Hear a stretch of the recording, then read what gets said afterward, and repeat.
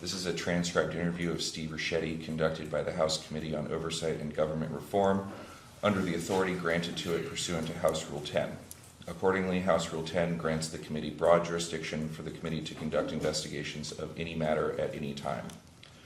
This interview was requested by Chairman James Comer as part of the committee's investigation into President Biden's alleged mental and physical decline, the Biden White House's efforts to hide that from the American people, and any unauthorized executive actions.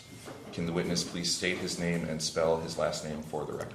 Yes, Steve Ricchetti, Ricchetti. On behalf of the committee, I want to thank you for appearing here today. The committee appreciates your appearance for this interview voluntarily. My name is Mitch Benzine, and I'm the General Counsel for Chairman Comer. Under the Committee on Oversight and Government Reform's rules, you are allowed to have an attorney present to advise you during this interview. Do you have an attorney representing you in a personal capacity with you today? Yes. Will counsel please identify themselves? Yeah, my name is Richard Sauber, S-A-U-B-E-R, and I'm counsel to Mr. Ricchetti with my two colleagues. For the record, starting with the remainder of the majority staff, can the additional staff members please introduce themselves with their name, title, and affiliation? Jake Greenberg, counsel for Chairman Comer. Margaret Harker, senior advisor for the majority. Billy Grant, counsel for the majority. Peter Spector, professional staff member for the majority. Benedict Soto, legal director for the majority. Thank you all. Mr. Ricchetti, before we begin, I would like to go over the ground rules for this interview. The questioning will proceed in rounds. The majority will ask questions for an hour, and then the minority will have an opportunity to ask questions for an hour if they choose. To the extent members have questions for the witness, they will be propounded during their side's respective rounds. The clock will stop if the witness needs to confer with counsel, when counsel for the witness is speaking, and when members are speaking during the opposing side's rounds of questions. We will alternate back and forth until there are no more questions. Do you understand? Mm-hmm. Can you say yes, Yes, or no? of course. There is a court reporter taking down everything I say and everything you say to make a written record of the interview. For the record to be clear, please wait until the staffer questioning you finishes each question before you begin your answer, and the staffer will wait until you finish your response before proceeding to the next question. Further, to ensure the court reporter can properly record this interview, please speak clearly, concisely, and slowly. Also, the court reporter cannot record nonverbal answers such as nodding or shaking your head, so it is important that you answer each question with an audible verbal answer. Do you understand? Yes. Exhibits may be entered into the record. Majority exhibits will be identified numerically. Minority exhibits will be identified alphabetically. Do you understand? Yes. We want you to answer our questions in the most complete and truthful manner possible, so we will take our time. If you have any questions or do not fully understand the question, please let us know.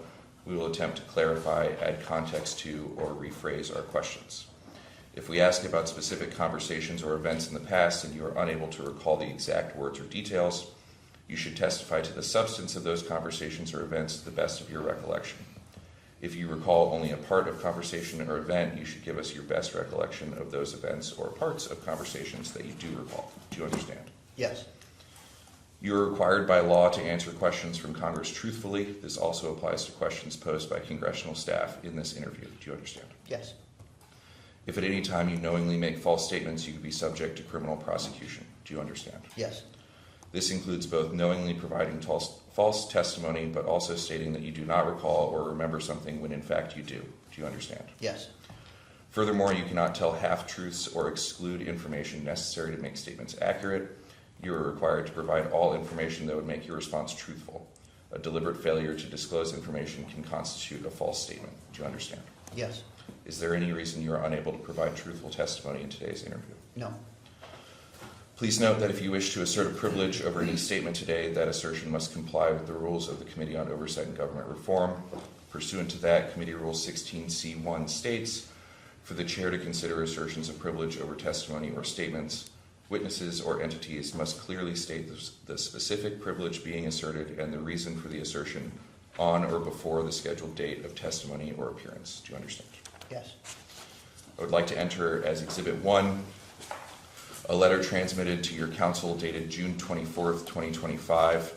From Mr. Gary Lakowski, Deputy Counsel to the President, this letter informs you that President Trump has determined not to assert executive privilege over your assessment of former President Biden's fitness for the office of President and your knowledge of who exercised executive powers during his administration. The letter also states that President Trump will not assert immunity to preclude you from testifying before the House Oversight Committee. Ordinarily, we take a 5-minute break at the end of each hour of questioning, but if you need a longer break or a break before that, please let us know and we will be happy to accommodate. However, to the extent that there is a pending question, we would ask that you finish answering the question before we take the break. Do you understand? Yes. Do you have any other questions before we begin? I don't know. No, but I do. Is now the time, or do you? Yes, go ahead. First, I understand that the videographer works for the committee and not the House. Is that right? Yes, sir. Okay. My experience in this regard is that the videographer would be someone from the House, and so I'm not used to having somebody who works for the majority, frankly, doing the videography, and I wonder, why the change in procedure? If this shifts to a deposition, only committee staff are allowed in the room. I'm sorry, I don't understand that answer. What don't you understand? What you said, I just don't understand why we have a committee person when my experience, even in these voluntary interviews, is it's a House person. And my answer is, if this shifts to a deposition, under House rules, only committee staff are allowed in the room. So in case of that shift, committee staff are filming. Okay. Just as a preliminary statement, Mr. Ricchetti's here to testify voluntarily. I'm going to do my best not to interject and raise what I believe are legitimate privilege issues or scope issues. And I hope, before getting sort of off track, if there is a concern I have, we could either discuss it outside the room, try to work our way around it, and we'll do our best not to interject too often. I'm happy to have sidebars, but under House rules, you have to object on a question-by-question basis, so we would ask that your objection be noted for the record prior to a sidebar. Even before we go outside the room and Correct. talk about it? Okay. Are we good? All right. My clock reads 10:07, and the majority's hour will begin now. Mr. Ricchetti, again, I want to thank you for being here and testifying. I want to ask a couple introductory questions and then get to your experience in the U.S. government. Are the American people's questions regarding President Biden's mental acuity while president legitimate? The questions about his health are certainly legitimate, and the president himself recognized that, took annual physicals, and endeavored to, always, share with the public anything related to his health. Does health include mental acuity? Yes, Was President Biden fit to execute the duties of presidency during his term? I believed he was. Could President Biden have continued to serve as president through the end of a potential second term in 2029? I believed he could, although I have to say, no one projecting 4 years into the future for anybody in these jobs is certainly ground that would be an opinion and speculative rather than something you could warrant. Thank you.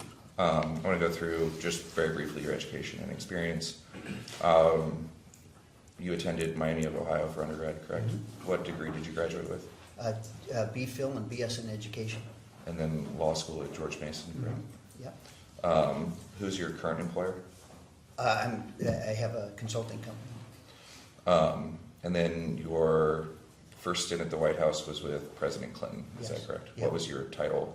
Deputy assistant, the first 3 years, deputy assistant to the president. I had responsibility for the Senate legislative shop. And then my second tour, I was deputy chief of staff the last 2.5 years. And during that time, you worked, was there ever a gap in your employment with President Clinton? Yeah, in 97 and 98, or 96, 97, 98. I left in February 96. Had worked for a consulting company, did volunteer work on the campaign. The re-elect was in 96. Then in 97, 98, had a consulting company and came back in August of 98. In that gap, did you assist with congressional Democrats during the impeachment of President Clinton? I came back in August preceding it. In fact, I came back August 20th, but right before the impeachment proceedings. And I was a special government employee from September through January, became deputy chief of staff in January. And the impeachment proceedings were after the midterm elections, and then in the Senate in that January and February. As a SGE, you were allowed to keep your lobbying practice, is that correct? I had my practice. I obviously had to suspend while I was doing an SGE from anything I could do in the practice. And then, as you said, you came back as deputy chief of staff. Did you sell your lobbying business when you returned as deputy chief of Yeah. staff? Who did you sell it to? Tony Podesta, Who was White House chief of staff at that time? John Podesta, Who is Tony Podesta's relation to John Podesta? his brother. All right. What did you do between leaving the Clinton White House and joining the office of Vice President Biden? I had a lobbying consulting firm. Did any other members of your family work for that lobbying firm? Yes, my brother. And then you started with Vice President Biden around 2012? Is Yeah, that in right? 2012, yeah. What was your title? Counselor to the vice president. You hadn't worked for Mr. Biden prior to then? No, I had, obviously, because I ran the Senate Legislative Office, I knew him in the 90s, but it hadn't ever worked for him or with him directly. Like I said, I had been with the Clintons in basically the 90s. I ran the Senate Campaign Committee in 91 and 92, went into the White House in 93, worked 5 of those 7 years in the Clinton White House, had a consulting company from 2001 to the beginning of 2012, and went into the Obama White House as counselor to the vice president in, I think it was February of 2012. Can you describe the process of getting that job? Who interviewed you? Who offered you the job? Well, the story is a little complicated. I was actually offered a job to go to the Pentagon to work as a counselor for Leon Panetta. The vice president heard that I might be returning to government to work there, and said I could use you in here. And I went up and had a conversation with him, and he asked me to join him in the vice president's office. When did that conversation occur? In December of 2011, beginning of 2012. There weren't any conversations prior to then regarding you joining the vice president's office? No, I don't. I can't remember precisely week by week. I was intending to go to the Defense Department, and then this conversation succeeded it. I think I was, if I remember correctly, you had to go through the national security vetting procedure of a couple or 3 months that existed then. And The Obama administration had a mandatory 2-year lobbying cooling off period. Was that waived for you? no, I don't believe it was. Did you stop lobbying 2 years prior to 2012? Yes.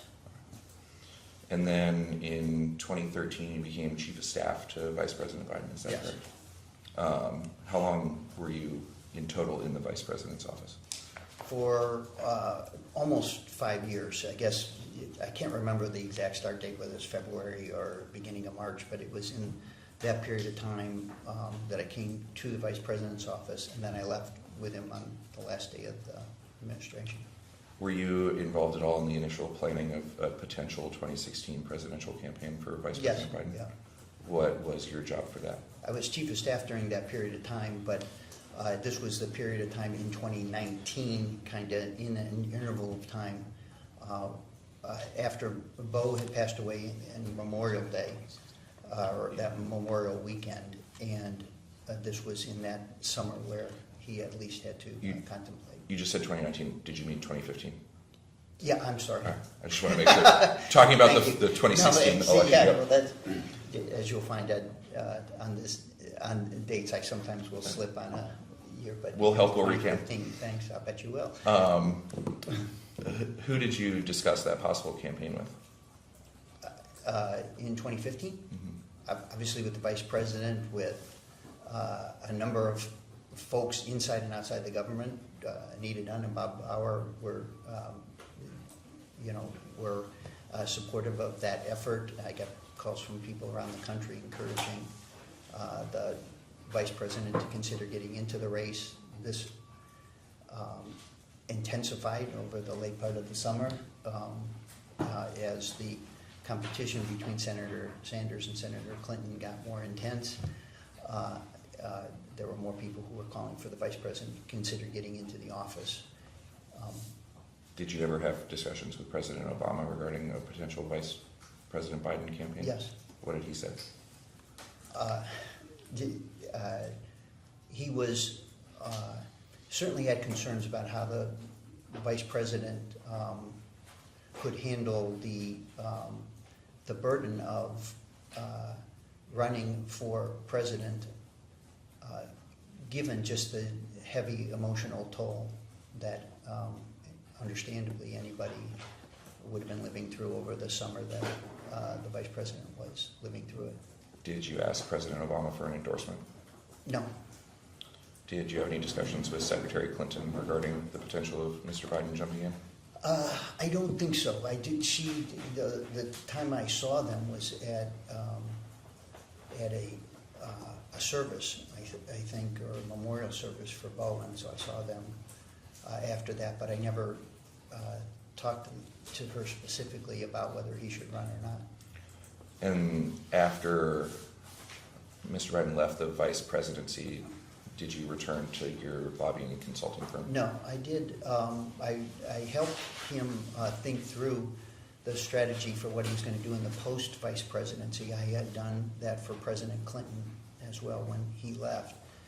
And so I helped him think through and construct a strategy for what he was going to do afterwards, which included relationships at the University of Delaware, the University of Pennsylvania, extending the reach of his foundation, and we put together something called the Biden Cancer Initiative, which in that period of time, I think as a tribute, in a bipartisan way, they passed legislation named after Bo for NIH money, an increase in NIH money dedicated to cancer research. And so he created the Cancer Initiative as we left to kind of extend the reach of the work that he intended to do in that space. So he had a cancer initiative, a foundation, a relationship with the University of Delaware that was focused on domestic policy, and work at the University of Pennsylvania. They created an institute in his name at the University of Pennsylvania where he did, you know, the design of it was for diplomacy and work focused on foreign affairs. So you didn't have any... And I worked at the university, so I was hired, worked at the University of Pennsylvania. I can't remember the title, managing director, I think, of the Biden Institute at the University of Pennsylvania. And I worked there for 2 years. But you weren't a registered lobbyist nor had any clients during that time? No, I had clients in a consulting business, but I didn't lobby. What's the difference? Well, if you contact members of Congress and you meet certain criterion for lobbying, you need to file lobby reports, but I didn't do that, and it was the same thing as I left lobbying in, remind me, the 2010-ish? Yeah, it was 2010, 2011. I had a council, I asked the council for an interpretation from the Senate Council's office, the House and Senate Council's office, to give me instruction on how to appropriately reorient my career to an advising capacity rather than lobbying. They wrote out an instruction. We wrote how we should do this. They affirmed the method for doing it, and we got instructions so that I could. I probably hadn't officially met the description of a lobbyist for a number of years because I wasn't doing work on the Hill or representing people on the Hill that met the criterion for lobbying. I had always filed lobby reports.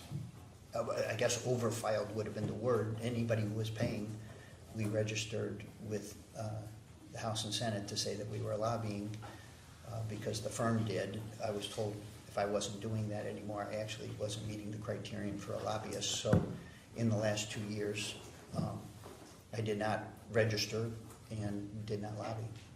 And then you said, I'm going to ask about each one individually, Sure. but that you helped Vice President Biden set up the Biden School at the University of Delaware. Yes. What did that look like? Well, at the time, the university had discussed building a building in his name over, I don't know, since he left the United States Senate. And so one of the things that the university was doing was considering building a building, and they offered to create a Biden, I can't remember, we called it an institute or a school or a program within the university discipline focused on government and public affairs. And so during that, probably the last 6 months of the vice presidency, as we were contemplating what he was going to do afterwards, they began to put proposals on the table for what it is that they would be willing to do in his name and how he would orient his work. Did Mr. Biden teach at the University of Delaware for that school? Or was He did, both at the University of Delaware and University of Pennsylvania, he did occasional presentations. I wouldn't say teaching a course, but he did presentations where either the political science department students were invited, or a number of times he did at the University of Pennsylvania. It was kind of an open invitation to the campus, and they did it in an auditorium.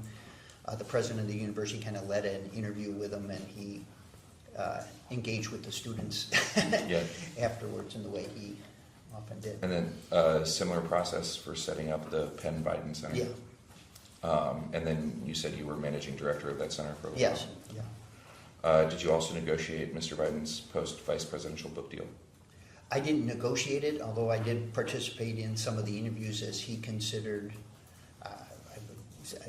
I'd be more precise. I think most of the interviews he had with potential publishers and with the firm that was actually representing him in the book negotiation. I participated in all those. Have you participated in his just announced post-presidential memoir deal?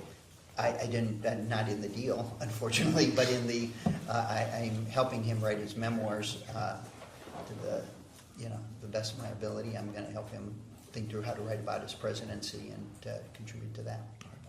Just so I'm clear, during this period of time, setting up the center at the University of Delaware, the center at Penn, was this your full-time job? No, I was chief of staff, and we had the vice presidency every day. I was chief of staff for the vice president. No, after the vice president departs office. Yeah. Were you employed by former Vice President Biden at that time? No, by the University of Pennsylvania. Got it. I was managing director, but the discussions which led to the things that he did afterwards, we had while he was vice president in that last 6 months. Understood. Thank you. And in addition to Penn, Ricchetti Consulting, you were also... I didn't start that until the following year because we were launching, doing all the things mechanically to get the Penn and Delaware projects off the ground, including the foundation. And again, having experiences with President Clinton, even finding the real estate, living through the transition, where is he gonna live? We worked all those things out in the months. In the 3 or 4 months preceding that, and then started doing it all the 21st or the 23rd or whatever the date was after President Trump took office. And just so I'm clear, during this time period, Celtic Capri was not, you were not receiving any paycheck from Celtic Capri? No. And what is Celtic Capri? I think that was the joint business venture between the Vice President and First Lady. Thank you. And then eventually you became chairman of Mr. Biden's 2020 presidential campaign, is that Yes. correct? Yep. When did you start that? I think we officially started in April of, do the days for me, April of 2019, right? And, or that was our official announcement. We've been working on it for a number of months in the kind of preparatory phase. I can't remember, there's this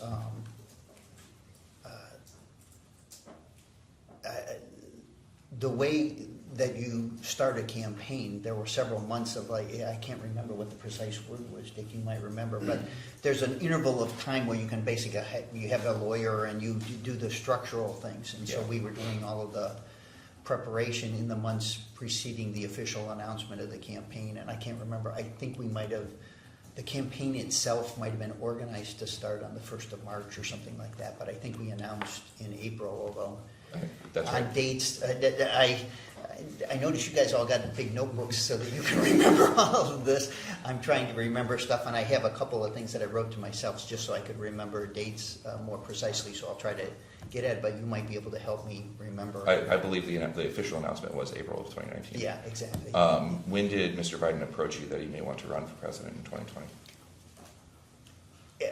We talked about it in 2018. We talked about it in 2018, 2017. I guess it's important maybe for context and to help you to understand better how we approached everything. We certainly in 2016 were hopeful that Hillary was going to be elected president rather than President Trump, right? That was where he had made a decision not to run. We structured what he was going to do in the post-vice presidency. He basically said, I've never worked in the private sector or done anything. I just want to continue to do the kind of work that I did as senator and vice president in the post-vice presidency. So however we can design what I'm doing, I want to just keep doing public service in the way I've always done it. Obviously, we didn't win the 2016 election, and so in 2017, all of these things which we had already, begun to try to put in place and to orient our work toward,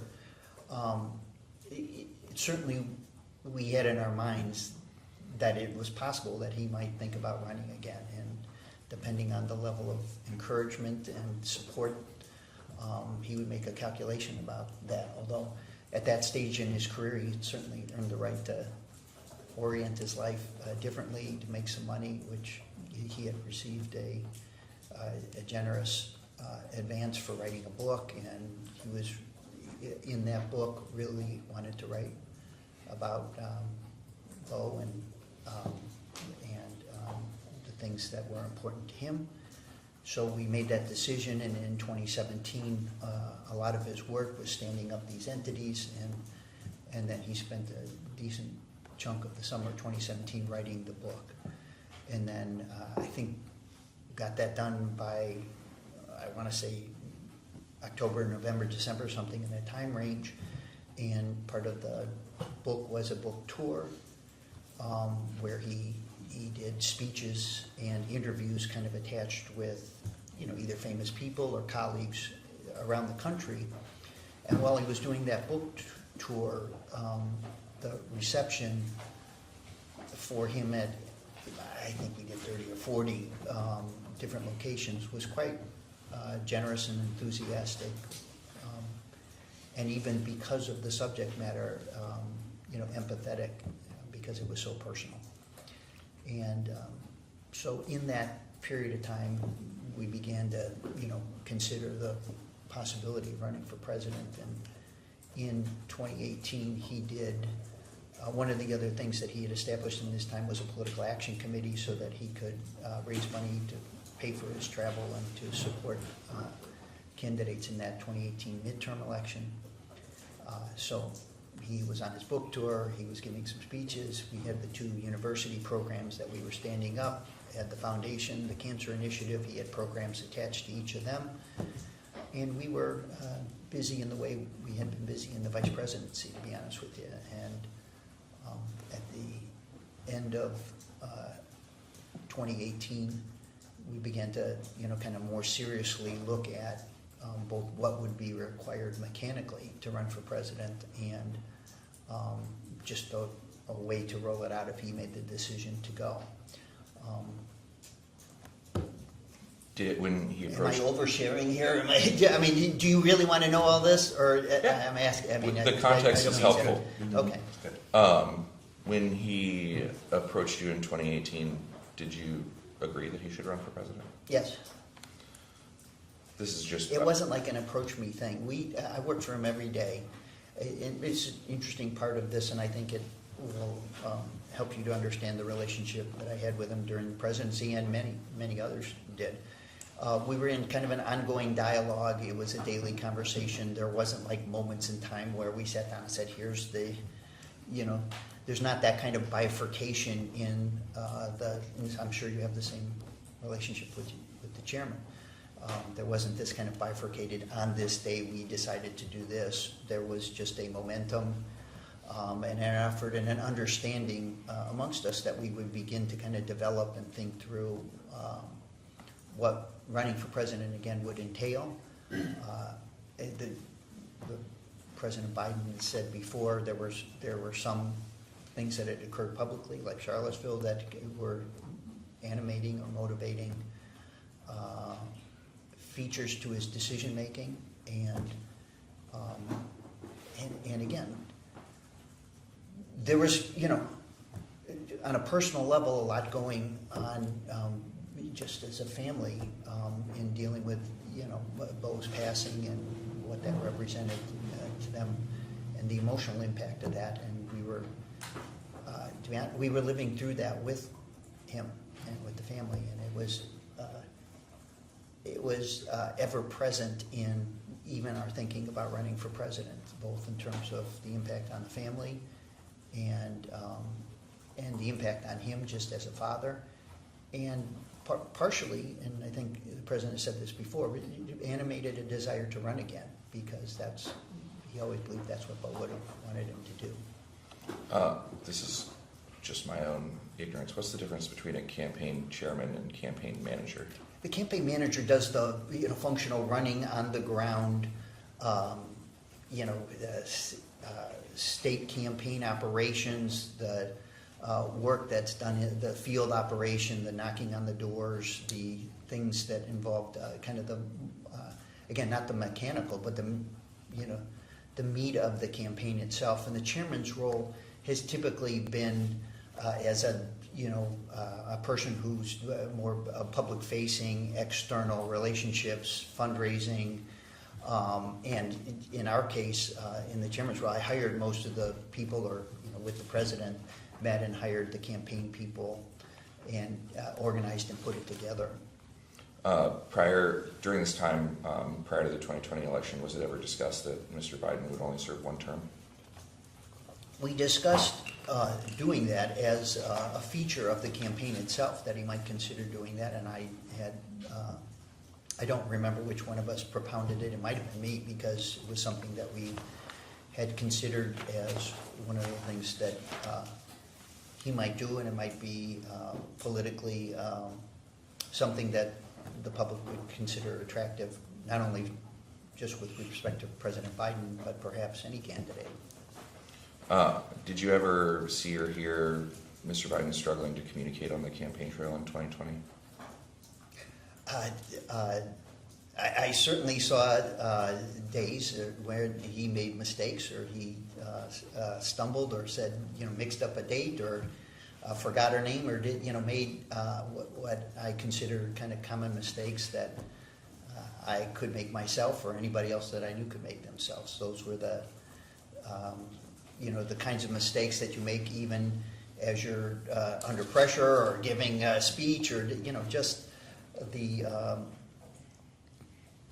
garden variety kinds of things that human beings sometimes fall into or make. Did the frequency of those mistakes, had they increased since he was vice president? No. Were there any ever discussions regarding COVID and the lockdowns benefiting Mr. Biden on the campaign trail? No, I don't think so. I mean, there's been a lot of post facto, as you know, in politics. There's a lot of people who ascribe either genius or frailty in something that has happened in a campaign, but really the truth is you make these judgments kind of on a day-to-day and a week-to-week basis about what to do in a campaign, and oftentimes things, events, everything else that's going on, animate how people feel about the politics and success or failure of any strategy. Was it part of the strategy to keep Mr. Biden in Delaware instead of outside on the campaign trail? No, it's so interesting. I'm glad you're kind of asking. I mean, I hope this is helpful. Obviously, again, make sure I'm getting the years correct as I'm doing all this, but in 2019, we were on the road like constantly in October, November, December. We spent weeks in Iowa, we went to New Hampshire, we had, even in 2019, we had a couple of rough debates, as you know. We were kind of ahead in June in the Democratic primary. We had a couple of rough debates. The race became more competitive, and as we went into Iowa, we were hopeful, but we didn't end up doing very well in Iowa or in New Hampshire. I was saying to Dick, just because part of just in preparing to do this interview, I started to just recall sequences and events and time frames, and it is very interesting. In 2019, by the time we got to August and September, as we were running, there were a lot of people who thought, we were toast. That the vice president, it was a mistake for him to have run. That he didn't do well in a couple of the debates, and that he might be too old, and he was making some mistakes, and by the way, and that we, by encouraging and supporting what he was doing, were hurting his legacy. That we were kind of contributing to the potential for failure in running was going to subtract from this. I would say even bipartisan legacy of both accomplishment and friendship that he enjoyed when he left the vice presidency. And again, if you just even the tributes to him from Republican senators as he left the vice presidency, and how generous in the House and in the Senate members were to him as we were leaving the vice presidency. It was an important feature of his career, and actually in the summer of 2019, when in the campaign sense we were struggling, a lot of people suggested that it's just a terrible mistake that we have let him or encouraged him to run, as if somehow this was our decision. And as you're working for a member, and again, I think this is important for me to say up front. The president, as president and as vice president, he made these calls. Like, we teed up decision-making for him and alternatives and different ideas. We tried to think through everything, pro and con, about this. You try to put yourself in the shoes of the other person, that related to what that discussion with President Obama and the vice president was. Under the pain of that period of time, sometimes hard to imagine. It was excruciating to live through with him. It was extremely difficult in that period of time. But again, when he was vice president, as he was president, we tried to take into consideration in our advice to him all the things that were going on. And in that period of time, a lot of people thought, boy, a big mistake. We believed that we had a clearer sense of where the public would be, where the Democratic Party would be, and that's how we made decisions. And then after he was successful in the election, he became assistant to the president and counselor. Yes. Correct? Mm-hmm. Were you hired during the transition? Yes, I mean, I think so, right? I think we all were, right, in that transition. I mean, I started on day one, and again, this is at that vaccine point, just to further underscore. Everybody went, everybody went into isolation during that period of time. That was the most intense public health experience I think any of us have seen in our lifetimes.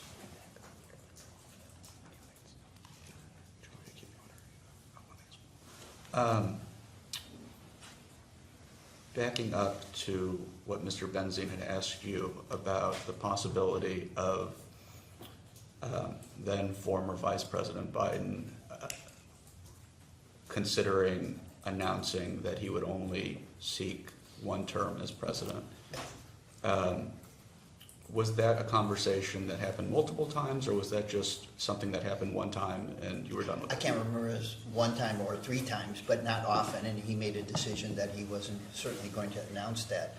As a candidate, we considered a whole variety of what I thought could potentially be innovative ideas, and some would have been pushing the edge of the envelope about what people were comfortable about. So we considered all kinds of things, ways to run. Some of the ideas might seem far-fetched, but considered picking a vice president as you were starting to run. We considered,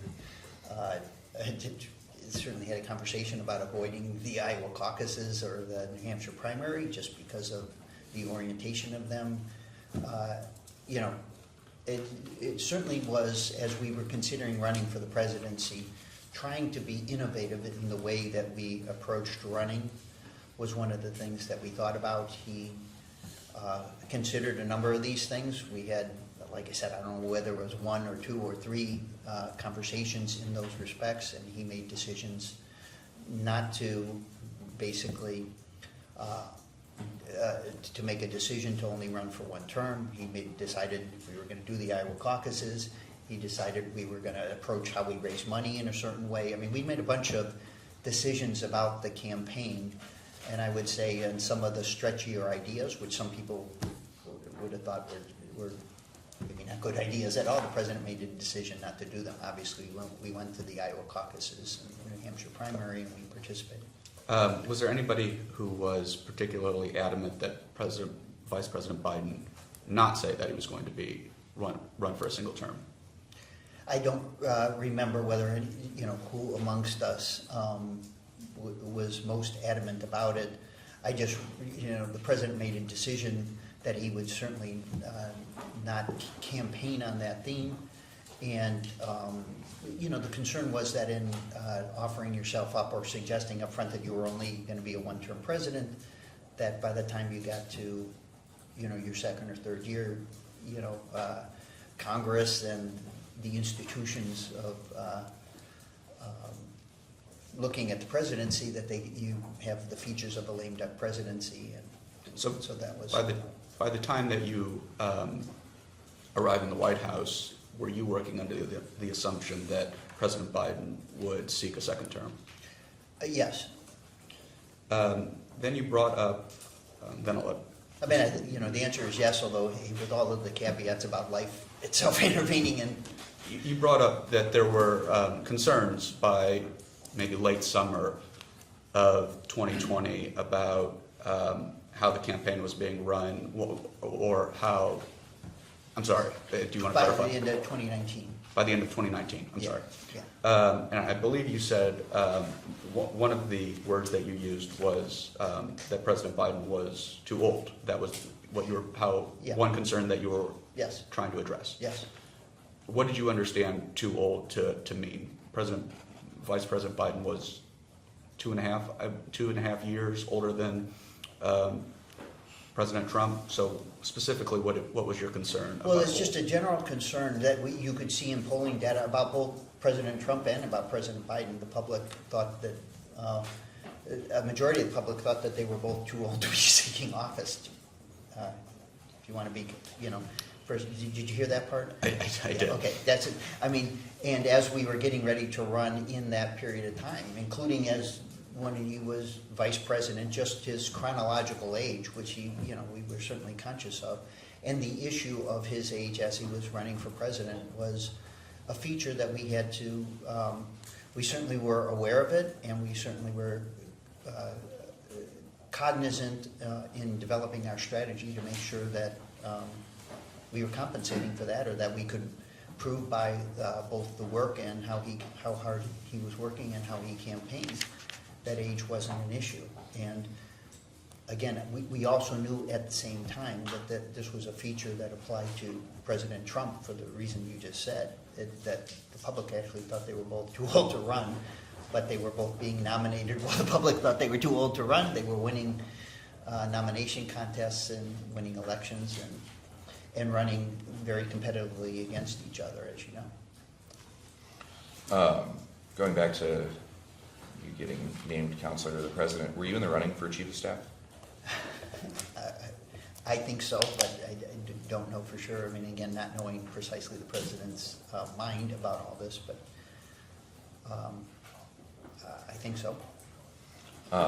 And then it was reported. How many of your children ended up working in the Biden administration? 4. Is that all of them? Yes. Did you clear their employment through the Office of Government Ethics? Yeah, we didn't, just didn't say involved. All of my kids were, number one, hyper qualified. My oldest had worked on the Hill for 7 or 8 years at the Foreign Relations Committee before he went to the State Department. My daughter was at the Aspen Institute. My number 3 kid didn't join until I think the 3rd or the 4th year, worked for Debbie Dingell on the House side for 5 years. My youngest went to the Treasury Department when he graduated, took the entry-level jobs over there.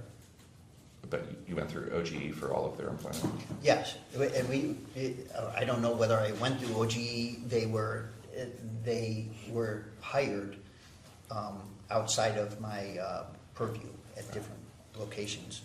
I'm going to ask you to bear with me. It's a Sure. long list of names, but for now, just to kind of set the baseline of the conversation going forward, yes or no to if you have had any conversations, including in-person calls, texts, any conversations with the following people regarding President Biden's ability to be president of the United States. The First Lady. Can I ask Yeah, just a word clarification? Yeah.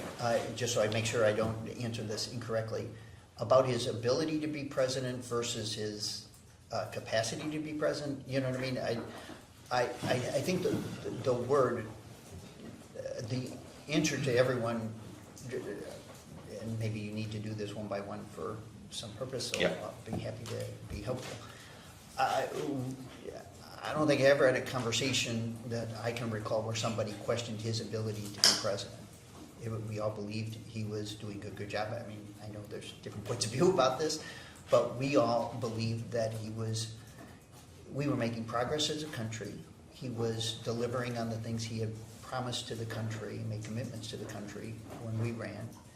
We knew it was a turbulent and difficult time that we inherited, and we thought we were making progress in the country from our point of view every day in the presidency, and that he was performing. In fact, it was the foundation of our rationale for running for re-election, was that we were making progress as a country and that he was doing a good job in the presidency and leading the country.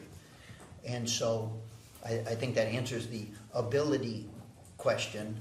Would your definition of capacity be, what would your definition of capacity be? You brought up the difference between ability and capacity. He was clearly performing in the job of the presidency every single day in what I personally believed in, many millions thought in the country, that he was performing admirably in the job.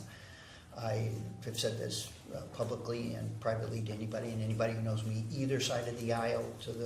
As you know, I have many relationships with Republican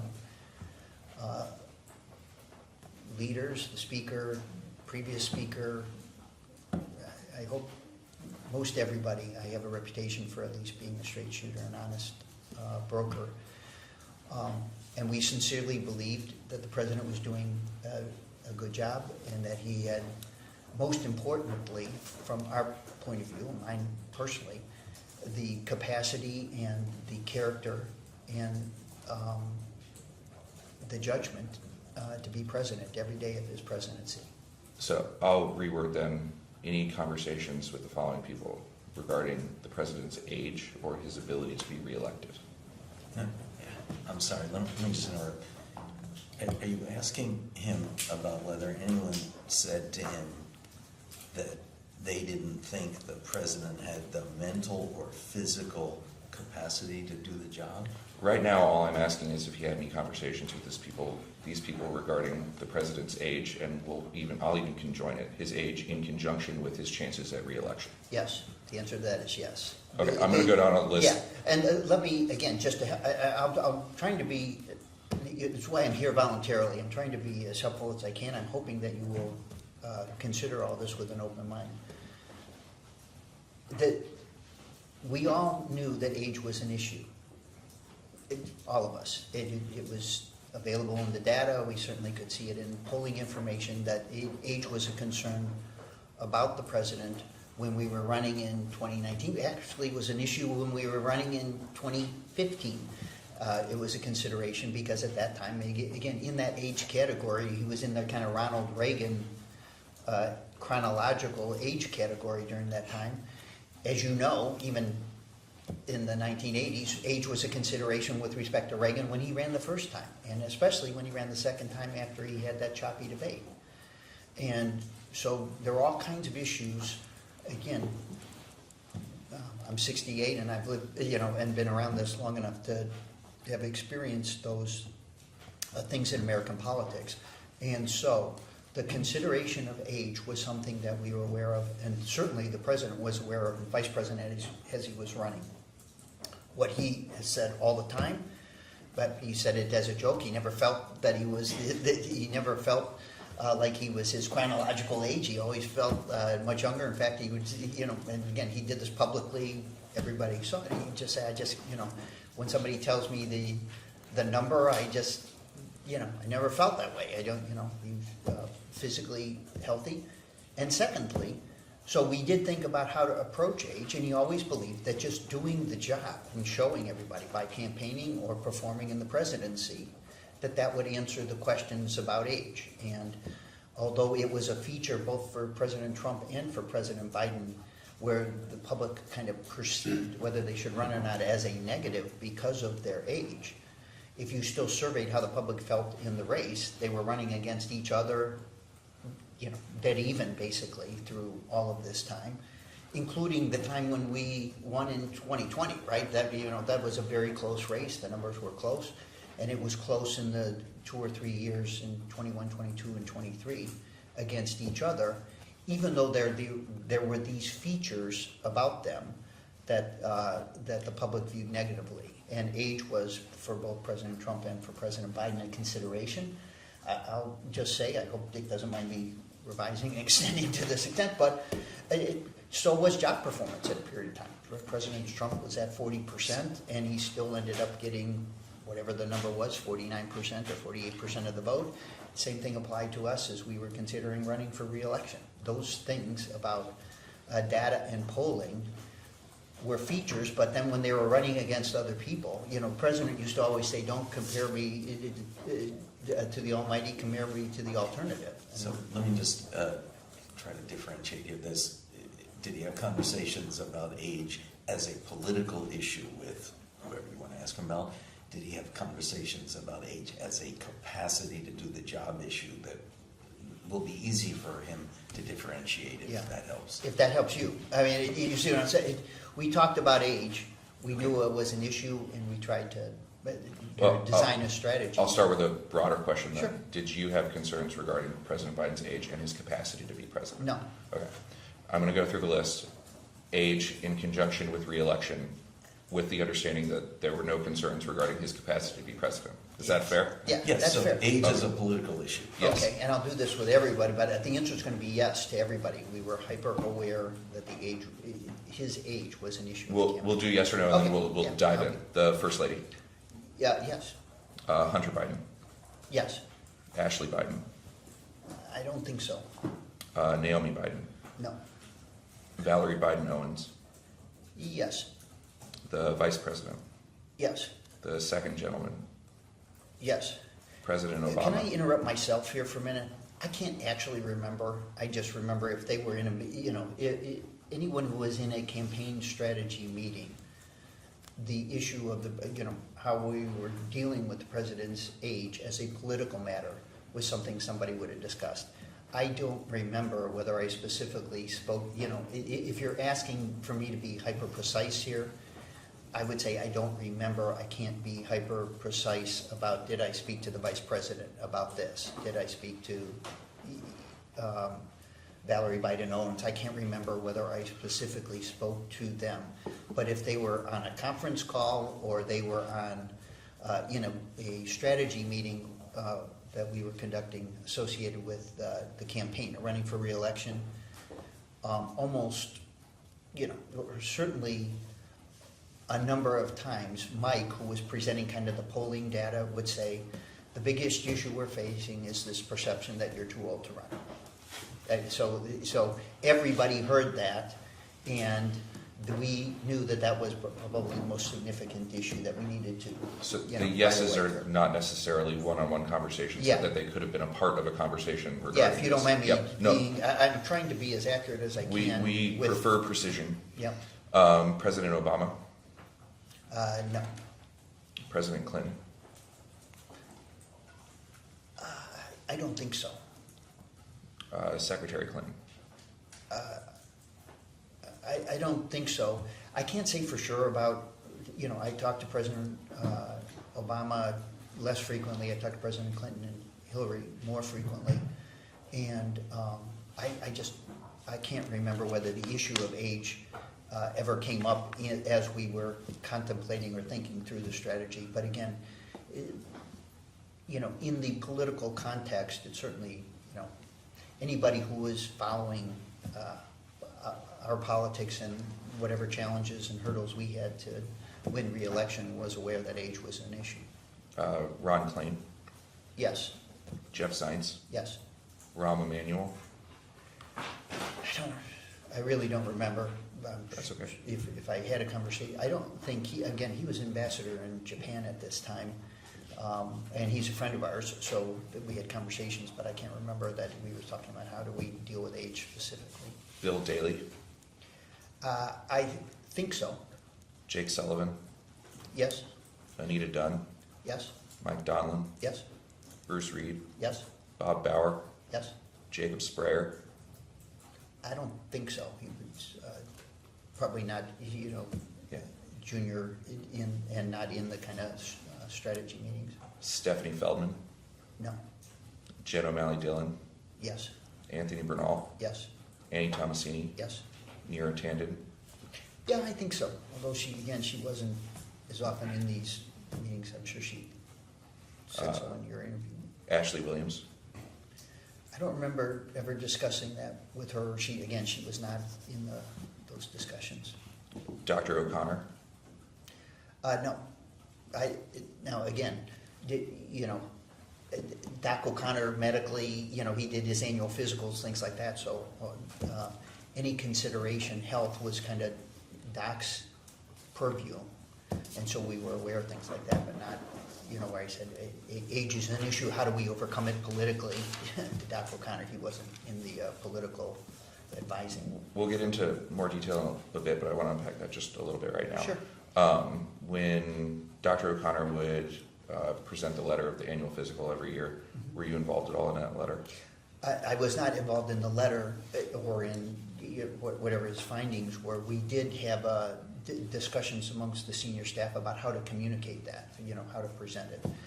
So the senior staff was aware that an annual physical was being conducted, that we were going to release it publicly and how to do that, but no. Since we're on this topic, did Dr. O'Connor ever express concerns regarding President Biden's mental acuity? Sorry, I'm sorry for interrupting.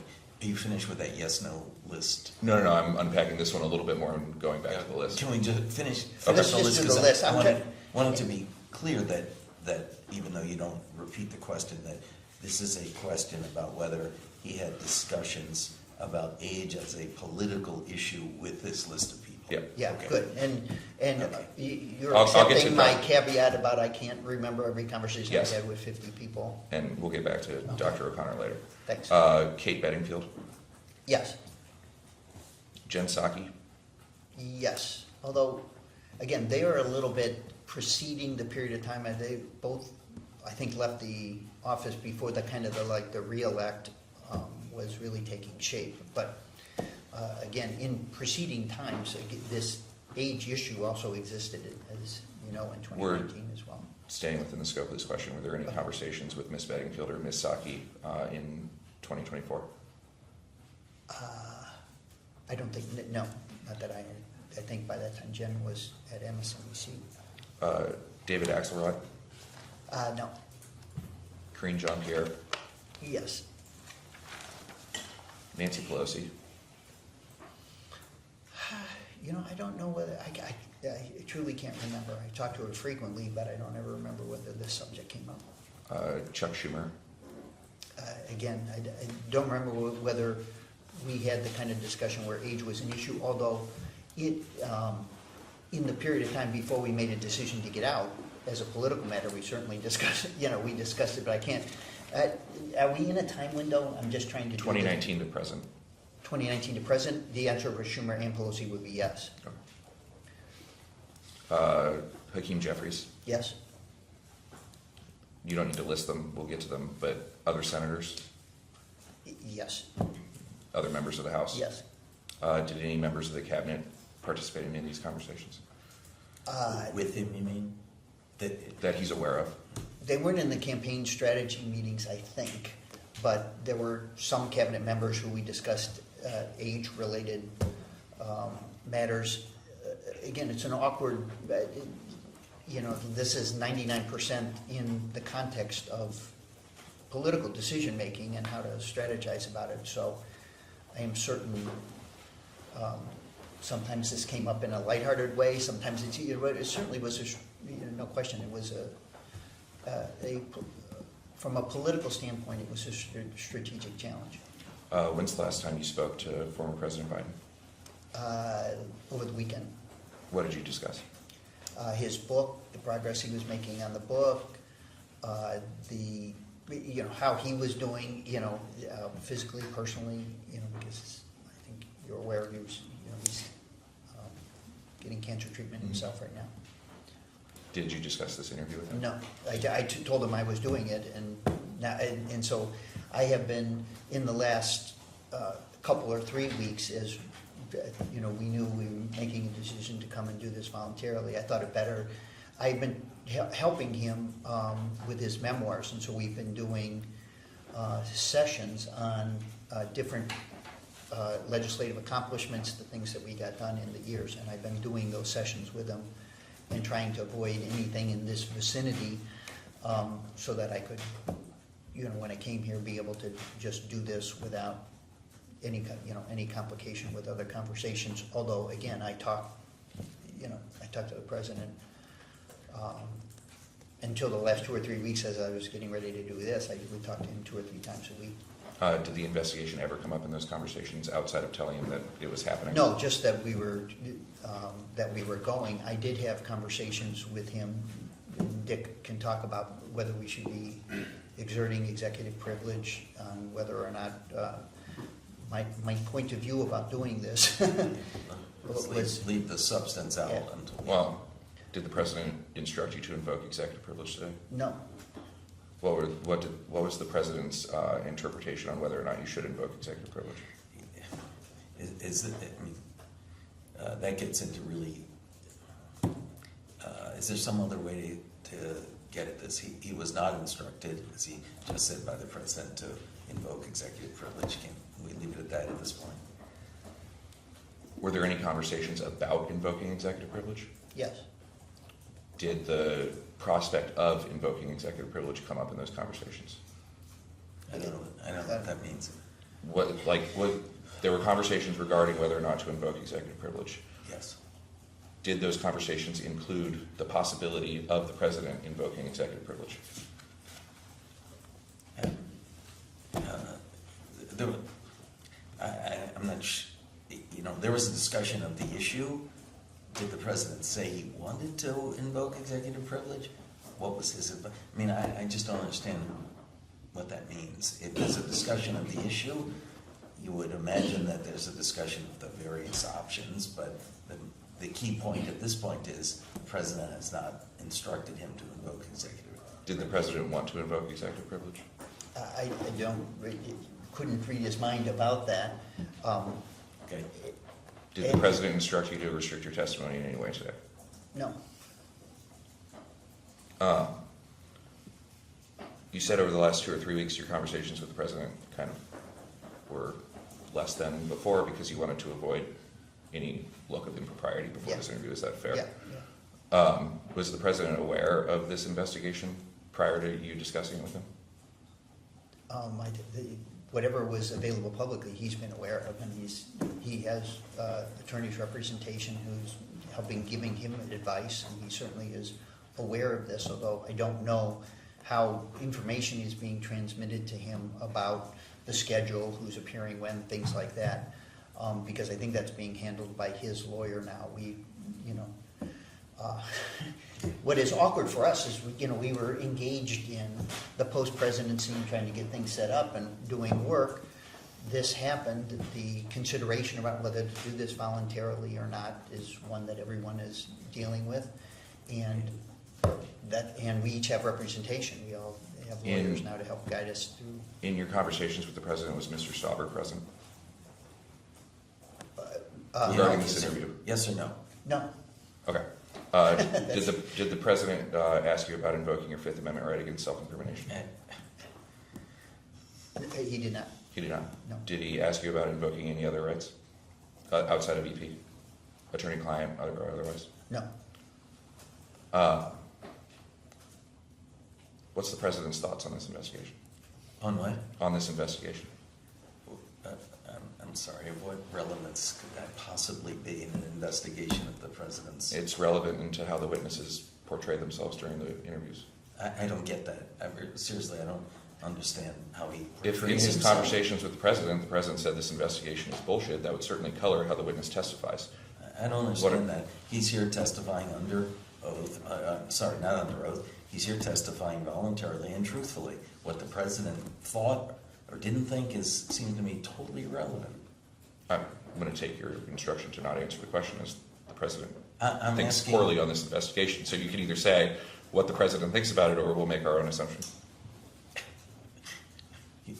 That's completely improper, but go ahead. I do. Did the president express to you his view of this investigation? I certainly think that he thinks this is unfair, ill-advised, and it was not a good idea. Does the president think that questions about his mental acuity are improper questions? Of what relevance could that possibly be? It goes to the state of the witnesses. State of his? It goes to the state of all the witnesses. But you're only asking him this question. What difference does it make about the other witnesses? I mean, repeat your question again? Sorry. Did the president ever convey to you whether he thinks questions about his mental acuity are legitimate questions? And hold on one second.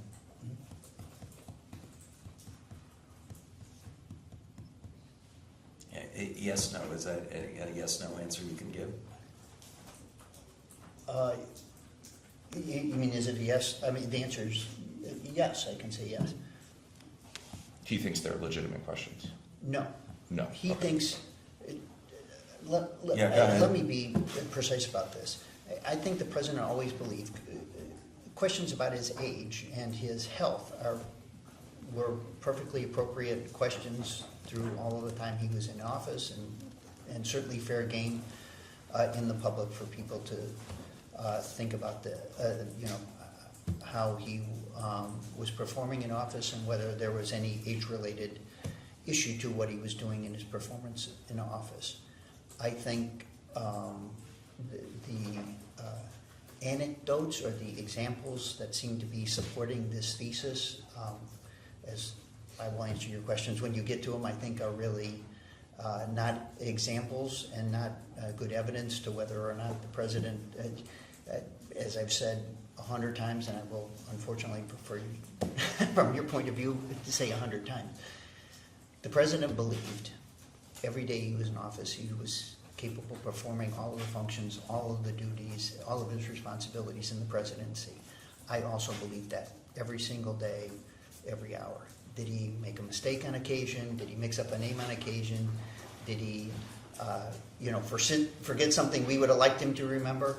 Everything that every human being does in the presidency over the period of time that I knew the president and when he was vice president, all of those things existed, just like they exist for me in the same way. And I can mix up my kids' birthdays, so all of those things. I do not believe is evidence of or an example of cognitive decline in the way that it is being implied. He could do the job every day. I was around him as much as anybody.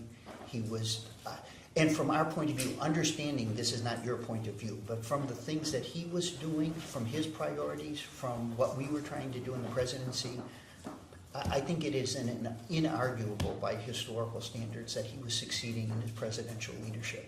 And when you give me the opportunity, I think when you look at what he was doing around these incidents that people are extrapolating into the president was in cognitive decline, and he like mixes up a name in February 2024, and like you consider that in the same context of like delivering a State of the Union address in front of 50 million people for an hour, and then at, by the way, 8 o'clock or 9 o'clock at night or whatever the hell it was, and then support these accusations that somehow he was confined to work from 10 to 4, or he couldn't get names straight or something like that, to look at that in comparison to what he was doing every day in the job, I just don't think is fair.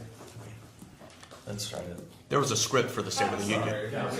Switching back and I'll forth. always give you I'll give you the extra time.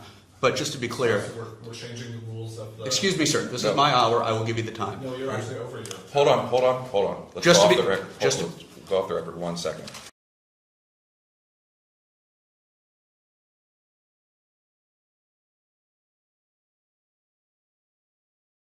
Mr. Ricchetti, good morning. Good morning. Do you have a statement that you would like to read for the record? I would if it's all right. It's all right. Please go ahead. Obviously, Chairman Comer is not here, but Chairman Comer and to Ranking Member Garcia, members of the Committee on Oversight and Accountability and committee staff, I'm appearing here voluntarily today in response to the request made by Chairman Comer to testify in a transcribed interview before the committee. I'm prepared to answer questions about my service in the Biden administration. I've served in the White House for 14 years during 3 presidential administrations, starting in 1993 in the Clinton administration. I served with President Biden for 9 years in the government, starting in 2013 as his counselor, and later as his chief of staff while he was vice president, and then as counselor when he was president. During all my years in the White House, I worked closely with members of Congress from both parties, including on major pieces of legislation such as the 2023 debt limit bill and the 2021 bipartisan infrastructure law. I believe that I have earned the trust of numerous Republican leaders, including the current Speaker, Mike Johnson, as a straight shooter and an honest broker. When Joe Biden became president in 2021, he was one of the most experienced individuals to hold the office in American history, having previously served for 8 years as vice president and for 36 years as a United States Senator, including as chairman of both the Senate Judiciary Committee and the Senate Foreign Relations Committee. As a senator, he was well known for working across the aisle to achieve consensus on major pieces of legislation. As president, Joe Biden improved the lives of millions of Americans, importantly including in red states, strengthened the American economy by fostering growth and lowering inflation, made COVID vaccines universally available, and invested in our country's future through the bipartisan infrastructure bill, the CHIPS Act, the Veterans Health Bills, and many more. And he restored the country's standing as a leader on the international stage. The Trump administration's efforts to taint President Biden's legacy with baseless assertions about President Biden's mental health are an obvious attempt to deflect from the chaos of this administration's first 6 months. The committee's investigation is part of a concerted effort by the administration and its congressional allies to diminish the record of the former president by advancing the false narrative that President Biden was mentally unable to perform his constitutional duties and that members of his staff usurped the president's Article II powers. Indeed, on the same day the committee requested my appearance, President Trump issued an executive order instructing the counsel to the president, in consultation with the Attorney General, to investigate whether certain individuals conspired to deceive the public about Biden's mental state and unconstitutionally exercise the authorities and responsibilities of the president. Despite this unprecedented effort to leverage unfairly the legislative and executive branches together to intimidate officials who served in the previous administration, I am still willing to appear voluntarily today because I believe it is important to forcefully rebut this false narrative about the Biden presidency and our role in it. Let me be clear. At all times during his presidency, I believed that President Biden was fully capable of exercising his presidential duties and responsibilities, and that he did so. Neither I nor anyone else usurped President Biden's constitutional duties, which he faithfully and fully carried out each and every day. President Biden was a deeply experienced domestic and international government leader, and he used that experience to exercise strong leadership as president. There was no nefarious conspiracy of any kind among the president's senior staff, and there was certainly no conspiracy to hide the president's mental condition from the American people. I am not aware of any effort by any member of the White House staff to usurp the president's authority to make decisions or to sign important documents without his knowledge. I'm not aware of any effort to use the Autopen on important documents without the president's knowledge and consent. I'm not aware of any effort to keep important information from the president. Senior White House staff kept the president fully informed so that he could provide direction and make all important decisions. I firmly believe at all times during my 4 years in the White House, President Biden was fulfilling his constitutional duties. Did he stumble? Occasionally, yes. Make mistakes, get up on the wrong side of the bed? He did. Every one of us did who worked for him. But I always believed every day that he had the capacity, capability, character, and most importantly, the judgment to be President of the United States. Thank you for giving me the opportunity. Thank you. I have just a few quick questions. This morning we've had a detailed discussion of the 2020 campaign and many of the considerations that went into that campaign. Just to be clear, at no point during the 2020 campaign were you concerned with Joe Biden's ability to execute the duties of the presidency? No. And during the course of the 2020 campaign, you never had a conversation with anyone about Joe Biden being unable to execute the duties of the presidency? Obviously not. We were campaigning every day and hoping to convince the American people that his vision for the country and the promises he was making to the country were the direction that the country needed to be led.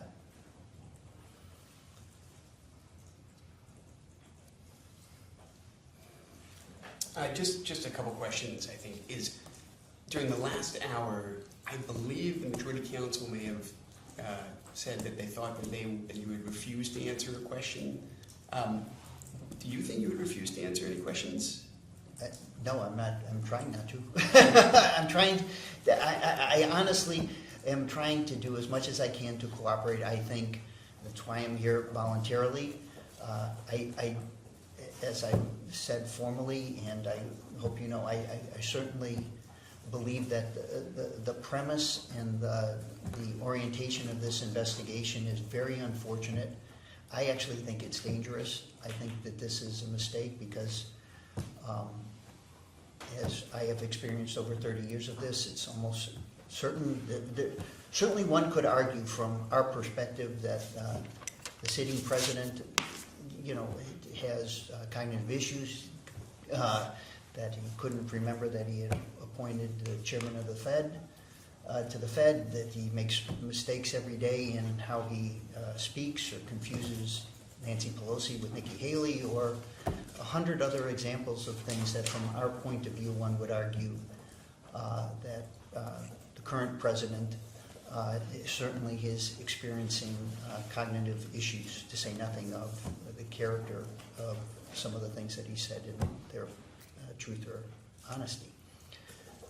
Okay. So to be able to call us and then call all of the people who, again, and I would say this to my Republican colleagues in every way, because the same thing applies to you, to go through the experience of kind of reading out, here's what we're advising a president to do, or here's what we're advising the chairman to do, and to have this being read out all the time, I just think is a dangerous precedent, and I think we will regret having done it, and I'm surprised that people in the White House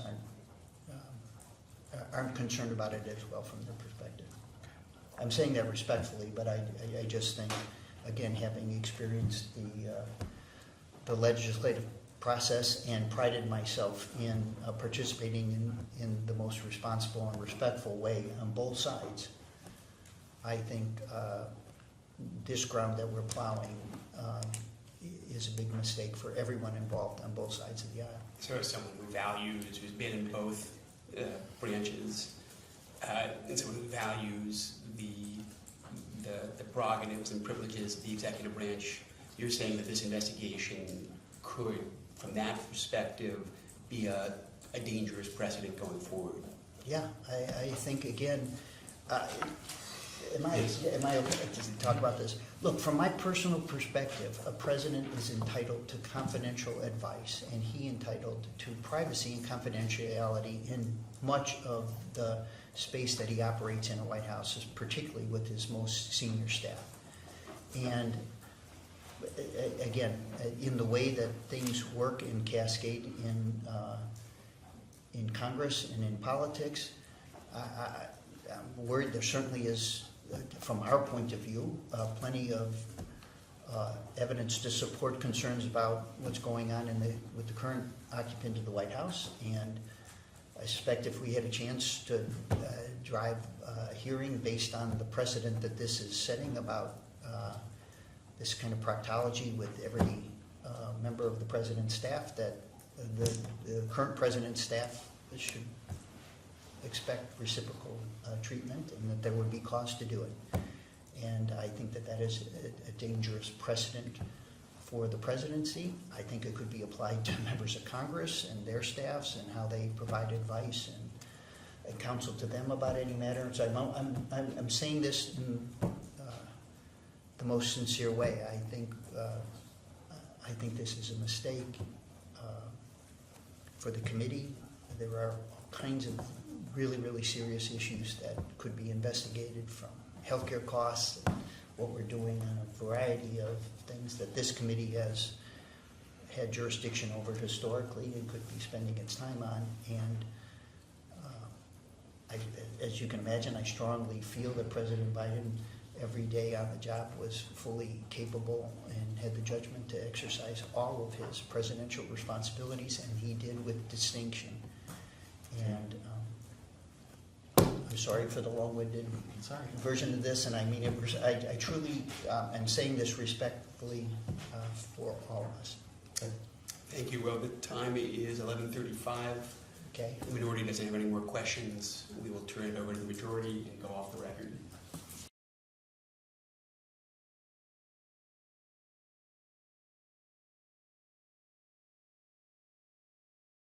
Record.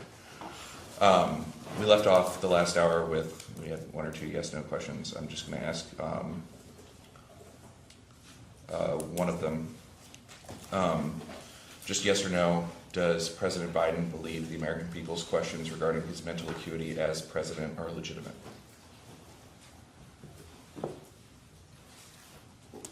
I think any question that the American people ask or raise about the health of a president is a legitimate question. I didn't ask you your opinion.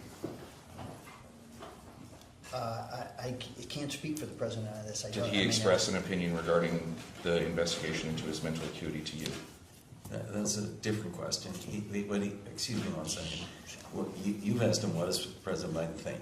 He said, I can't speak for President Biden. Yep. Now you're asking him, even though he can't speak for President Biden, has President Biden said anything to him that would give him... No, that's not what I'm asking. Let me ask the question. Yeah. Has President Biden expressed to you the president's opinion on questions about his mental acuity? What do you mean his... This is the problem. His opinion on... Do you mean, does he think it's illegitimate? Is that your question? What has President Biden told you about this and whether or not it's legitimate or not? This gets, again, directly into conversations which between him and the former president. Is there some way to rephrase this to get at the issue? No. Has the president expressed to you his opinion on questions about his mental acuity? The legitimacy of it. Yeah. Is that... No, I don't think he has. Okay, that's good. Does he think this investigation is legitimate? He just answered that. No, he didn't. Yeah, he did. I mean, that is the point of this investigation. And he said, no, he hasn't. I said, does President Biden think questions about his mental acuity are legitimate? And he said he hasn't really expressed an opinion. Is Right. that fair? But that is what this Hold investigation on. is I about. asked him if that was fair. Is that fair? No, and he's not going to answer until we figure this out exactly. You just asked him, has he expressed an opinion about whether these questions are legitimate? That's the purpose of this investigation. He said he hasn't done it. So is there some other aspect There of is this a investigation? difference between an opinion on whether or not questions about his mental acuity are legitimate and whether or not an investigation done by Congress is legitimate. That is a different question. Okay, so you're asking him whether or not an investigation of his mental acuity by Congress is legitimate. Whether or not the president has expressed an opinion on that question. I think the president believed every day he was both capable. That's not the question Well, I that's- asked. It doesn't matter. I'll Let answer him it answer. that way. The president believed every day that he was capable in fulfilling all of his responsibilities as the president of the United States. He never expressed to me a doubt about his capacity to do the job, his willingness to do the job, his desire to do the job. Okay, that's not what I asked. But has the president expressed to you his opinion on whether or not this investigation is legitimate?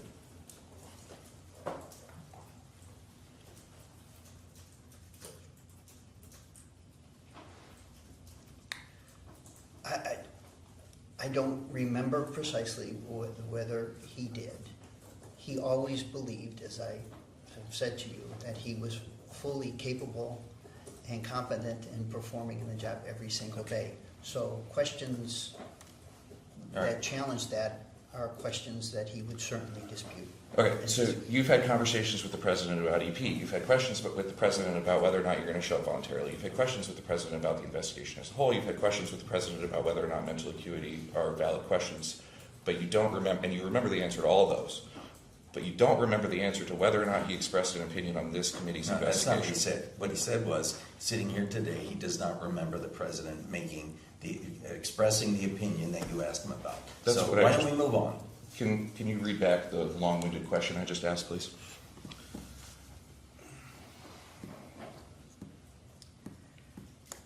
So you've had questions with the president about BP, whether or not you're going to show up voluntarily. You've had questions with the president about the investigation as a whole. You've had questions with the president about whether or not mental acuity are valid questions. And you remember the answer to all of those, but you don't remember the answer to whether or not he expressed an opinion on this committee's investigation. And can you scroll back to Mr. Ricchetti's answer immediately preceding that question?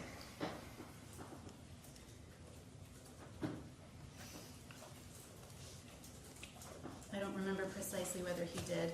He always believed, as I have said to you, that he was fully capable and competent in performing the job every single day. Okay, asked and answered. So let's move on. My question stands. Okay, fine. We asked but about hold on. We asked about a number of different types of conversations you had with the president regarding whether or not he told you to invoke EP, which you remembered. He didn't tell you to do that. Whether or not you discussed with him showing up voluntarily, which you remembered. Whether or not overall questions about his health or mental acuity are legitimate. You remembered. But you don't remember whether or not he has an opinion on this investigation. That's correct. Asked and answered. That's what he said. Yeah. Okay. Okay. Fair enough. Just checking the witness's memory. You were asked a number of questions in the last hour, and I just want to get some clarity on it. Earlier in the first hour, you said the president mixing up names and proper nouns and certain dates were honest mistakes. Yeah. To the minority, you said that President Trump making similar statements was a sign of cognitive decline. Why the difference? No, I didn't say that. I said from another perspective, if this standard is the standard to which you apply the suggestion someone's in cognitive decline, then it's going to apply to a hell of a lot of, in fact, yours and mine. Right? Let's be serious. We mix. I'm just saying. I think it is enormously important to make this point. These things, which are cited as evidence of the president's drumroll drama attached cognitive decline, are things that people do and experience every single day. You and I do. I mix up names. I forget dates. I can't do. It has made melodrama over things that everyone experiences every day that I don't think represent cognitive decline. and mixing up a name or forgetting who you appointed to the Fed or things of that nature do not represent, in my opinion, cognitive decline. They represent mistakes that human beings make every day in the course of their lives. And so because of that, I think if we're going to set the standard now so that these things represent something about which a congressional investigation should occur, and the president's staff should be summoned to talk about everything they witnessed in the White House, about what the president did or didn't do and how he behaved, in the same way that I would say the same thing about the chairman or any member of Congress or anyone serving in public life. I think this is a mistake. It's wrong that presidents and members need to have the capacity to exist in their lives as normal human beings with all of the occasional mistakes and stumbles that occur in life without fearing an investigation over their cognitive abilities because of that.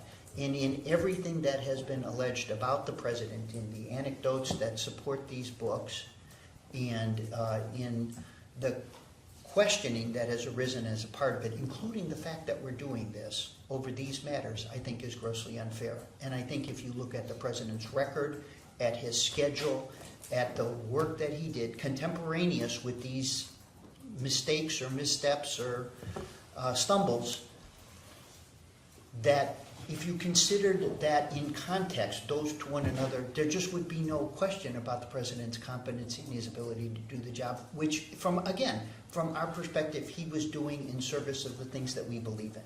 That's our view. That's my view. And I'm applying this in both directions, believe me. Can I just ask, I think in a nutshell what you're saying is that President Biden made mistakes, he made stumbles, he got up on the wrong side of the bed, like all of us. Is that fair? Yeah, I said it. Then why do you think so many people have questions about President Biden specifically and his mental acuity? I think age was an issue before these specific incidences were cited. I think a lot of people, as they dive into this and say, oh, he mixed up Steve Ricchetti and Jake Sullivan's name on the way in the meeting, that's not an evidence of cognitive decline. It was described in a book as evidence of cognitive decline, and it is not. And the things that the allegations or the assertions that these were, in my opinion, are not. And in fact, living next to the president every day, or most days, traveling with him, experiencing the burden and the challenge of working 12 hours and 14 hours a day, and the challenge of the presidencies as I've witnessed it with 3 consecutive presidents.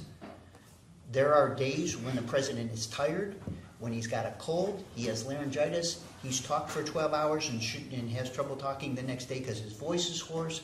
There's 100 things that go into how anyone, any particular day or in any given hour performs. And no president that I have witnessed is at 100% of the time, 100% every day. And certainly that applied to President Biden as well. I worked for President Clinton when he was 45 years old. The same thing applied. You get jet lag on a trip. President Bush face planted into the dinner at a state dinner because he had traveled overseas and he wasn't feeling well. This happens to presidents. President Reagan stumbled through a debate where his cognition was called into question. I'm just saying, these things, in my opinion, are unfair. It's an unfair way to judge or to gauge the performance of our president or a member of Congress, for that matter, because the same thing applies to them, and presumably if this standard exists, it should exist for everybody involved. But, so, you brought up how similar questions were brought up with President Bush and President Clinton, but neither of those presidents had to face the kind of questions about their cognitive ability as Joe Biden. So why is Joe Biden... That is just not accurate.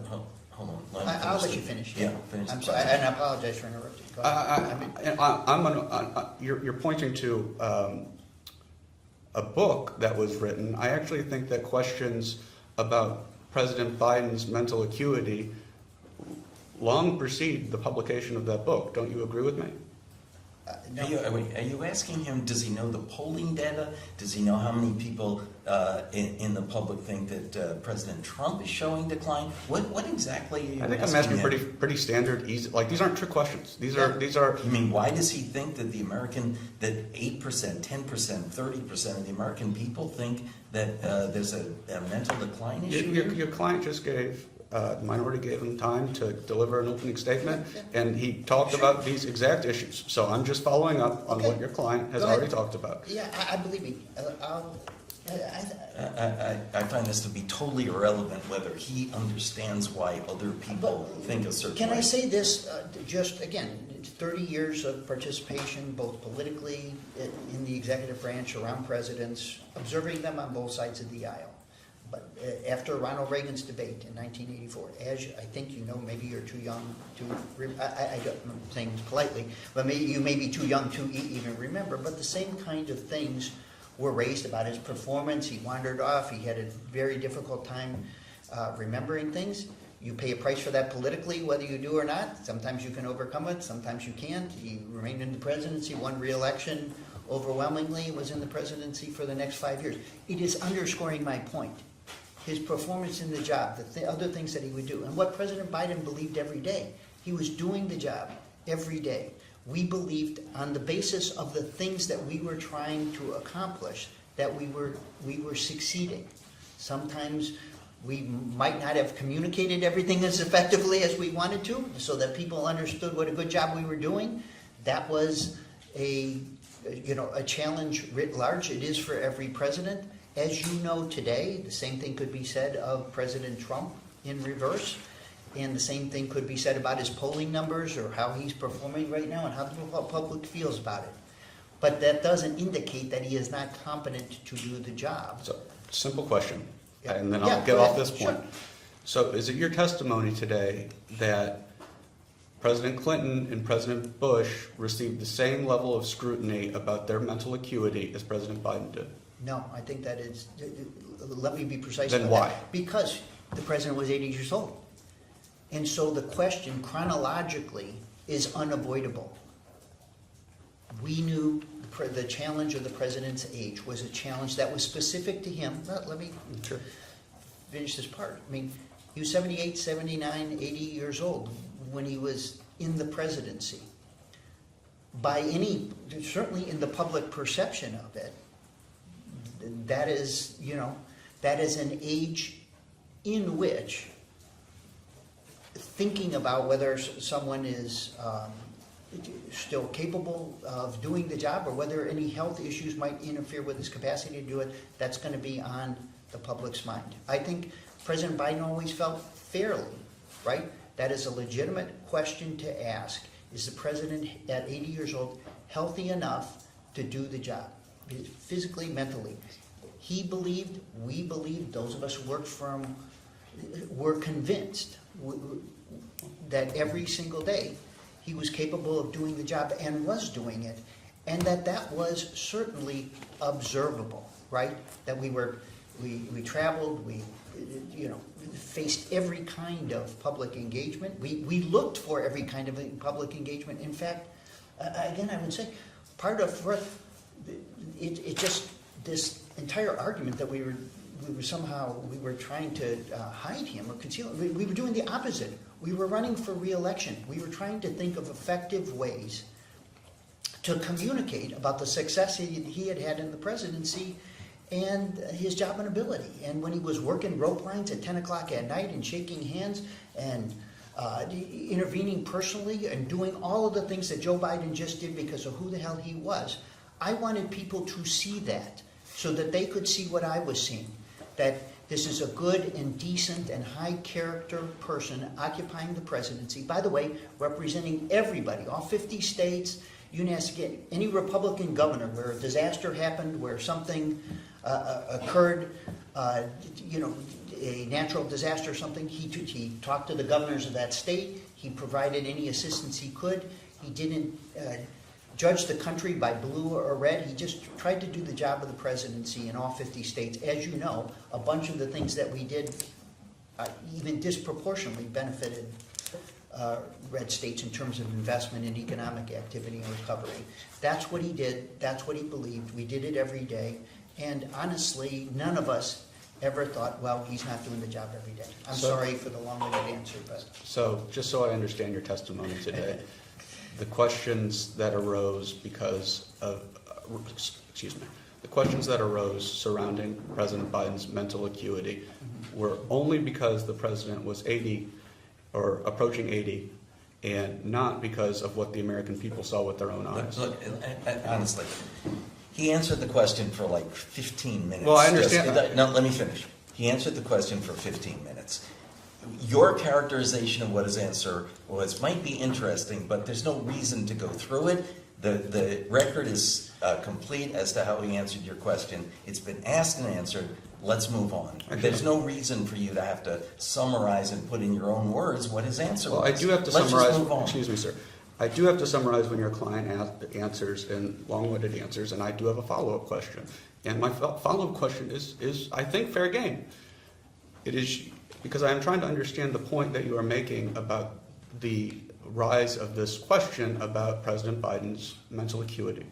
And I just want to make sure I understand that is it your testimony today that questions about the president's mental acuity are because he was approaching 80 and not because of what people saw either at the debate or listening to his response to the Her report or anything like that? I can't speak for everybody in America on how they reached that judgment about issues of mental acuity. I can't speak to everyone. Some people would, when a person is approaching that age, specific items or things, because this issue is out there in the environment or in the ether, because chronologically you are what you are, we certainly politically thought about that all the time, and any mistake or any stumble that in a 40-year-old someone might ignore or think about in a different way, some people, it would cause them to think differently about it or to extrapolate from some incident that was a common aspect of aging or something else, that something else was going on. So to answer the question, I can't answer for everyone, but I'm certain that in some people's minds, he's 80 years old, he forgot so-and-so's names, you know, what the hell's going on? So the level of having worked for President Clinton, you would consider. Yeah. I'm sorry. No, it's okay. No, I did. Go ahead. Having worked for President Clinton, do you consider Joe Biden's ability to answer questions the same as President Clinton's ability to answer questions? What were you going to say? I can't answer that. I worked for both. I had enormous respect for both. I thought they were both fully capable in every way of doing the job, and they did it, including President Biden at whatever age he was the year you're asking the question. I believe he's capable of being president today. How old was President Reagan in '84? I can't remember. Is he 72, 74? And he had a bad debate. Yeah, Like by questions about almost any bit. Yeah, questions about his mental acuity after that debate. Yeah, How many states did he win? 49, I think. How many Yeah. did Joe Biden win? Well, we didn't run in the re-election. So 0. Yeah, but what's the point of that? What's the point of that? Well, you said that you can overcome the stumbles based off. That is an historical fact. Yes. You can. You can overcome the stumbles. How can you overcome the stumbles? Based off your record of success? No, by your performance in office, which is, again, one of the things that Reagan certainly adjusted and came up with a clever line in the second debate and helped to restore confidence in his capability. As you know, I think you know, you might be old enough to remember. I'm not. No, he's not. He's not? No. Nancy You Reagan. know who Reagan was? Nancy Reagan intervened, and they nearly Yeah. fired campaign Okay, so- staff, and there's a so whole episode around Reagan was that. a little bit younger than President Biden. Yeah. He Had might a- even had a- been 8 had- years younger, I think. He was Had a 17. bad debate. Yeah. There were questions about his mental ability to be president. He ended up winning 49 states because the voters deemed him successful in Yeah. office. Yeah. So why did President Biden drop out? Well, as he has said publicly, because at the time of the decision-making in those 3 weeks, support for him, in particular among the Democratic leadership and donors, had eroded because of his performance in the debate. And so he decided, I think in an extremely magnanimous and an extremely high character call for a person who was in the presidency and had already basically won enough delegates to have secured the nomination, he decided to step aside to unify the party and give it a better chance. And by the way, again, we're here, I'm doing this voluntarily, I'm trying to be helpful, but honestly, an investigation committee going through the kind of the campaign decision-making, or even in support of the point that you just made about how he overcame, is that really what we're doing here? We want to talk about campaign I'm strategy, trying- how Reagan won the election in '84? No, Is it no, a no, I'm point to trying make? to- I'm The trying to- public does get the vote. There were a lot of people who thought Joe Biden in 2019 was too old to serve as president and could not overcome a debate performance in June. And so in response to your question about what Ronald Reagan did, Joe Biden in 2019, when the same kinds of questions were asked, frankly, by the same kind of people who, the punditry who look at this, or the editorial board at the New York Times, thought that he was done and cooked and over. And when people got to vote, they picked him to be the nominee of the party, and then they picked him to be president of the United States, in spite of what President Trump will say about it. He got the most votes in the history of the United States in 2020, while issues of this kind You guys are old were enough to outstanding. remember that. Yeah. I'm just saying, if you No, no, want to I'll- do politics, I mean, this part I'm good at. I'll Like move that, on. so I'll move on. Yes. Good. In the last hour, you said that investigations like this are dangerous. Yeah, That's about right. I'm trying to. I'm sorry, what's the question? Uh, Yes, I'm you did. sorry. Does that apply to future investigations as well? Meaning of Of what? President Trump? Of the mental acuity. I think that this committee's orientation of this investigation is a dangerous precedent for the presidency and for Congress, because we are examining issues in the performance and even the orientation of these questions about what was going on in the White House is going to make it very difficult for future White Houses and future staffs, for presidents to be able to have confidence in their ability to have private and confidential conversations with the people who work for No, them. I just And wanted. that's why. I just wanted to get. That's why I'm raising. Well, do you really want to know the answer, or are you going somewhere else? Well- I think this is for you, for all of us. This is a very, very complicated matter, and going down this road for every presidency that now follows. By the way, we are in the post-presidency, so now we are going to talk about when Donald Trump leaves the presidency, let's say, that a Democratic Congress, because these issues exist today, and you know they do, with respect to at least some people on our side's point of view about how the Trump presidency is going. So do you think it will be appropriate for the Democratic chairman of the committee to call up 20 members or 10 members of the White House staff and to probe everything that is going on in the White House today while you are in these jobs, you know, investigating the White House or the performance of a president? And do you think it's okay? I don't need to answer, but I will. I will say the House rules have been consistent, and the chairman of this committee can investigate any matter at Anything any you want, I time. read that. So I was asking That's it. your perspective on Well, that that's what future I- I investigation, just whether. want one person to talk at a time. I was asking your perspective on that potential future investigation, whether or not it would also be dangerous, and if your perspective is consistent amongst parties. Let me. He's answered this question like I will 5 say, times. I think it is important that presidents, Joe Biden, Democratic presidents, Republican presidents, have the capacity to have a dialogue with their staff that is considered confidential and Okay. private, Did President about Biden, every matter. did President Biden ever waive Okay, EP I in a need to see. congressional investigation? Say that? Did President Biden ever waive executive privilege in a congressional investigation? I don't know the answer to that. Did he ever waive it? Yeah, Oh, you mean waive in a, yes, in January 6th, right? yeah. So, this waiver isn't unique. This waiver what? Isn't unique. President Biden waived EP in a congressional investigation too. Honestly, do we want to go here? I was just making About- sure that we were consistent in Well- that presidents can waive EP. And that Certainly- President Biden has waived EP prior. Yes, Okay, although thank you. I would, well, Let him let me, answer. if you're Yeah, gonna do it, keep I would going. just say, Say if you whatever you wanted, want. if you, again, I guess it underscores the point. The, what occurred on January 6th and the nature of that activity and the questions that were raised around what went on with January 6th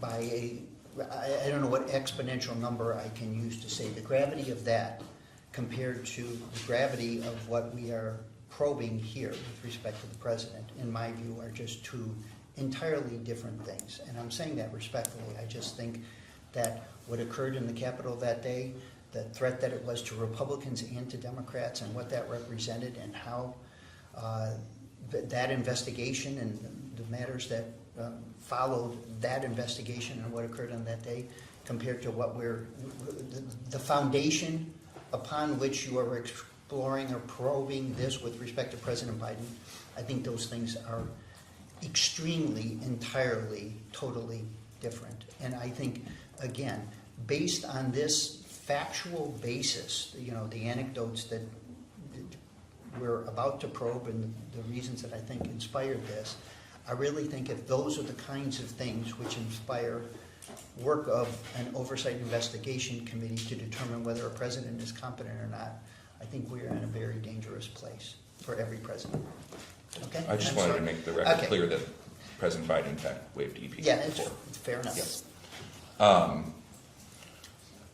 Since we got a little off track, That's okay. have you spoken to Hunter Biden about this investigation? I don't think so. What about Ron Klain, No. Jeff Zients, Yes. Anita? I mean, and again, just if you're gonna go through the whole series again. Not the whole I think, series, but- okay, but just the mechanical, are we going, we have tried, although as you know, we're all close friends and we talk to each other frequently, but I think we have tried not to talk about the subject matter. Our lawyers have had conversations with us to try to make sure that we just confine our conversations with each other. But we do know, I know Mike's testifying, you know, or giving an interview tomorrow, so I think I'm following the schedule. I will say, even by the way, like just posting on the board here, hey, by the way, you guys are gonna be called and stuff. I mean, I never got a letter, I never got anything. I mean, we've tracked this down through, you know, letters that went weeks after this was all public, that we were being asked to testify and things like that. I mean, we can find where we sent the letter to, and obviously. I never got a letter. I never received a letter. Oh.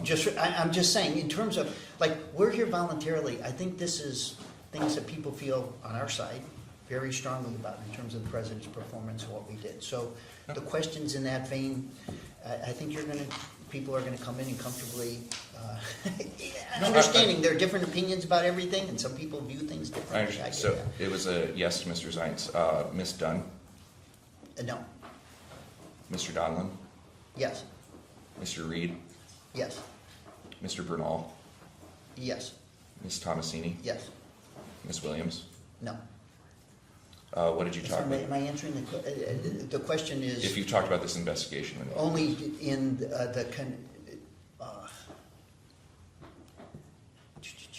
I want to answer this in a way that I'm being. Well, here, I'll just ask. Ask me What another way. was the discussion with Mr. Zients?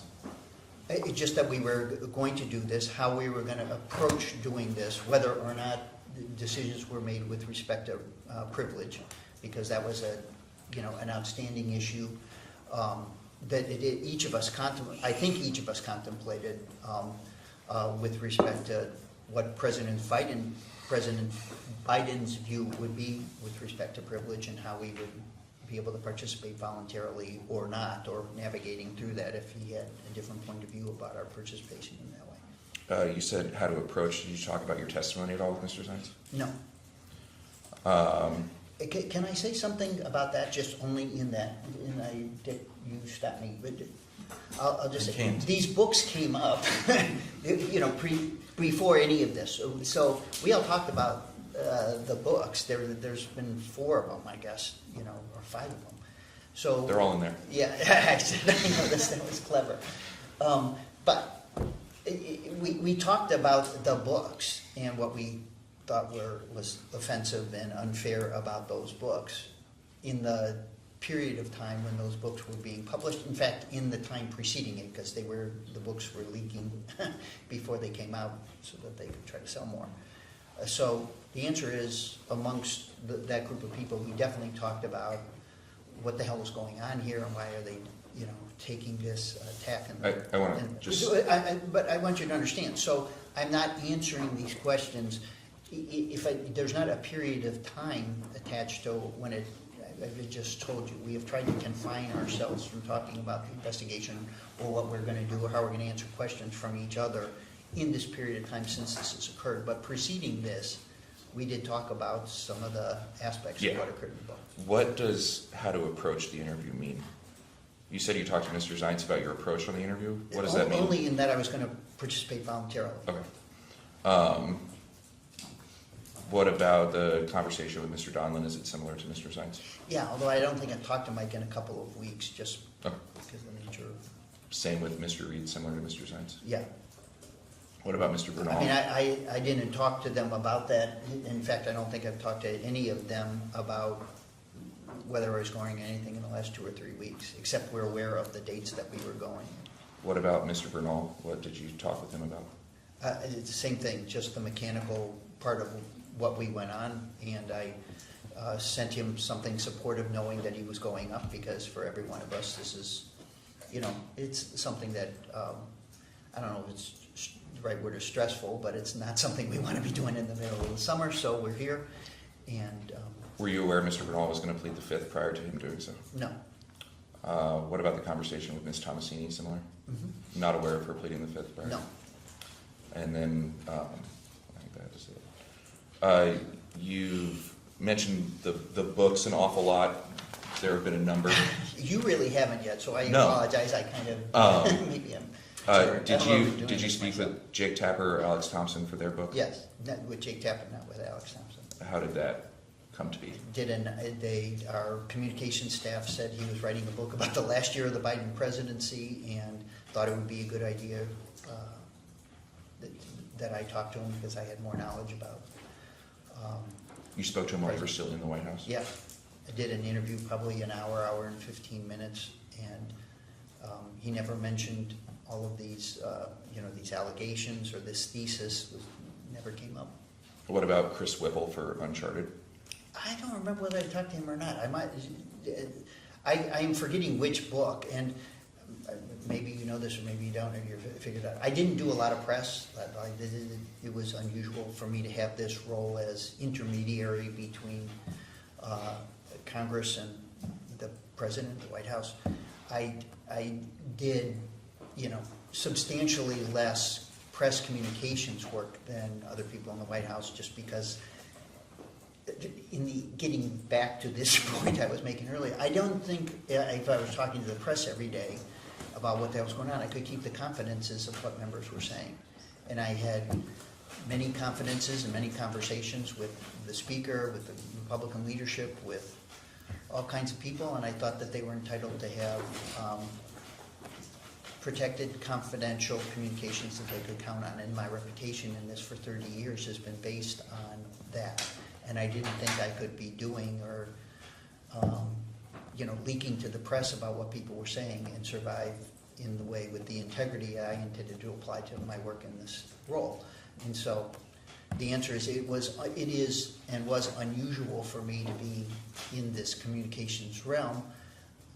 I didn't know Jake Tapper very well, but I did talk to him, like I said, for an hour. I was surprised to the point of shocked when the orientation of this book was revealed in February and March, given the nature of his interview with me and what we talked about. I thought it was journalistically grossly unfair.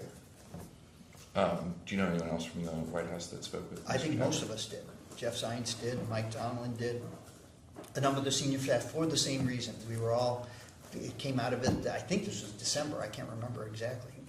And then, But we had this conversation and had an interview, and we talked about the work we did and decision-making. Obviously, by then, we had made the decision to step aside. It was for the reasons that I gave to you, and there was a lot of debate about whether we should or shouldn't in the 3-week interval of time from the debate to the day that he stepped aside to pass the baton. Jake Tapper, in that book, there are 4 unnamed cabinet secretaries. Do you know who they are? No, I don't. Did you speak with Josh Dossie, Tyler Pager, or Isaac Arnsdorf for their book? Tyler Pager, not the other two. Did you read the book? I haven't. Do you have similar views on 2024 as you did Original Sin? He hasn't read it. But on Original Sin, I read much. He hasn't read 2024. Okay. Yeah, I haven't read 2020. Now, I didn't even realize that was the title, so that's the other book that's sitting in there. This is just curiosity. You were interviewed for a book that you then didn't read? Yes. Okay. That is not unusual in the White. I hope you understand. I mean, there were books written about us every year. I was asked to help supply, both information and dialogue. It's certainly about our legislative accomplishments. There's a couple of books written every year about the presidency that I participated in. For these ones, for Tyler Pager and Jake Tapper, were you on the record or was it on background?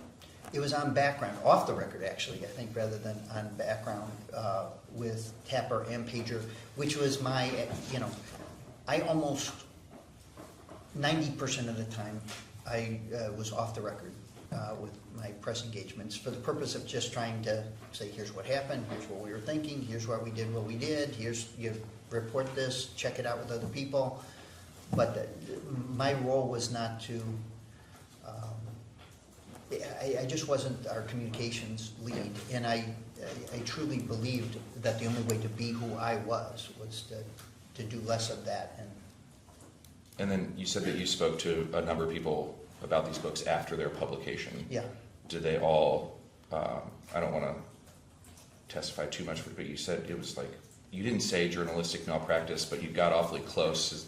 I said journalistically grossly unfair, I think is what I said, and is what I believe. Is that a common theme amongst the people that you spoke to about the books? Well, I don't think any of us were given the chance to either respond to or refute basically the thesis of the book. So we talked about our last year. It was in a much more congenial and even friendly dialogue, and then post facto, both the title of the book and the headline, which we couldn't disagree with more vehemently, became clear. And as they were getting ready, again, they even said that, well, it couldn't be actually how they're describing it. I mean, again, from a journalistic perspective, this was extraordinarily problematic, if you have, in my opinion. Shifting to your overarching relationship with the former president, did you have a personal relationship with the former president as well, outside of staff work? Did you play golf with him? Yes. Yeah. Oh, yeah. I again, stop me. I think I was Okay, certainly so close to I him can't as stop. I think I was as close to him as anyone in the 13 years as I was working for him. And I'm not saying that I was not family. Family's family, and it's a different layer of relationships. But I had a personal friendship with him that exists, and with his family that existed beyond my working relationship with him. I certainly cared about him personally, and I think he cared about me and my family on a personal level in a way that was not unusual with him and the people who work for him. He developed close friendships, and some of the reasons why people would, worked. Again, I worked for the Clintons and had other political relationships for many years, and I came to President Biden when I was in my 50s, so I wasn't like an intern in his office and grew in that. But there are a lot of people who did, Mike, Ron, others who had worked for him when they were 30 years old in his Senate office and had known him longer than I. But I think from the time that I went to work for him, which was in 2012, I became very close to him. And then through what I think was just, unimaginable personal experience, I got closer to him during that period of time, and then I kept working with I got 4 kids. I was thinking I was coming back to work for a year or two, and it turned into 13. That in every year, every 2 years, there was another reason to stay another year, and I'm proud of that I did, and have enormous respect and friendship for him. Do you have a personal relationship with other members of the family? Yes. Hunter Biden? Yeah, yep, The First Lady? yeah. I'd say friendship with, again, more casually with the grandchildren, just because I knew them, I love them, great kids, but I knew them, in the way a great uncle knows, or grand uncle knows kids and family members, but I know them all. And again, I think you all know this, friendships, when you're working for someone, your friendship and you have a professional relationship, and oftentimes when you're with someone for a long period of time, that professional relationship migrates into something that you can actually call friendship. And It's good to hear that there were friends in the White House, because some other witnesses have described it not so friendly. I don't know. I again, maybe by nature, and the president by nature, we certainly consider. I think we consider, and his whole family, I consider important friendships in our lives, and I care about them personally as well as professionally. Do you have any? And by the way, I cared about the other people who worked in the White House the same way. I was just saying on the way in. Yeah, me. Yeah, look, Yeah. Dick, and there's folks who I worked with for 30 years. We knew each other. We all worked in the 90s together, and we stayed in Democratic public service for a decent chunk of our careers. Shifting just very briefly to the Penn Biden Center, did you have a role? You were the first managing director and helped set it up. Did you have a Yeah. role in moving materials from the office of the vice president to the No, Penn Biden Center? No, and by the way, I wasn't the only. Tony Blinken and I, we were both managing directors, and we had half a dozen other folks who worked at the Penn Biden Center. When did you first hear about the possibility of classified documents at the Penn Biden Center? So help me with dates. I mean, I can't remember. I can't remember what the date was, but whatever it was, the day that the counsel's office was informed, that I learned at the same time.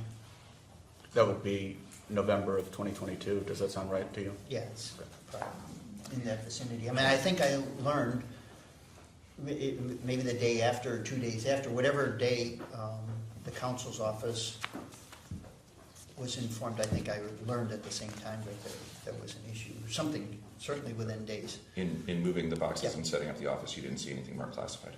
No. Okay.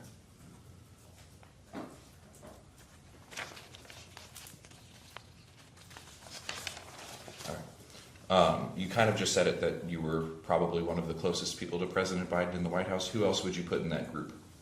I certainly think Mike Donilon and Bruce Reed, Ron, Jeff, Andy Tomsini, Anthony Bernal, Jenna Malley Dillon, for a lot of the period of time that was our time in the presidency. His senior staff, Jake Sullivan, he's close to. I mean, again, I'm trespassing on that, division between professional work relationships and friendships. I think with President Biden, most people who work for him, I think would say that they are also his friend, as well as their staff and employees that we developed over this time together.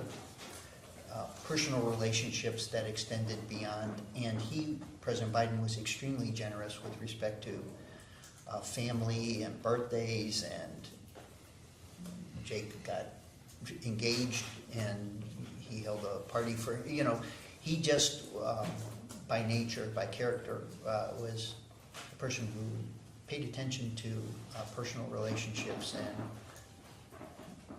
he always made the extra effort to make sure that you knew that he cared about you personally as well as professionally. While you were at the White House, did you ever hear the term Politburo? No, I never did. Did you hear about it in the book? Yeah. All right. That was the first time. In fact, I guess this is a way digression. I never heard of it. I don't think it ever occurred. I mean, sometimes we were called like poobahs, and they were like, we knew we were certainly senior in the staff, both chronologically and by whatever it's called, rank. But I always thought it was affectionate until it was worded in that way, where I don't think it was That was going to intended be my affectionate. next question, if you ever heard the term poobahs. What? Yeah. Yeah. Oh, you had that? Yeah. Yeah, that we did. Yeah, I mean, I thought, again, I may be wrong about this, but I think I had dozens, if not hundreds, of close personal relationships with people we work with. I hired a bunch of folks when I was chief of staff for the vice president. I hired a bunch of people who worked for the campaign. I had extremely high regard, respect for them, and friendships, which extended. I think this exists on the Hill too. I hadn't worked on the Hill in that way, but I think it's the same thing. You end up working at that level of intensity, that level of hours, that much commitment. Your family considerations and everything that you go through intersect. Just a clarifying question. I believe you gave a cutoff answer to when Mr. Benzine asked you about the term Politburo. I believe you were saying, correct me if I'm wrong, that you don't think the term was ever used. I don't know. It never was. It was the first time I had ever heard us described using that term, and again, it shows you how convoluted the whole thing is, that Bruce, Mike, and I were the Politburo was ridiculous. The White House didn't operate that way. The chief of staff, the communication, we had a senior staff. We met every morning. Everything was shared with everybody. Some of us were closer historically to the president, but we weren't treated any differently. And I'll say this just with respect, both Ron and Jeff had the responsibilities of the chief of staff. They were more extensive with respect to a number of things than anything we had responsibility for, and including kind of the administration of how things worked in the White House. So there weren't three people who had superior whatever. We had, because of the nature of our relationships and even our personalities, some of us might have been closer to the president than others, but we didn't have any kind of authority or kind of special veto power over anything. And the president had and got advice from a wide range of people in the senior staff on all kinds of matters, the counsel's office about matters that were appropriate to it. And anyhow, I might be overdoing this, although you can tell nothing annoyed me more than that kind of bullshit description. Well, you don't think Mr. Tapper or Mr. Thompson just made up that term, do you? No, it might have been said by someone. I had never heard it, and like I said, we were affectionately or sometimes maybe sarcastically called many things, but I never heard that. And you said you read Mr. Tapper and Mr. Thompson's book. Do you think they made anything up in the entirety of that book?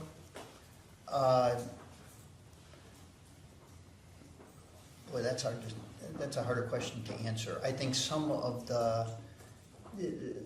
what they implied.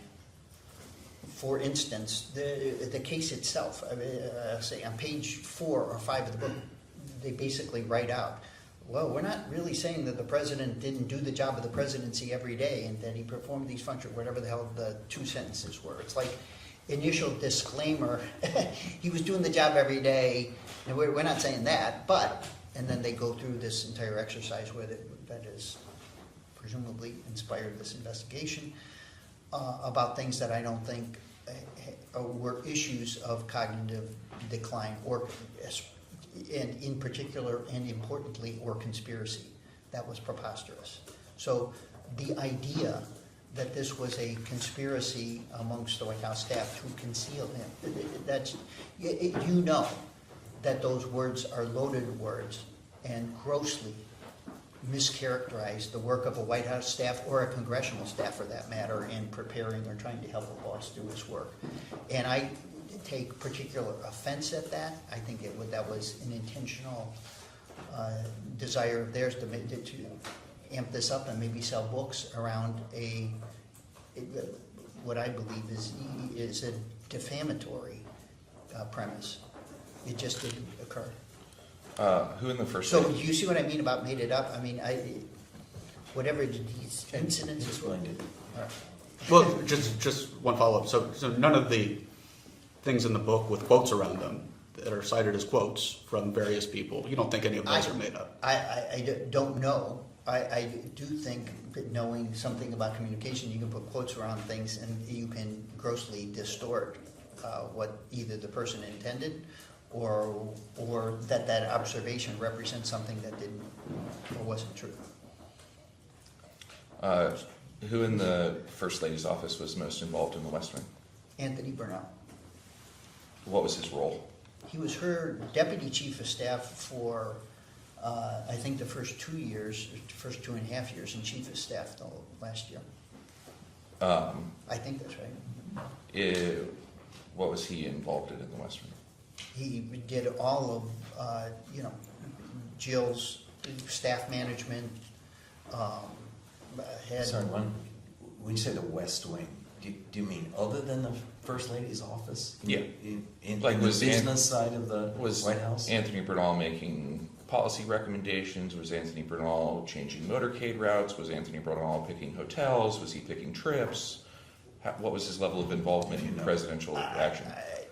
I know some. I mean, he was a former advance guy, so he certainly gave advice about, things that were related to, the advance side of the operation. Although, again, we had people who worked in the West Wing. The First Lady's office was in the East Wing, and he had responsibility for, driving her staff work, which is substantial. The social office reported to them about, a whole variety of other features of the White House, the Historical Association, others kind of but are more connected to the First Lady's office than they are to the President's staff. But Anthony was also, he was an assistant to the President as well by title and participated in senior staff meetings and so was, and had ideas or counsel or recommendations about things that we were doing from that perch as well. Did you interpret things that Mr. Bernal said as speaking for the First Lady? Depended on the issue. I mean, sometimes he was speaking for the First Lady, sometimes he was speaking for himself. He tried to make that clear most of the time when he was speaking for himself or offering an opinion or advice. That was his own advice versus something that the First Lady would have felt emphatically about that he would have expressed on her behalf. Did you ever hear anyone say in the White House that it wasn't worth fighting or second-guessing Mr. Bernal? I didn't, no, or not that I can recollect. I mean, I think, I'll just leave it at that. I don't remember that, but I think all of us, probably in some days, somebody thought we did a good job or didn't do a good job, or, in close quarters, we all have opinions about each other. I think in general, we worked pretty congenially and in friendship, but there were days when we got tired of each other. What was Mr. Bernal's reputation in the West Wing?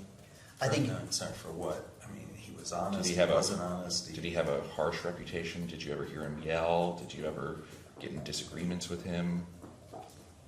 I'm sorry, that's not a reputation issue. Did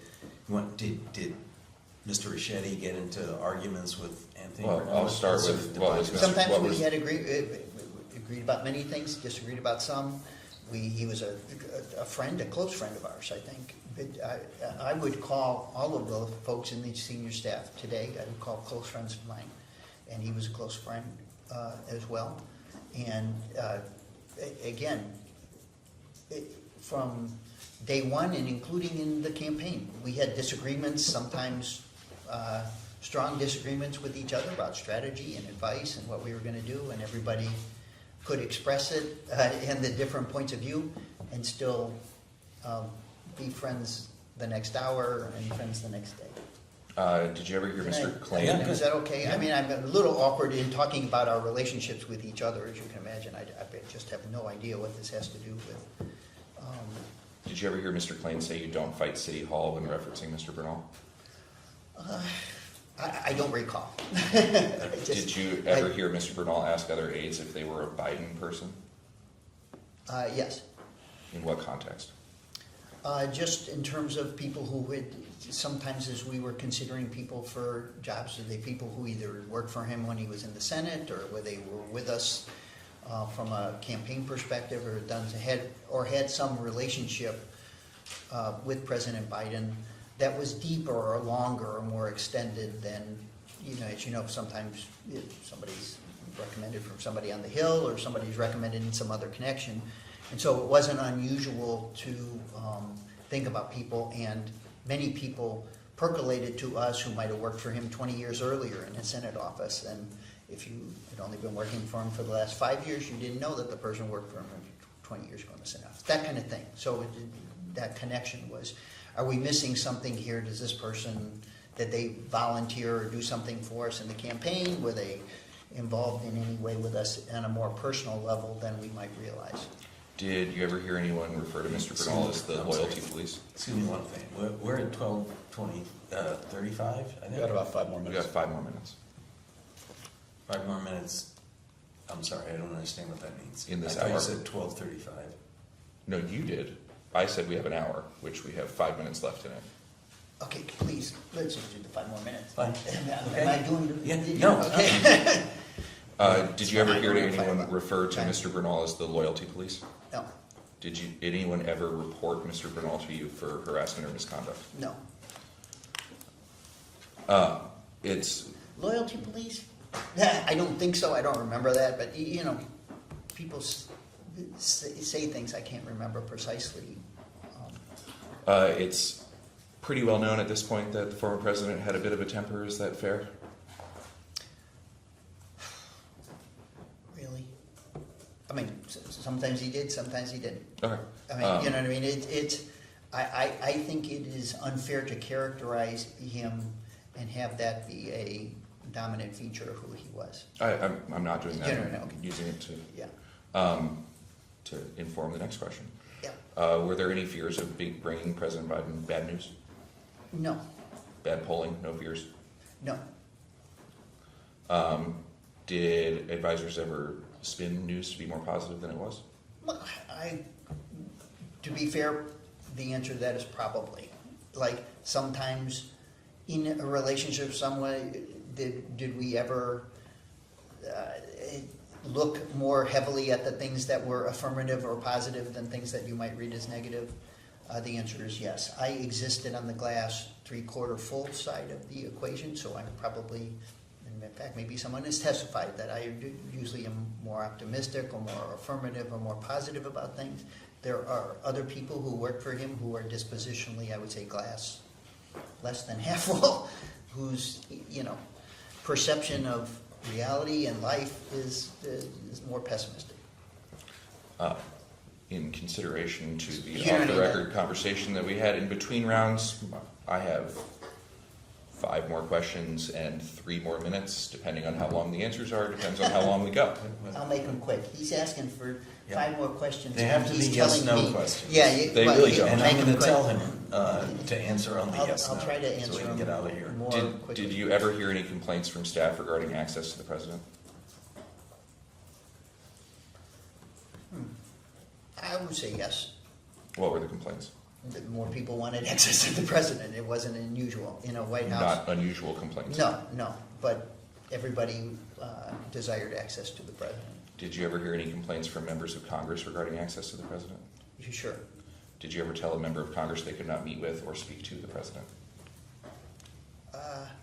In a particular request, I'm sure the answer is yes. Why? Because either the schedule or how we were arranging counsel to the president about anything, in the presidency, organizing how the president receives information or through whom, and when you get to talk to the president, or how the president organizes his conversations with members of Congress or anyone else. You just have to structure that because it's a scheduling consideration. And how most effectively to do it. I mean, again, was part of my job. Sometimes we did meetings in caucuses and we would have 20 people in a room, and sometimes we would have one person or 2 people in a room, and we thought about how to do it or what was the most effective way to communicate with the president about all those kinds of things. Were those the, only is a strong word, but were those the only considerations, or did you get questions from members of Congress on certain topics that you would just not bring to the president? Sometimes I tried to keep faith with, and if someone wanted me to, asked me to communicate something to the president, I communicated it to the president. If someone said, I'm telling you this because you need to know this, oftentimes I would ask, do you want me to say this to the president? And as you know, in the way members of Congress speak, sometimes they want you to know something, but they don't want you to share every piece of advice they're given with the principal themselves. And so again, in this space between Congress and the presidency, I think I was as involved as anyone could be.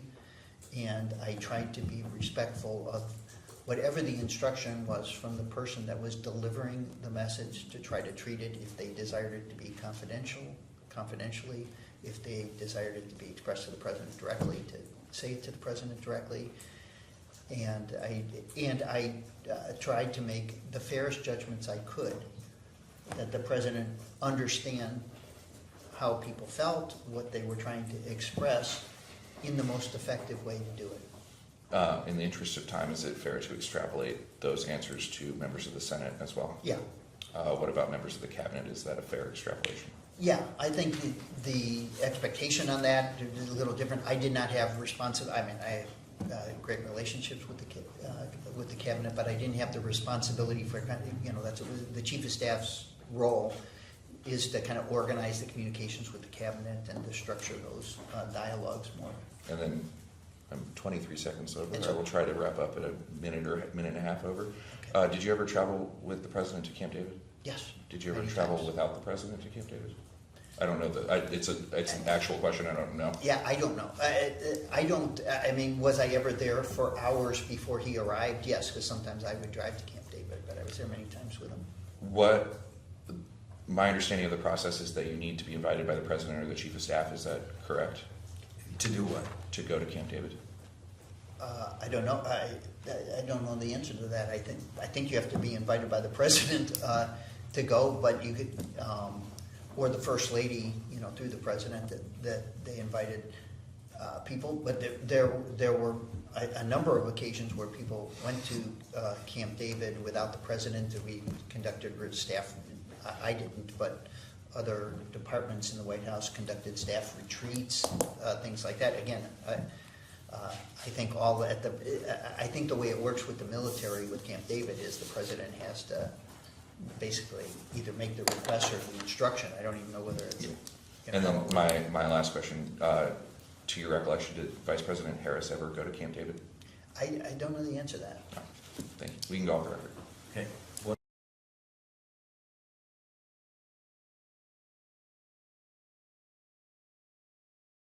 We good? I'm good. Okay. You have worked in multiple presidential administrations, as you testified today. In your experience, was it ever common practice for a member of Congress to be granted immediate access to the president whenever they want? No, it was not. Was it ever common practice for cabinet officials to be granted immediate access to the president whenever they want? No.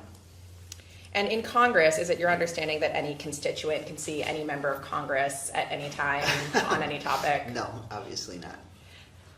Is it your understanding in Congress that perhaps even a member of Congress may not be able to see a committee chair at any time on any topic? Yes.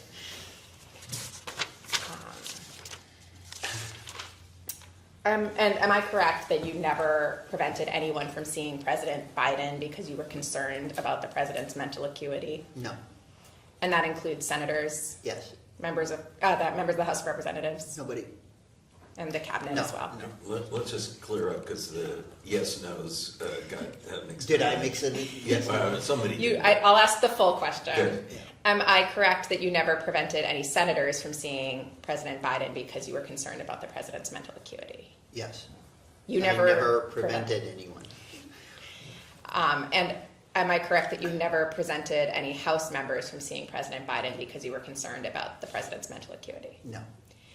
And am I Or correct? should I say yes? Yes. I'm sorry. You never, I Did never you prevented. ever? yes, did you ever? Great. Yes. Did you ever prevent anyone from seeing the president because you were concerned about his mental acuity? No, I never prevented anyone. You also mentioned in our previous round that you would sometimes put a positive spin on the news that you had to provide to the president because that's part of your nature. Am I correct that was that positive spin part of a conspiracy to try to assume the powers of the presidency? Never. And did you ever assume the powers of the presidency or act in Joe Biden's stead? No. Thank you for asking, but no. You and the majority council during the last hour engaged in a fairly extended back and forth about the distinction between this matter broadly construed and January 6th and the 2020 election. So I think just going to want to get some things on the record there so it's clear. Who won the 2020 election? Joe Biden, You remember just about how many votes he got? 81+ million. Has anyone ever gotten any more votes than that? No. All right. And then what happened on January 6th? Well, there was an attack on the Capitol by a number of people who were demonstrating, and many other manifestations of that attack that were disturbing, to say the least, and dangerous and undemocratic, and without editorializing too much. But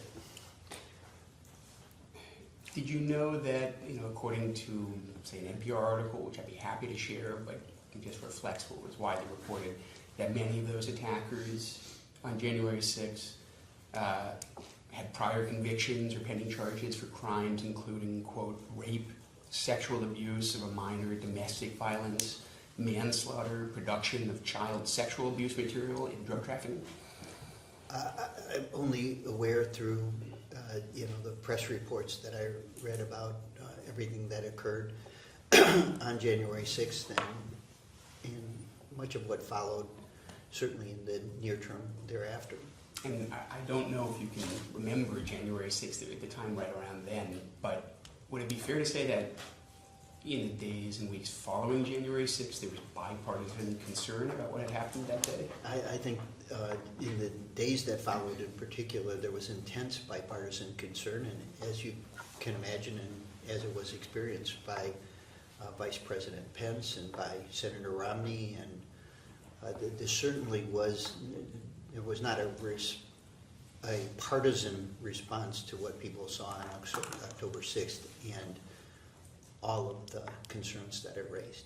Were you engaging at that time, talking with members from both parties on the Hill about their concerns? Well, there was many concerns. We were in the transition at that period of time, and so we were just getting prepared to move in, and again, extremely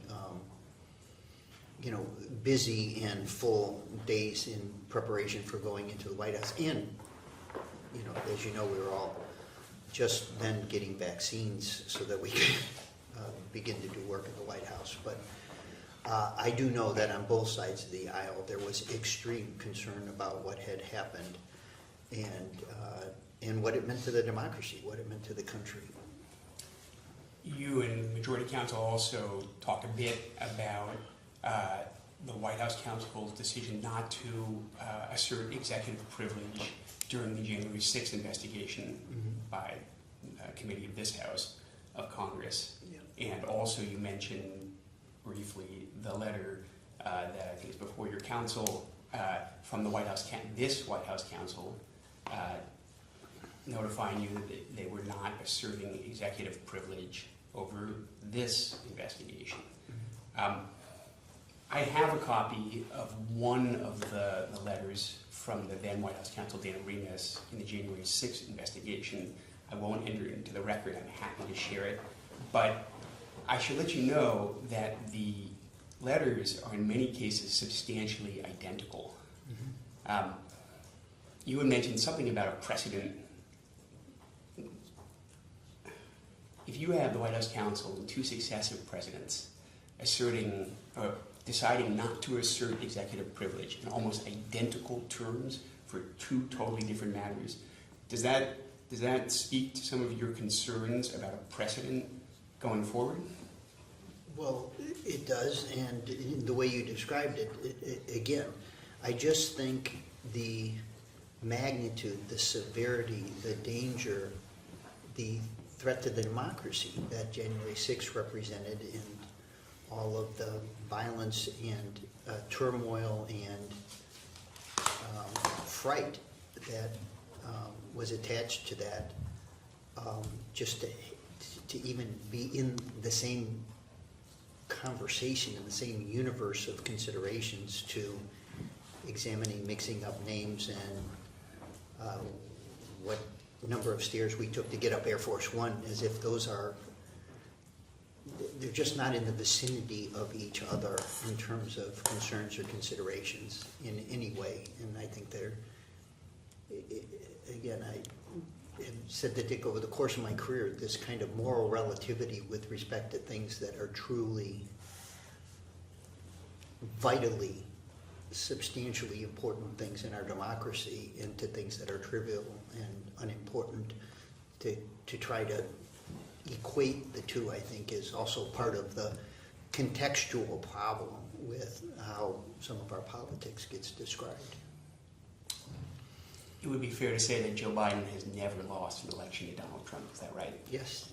Would you be surprised if I told you that Donald Trump has made more than 4,500 social media posts about the 2020 election since the 2020 election? It would not surprise me.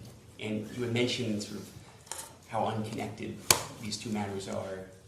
I should let you know that some of President Trump's more recent social media posts about this matter, broadly construed, often described as sort of an Autopen scandal. Donald Trump's social media posts connect that directly to the 2020 election, as if the 2 are somehow connected. I'm not going to ask you how those 2 are connected, but I think you should know that in the minds of at least one person in Washington, D.C., the 2 matters are somehow directly connected.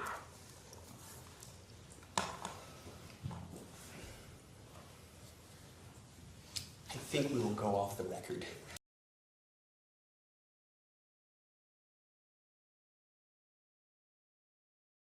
Let me go back on the record. Do you follow up or do you want me to? No.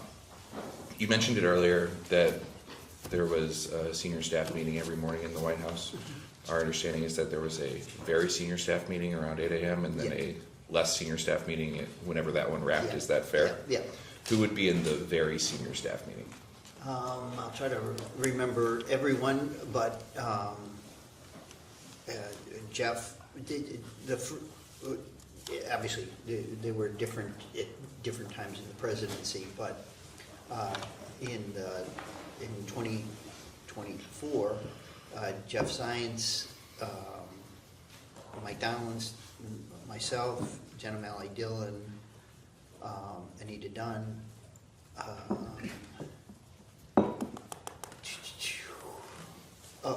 Annie Tomasini, and Ed Siskel was in the broader meeting, not in the senior staff meeting. I might be forgetting somebody. I don't think so. With the communications, Ben LeBolt, Corinne Jean-Pierre, Tom Perez, Steve Benjamin. That works. Where did that meeting take place? I might have forgotten somebody. In Jeff Zients' office. His office was big enough for all those people? Yes. Did you, I'm getting my White House logistics confused maybe, did you have the office closest to the Oval, or did you share the outer office with the Chief of Staff? Yeah, my office was on the left, Chief of Staff's on the right. There's an office, one closer, that was Mike's office when Mike was there, and then Bruce Reed moved into that office. I What- had that office in the Clinton administration. So, What was usually discussed at the very senior staff meeting? what we were gonna do for the day, kind of what the plan was for, assignments. Here's what the president's doing, who's got what, who's traveling, doing, like, kind of organizationally for the day, the theme for the day, what we were communicating. Everything about what we were to encounter in a day. And oftentimes we would have, that was how we conducted strategy sessions for what we were doing in the presidency. Did the daily decisions that President Biden had to make come up in those meetings?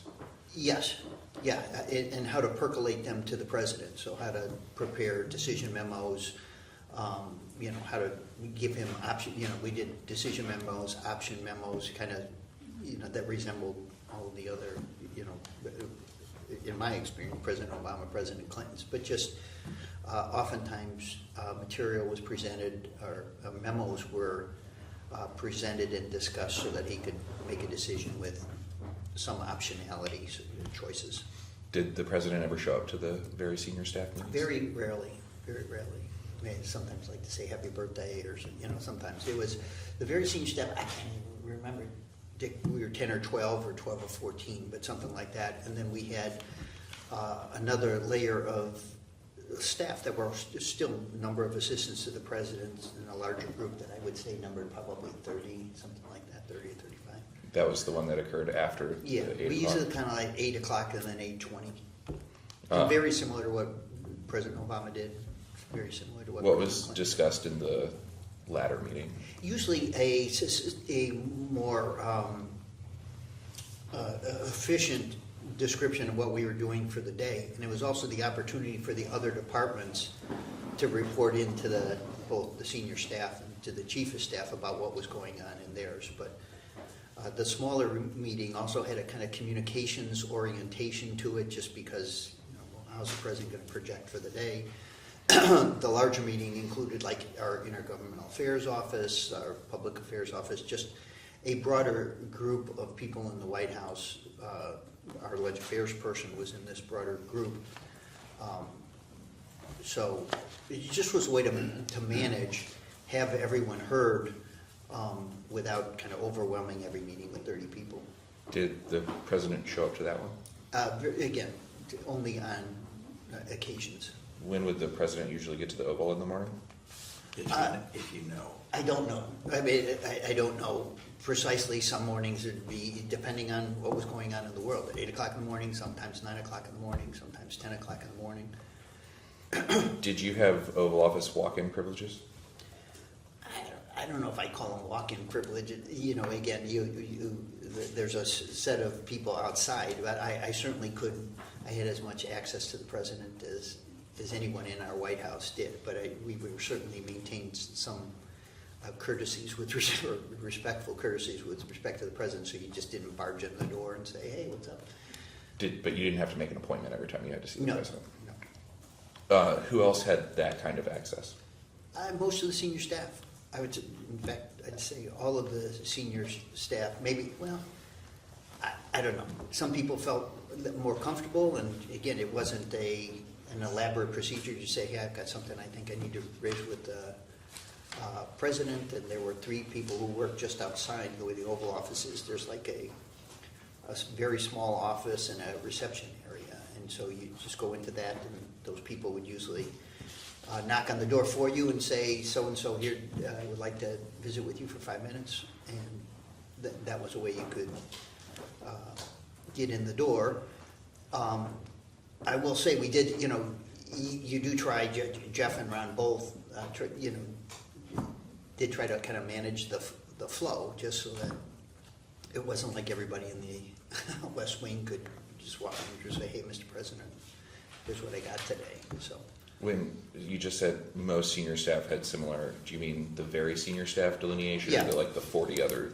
yeah, I think the very senior staff felt probably that they had the same privileges and access. Did you have residence privileges? No. Can I ask a follow-up?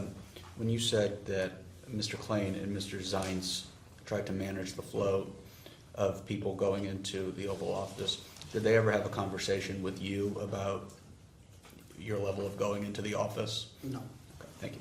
at least not that I remember. I mean, was I overdoing it at some point in time?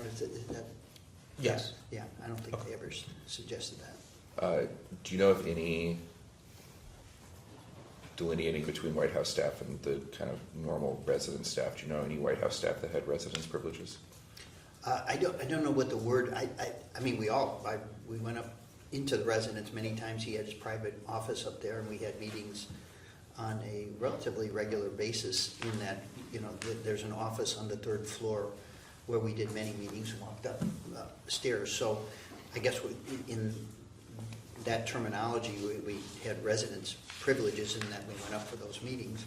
But I don't think anybody just walked upstairs that I'm aware of without some understanding. Maybe Jacob, the president had I guess this is an unfortunate term, but like a body guy, but a person who helped him administratively every day. And I don't know whether Annie or Anthony had whatever that term, again, that you were using, residential privileges, but the two of them were closest to them in kind of managing their day-to-day, and so they, again, I don't know whether that was called, I don't think we called it anything, it just was. I think it was reported that Ms. Tomasini and Mr. Bernal had RES stamped on their White House badge I to don't know delineate that. residence. Did you have RES stamped on your badge? I don't know, I don't remember. There was some color coding to the badges about, what you did and how you got in, and to be honest with you, I never really knew what it meant or not. Would you just want to make sure that Yeah. we get this right, would you describe Ms. Tomasini and Mr. Bernal as like the most involved day-to-day with the president? I'd say the most involved in terms of, their kind of day-to-day intimate schedules, what they're doing, that were public and their private scheduling, those kinds of things. Yeah, the two of them probably have more to do with, because there were things that, the president worked out in the morning. There were a number of things that were private activities of the president that were not, part of a public schedule or something that we didn't discuss with the rest of the White House. But if he was working out, they had a slot in a schedule that said, I can't remember, it said private time or whatever the hell it said. But there were, we certainly had blocks of time that were considered private, and Annie and Anthony, for both of the principals, were most involved in helping to, construct that or manage that. What about most involved in travel? Would you describe Ms. Tomasini and Mr. Bernal as the ones that traveled the most with the president? No, I'd say Bruce Reed of the senior staff. Bruce did a lot of the presidential trips. He was, we called it like a chief of staff on the road. Performed that function. So I said, Bruce went on 80% of the trips. Sometimes I went, sometimes Ron went. Bruce went, more, by far more often than any of us. Annie, depending on her role, because for the first 2 years she was, an assistant, but ran the kind of what they call overall operations, which was stuff right outside of his office. Then Annie became deputy chief of staff, and she, when Jen O'Malley Dillon left, and she absorbed all of the roles, which was, I think was called, the deputy chief of staff was for operations, or I think that was the specific title. That became her role. Did Bruce Reed do only domestic travel with the president or international as well? No, he did both. Thank you. Although sometimes I went on international trips. Mike, often depending on the nature of the speech, if it was speech driven, often Mike would go, or Bernai Reddy, who was the chief speechwriter. We just had a set of people who would perform those functions, but because Bruce did it more regularly than anybody, I would say he was the, on the plane you had like a traveling chief of staff. I think, as you guys know, there's a variety of responsibilities, and again, if Bruce wasn't there, most often I was, that were continuity of government responsibilities and things. You had a kind of chief of staff on the road role, and you rode in a control car with all the continuity of government, with the service right behind the president. It was separate from how the rest of the White House staff even traveled in the motorcade, just because of the continuity of government responsibilities. So there was a national security person and a road chief of staff that were in the car, either one or two behind the president, and had the functions and the responsibilities to worry about if something bad happened, where you're supposed to go, and to work with the service on that. And if 10 other White House staff were traveling with the president, they were usually in a staff vehicle that was behind that. You keep saying Mr. Reed traveled the most amongst us. Who's the us? Jeff, me, Mike, Jen, Annie, the senior staff.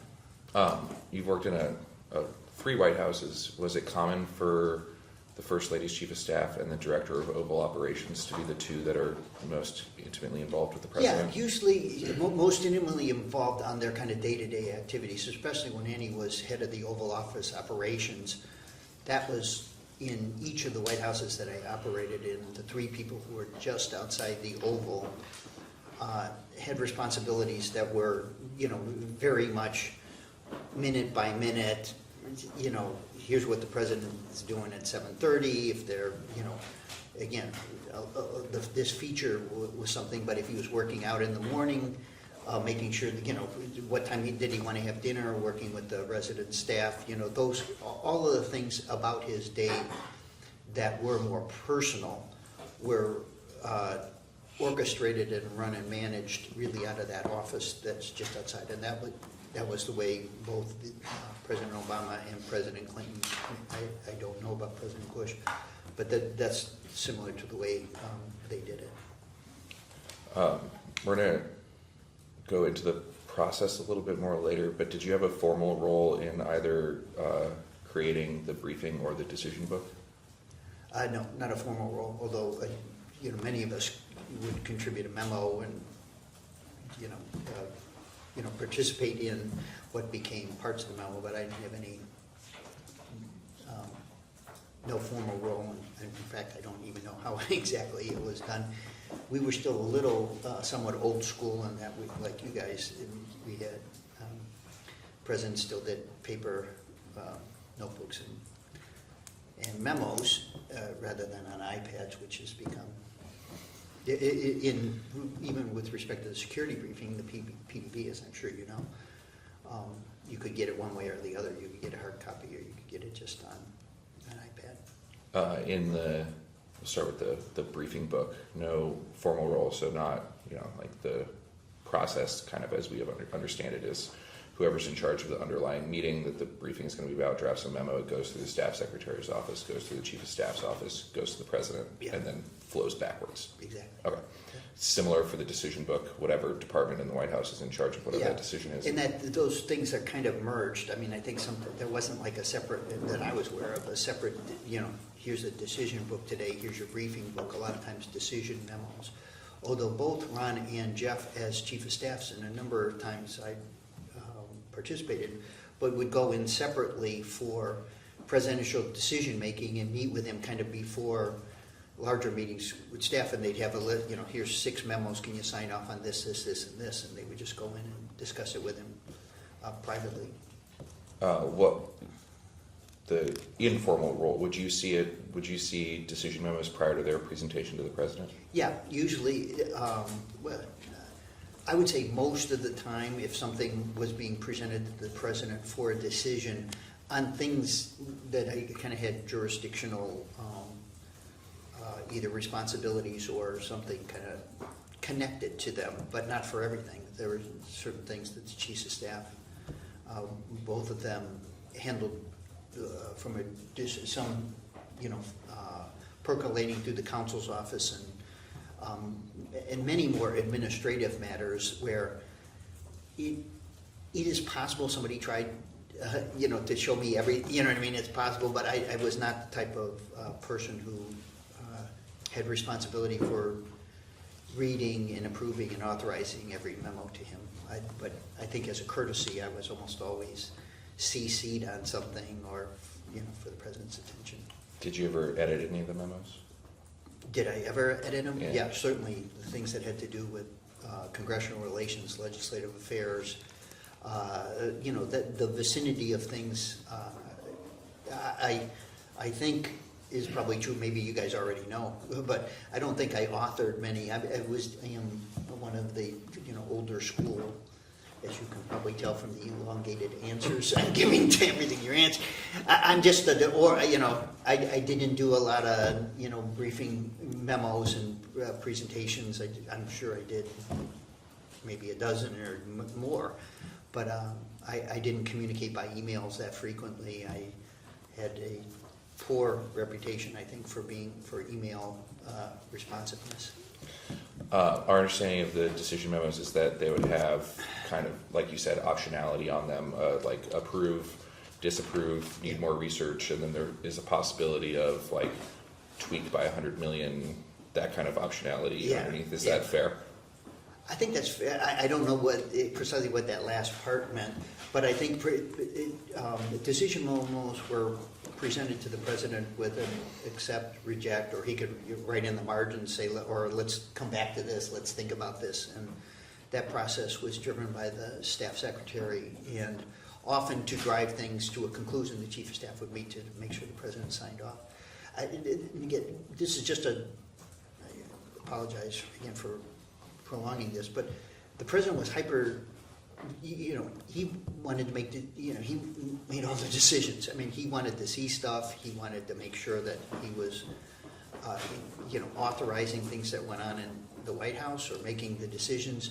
And so sometimes decision memos of a president are about like what we're going to say publicly about some policy. They're policy recommendations and how you articulate them. So they're not like I'm going to do something formally within the prerogative of the president, but I'm going to make a decision about what we're going to say about some policy.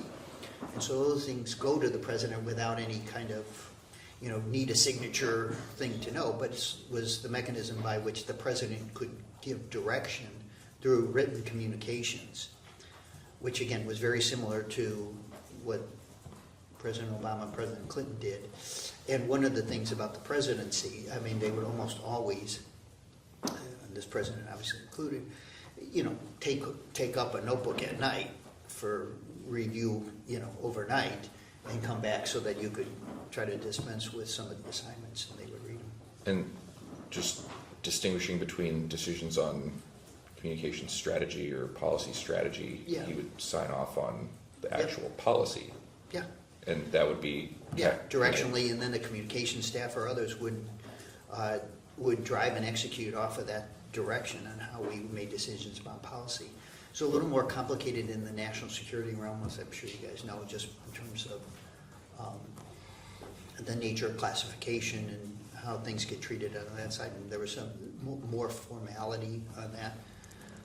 But this was a pretty, kind of rigorous process to percolate information to the president.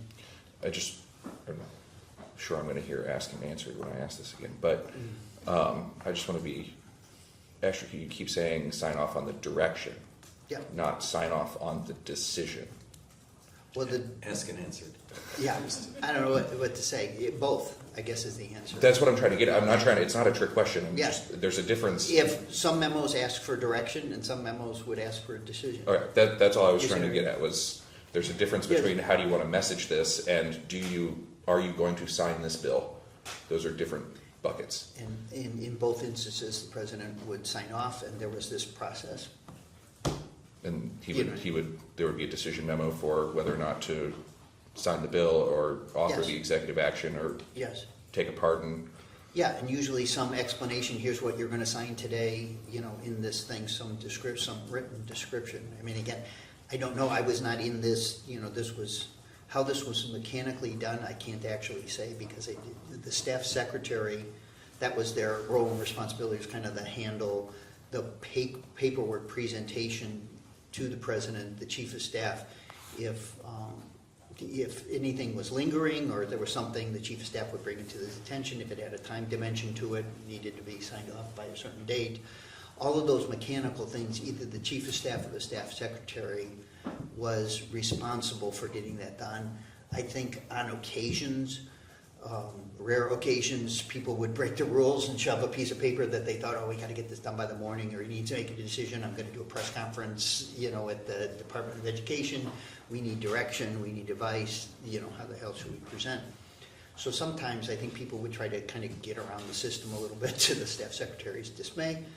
But, the process, and both of the chiefs of staff stuck to this pretty rigorously, was to make sure that decision-making went through the staff secretary's office and then up, including, paperwork, drafts for speeches. As you were saying this, in the president's notebook, there's not just its event memos, here's who you're going to see tomorrow, here's who's going to be in the photo line, here's, all of the mechanical things that I know work the same on the Senate and the House side for members. Although this, at this presidential level, is a much more kind of daily, administratively tight process. Outside of the decision books that the president would take with him at night, because I'm assuming you weren't there to brief him then, would you be in the room briefing on, we need to make a decision on X or on Y? On occasion, I don't even know how to say on occasion precisely. The chief of staff, Ron and or Jeff, would oftentimes meet with the president alone to kind of drive, we need a decision with respect to the memos to get signed off on things. Particularly in the last 2 years with Jeff, more often than not, he might go in for 5 minutes, but Jeff and I would often go in with the president alone and kind of get the day started with the two of us together. When we started, Ron did some of that by himself, and then I would get, they'd call and say, Steve, why don't you come down? And so I didn't do the trains running on time part of the job. That was the chief of staff role, and the more administrative functions, both the staff secretary and the counsel's office, sometimes how things were handled mechanically by the counsel's office, it was important to make sure that something was done in conformance with whatever the requirements of the law were. For the decisions within your purview, would you witness the authorization? Excuse me, the authorization, what exactly? President Yeah, Biden he signed signing the something? decision memo? No, I certainly wasn't present. Many times he did it. Many times he did it up, would do decision memos overnight and review material overnight. And I would say, less often was I present where he said, okay, sign off, I'm doing it. Although I was I would say some of the time, but I can't say that I was there the majority of the time. The chief of staff usually was in that role. Or the staff secretary would come up and run through, here's the things we've got to get signed off on today. Were, to the best of your awareness, were there any decisions made without a decision memo? I don't think so. Instruction, direction by conversation, that went on, every day. That was part of the job. So we had a dialogue about advice and counsel, and he would say, I think this is what we ought to do sometimes, and people would go to work based on both his oral instruction and or written sign off, and not everything. Again, as I said, there's things in the presidency that require presidential sign off to become law. He's got to sign the bills. The direction with respect to the things that he has a particular presidential authority that require his signature, and then there's a whole other basket of things that are directional. Here's what I think here's what we're going to articulate as our policy. This is, even our communication strategy he would sign off on. Here's talking points we're using, things like that sometimes. And sometimes those would be done with him in written communications and sometimes orally. I want to separate the kind of like direction of how I want to talk about this Sure. with the actual decision making. Yep. Were there ever instances where President Biden said, I'm going to sign that bill orally versus signing a decision memo? I don't think so, but I don't know. I don't know the answer. I'm not appreciating the distinction. I guess you're asking, could he say, I'm going to sign that bill orally and then sign that bill orally? Yes. He couldn't say, I've signed that bill orally, therefore it's done, if that's what you mean. No, I'm trying to understand if there's a record papered of a I don't know the answer decision to was that. made. I'm sure the staff's, I'm sure both, either through the chief of staff or the staff secretary, the paper trail behind all of this, I'm sure exists. But it's at least, I'm saying I'm sure. I don't know for sure because it was not my lane. Your role as counselor, you primarily served in a legislative affairs capacity, is that correct? Yeah, in external affairs of all kinds. I did a lot of the liaison with the public, some percentage of my time doing, what I guess are called political assignments in and out of the White House, but with constituencies of every variety. Did you oversee OLA? Yeah, I would, again, I'm sorry. he said oversee OLA. OLA meaning what? The Office of Legislative. Legislative Affairs. Yeah. Yeah, I oversaw it, although I always tried to make sure my role as counselor and I had, that basket of responsibilities was primarily mine, but we haven't had an assistant to the president who ran that office, and I didn't go to the daily legislative staff meetings or anything like that. But What's the difference between that office and your role? What would be an issue that you would take up versus the I legislative think I office? ended up being, and I'm not saying this to subtract from anything else because we did this all in partnership, but I think I was a lead negotiator on most of the big, if not all of the big congressional negotiations we had, things that we did legislatively. And I did that in partnership with both of the people who were the assistant to the president. They managed their staffs, the daily relationships with Congress. As you know, they had 8 or 10 special assistants to the president who handled the kind of liaison roles for the White House. But, and so many things that existed in the legislative affairs portfolio that either Schwanz or Louisa directed every day and managed. But in terms of the overall strategic approach to legislating, relationships with Congress, more formal talks, particularly with leadership, I would probably, even with respect to the chief of staff, that part of the White House operation was principally my responsibility. Would you speak to members or Hill staff daily? Yeah, Would you go to the Hill once a week, that kind of? yeah.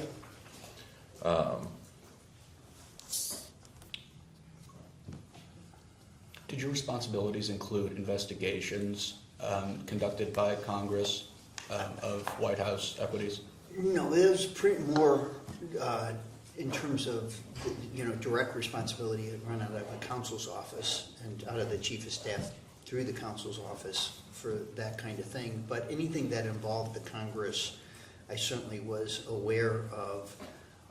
With respect to a couple of the investigations, I didn't participate in the kind of daily or even weekly meetings with respect to those investigations because they were certain matters, would just get cordoned off in the White House, driven by the counsel's office. Did you have access to, you touched on it a little bit, but did you have access to President Biden's schedule, both public and non-public? Yes. Did you ever edit the schedule or make suggestions? Yes. We had a weekly scheduling meeting with the senior staff, and everybody got to, everybody of that senior staff group could offer suggestions, react to it, or react to what was proposed. Was it ever changed based off that meeting? Yeah, Did you have any involvement? I hope. Did you have any involvement in the production of official White House transcripts? No. I don't think so, although it is, again, I might have been asked to review transcripts to, for final editing, that kind of thing. Although I did, again, that was primarily other people's jurisdiction. The way the White House worked, and this was not unusual there was kind of a group of senior staff people would be CC'd on almost everything for awareness purposes. And some things that were immediately in your jurisdiction, you paid very, very close attention to. Other things, it was more for your information type things. Were you involved at all in cabinet meetings? Yes, I mean, I attended them. Was your involvement more than attendance? I would say not dramatically. I mean, we have a cabinet secretary person who constructed the agenda for the meetings. Oftentimes, here's what was going to go, the meeting schedule would be shared at the senior staff meeting. Does anybody have any other recommendations we should, anything else that we should put into the structure of a cabinet meeting, how they should be conducted, that kind of thing. So we were generally invited to, participate in thinking through a cabinet meeting, but they were really driven by, the person was the cabinet secretary in the White House and the chief of staff. Did you have any involvement in setting up the Q&A between the president and the cabinet secretaries? No, I didn't mean, did I, I didn't supply, that kind of, the scripting part that you're describing, I think, or getting at, no. I'm sure I might have been asked if I had an idea or something you should do, but Can you just very briefly describe the president's I'm trying. describe the president's decision-making process? Can we strike that very briefly from the record? It's not my thing. What's the question again? I'm sorry. Describe the president's decision-making process. With respect to having, I mean, we scheduled cabinet meetings. They were probably. No, not in a cabinet meeting, just in general. If, House and Senate passed a bill, it's going to the president's desk. What's the White House's decision-making process on whether or not to sign or veto? Typically, we had already talked about it many Yeah. times, and it was a foregone conclusion that we were going to sign it. So the mechanical process of signing something took place with everyone's understanding that we intended to sign. I think it would vary, as you know, there's many things, pieces of legislation that get passed and get sent to the president's desk for signature that are more either routine or less kind of significant, or even the deep awareness of our negotiation in that process. With many things, they get percolated to the president, and there would be a memo, the postal service, whatever required presidential signatures. They would have a memo describing here's what's in this thing. He would ask questions about what it was if he had them, if it was kind of clear or routine. I think, Dick, you might know or remember better than I, but I think they came with, we recommend you sign, with staff recommendation attached to it. Let me just clarify one thing. You mentioned the mechanical process. I just want you to explain what you meant by that. Did you actually mean a machine? Oh, no. No, what I mean is the process by which this occurs administratively. Is that a better word? Administratively.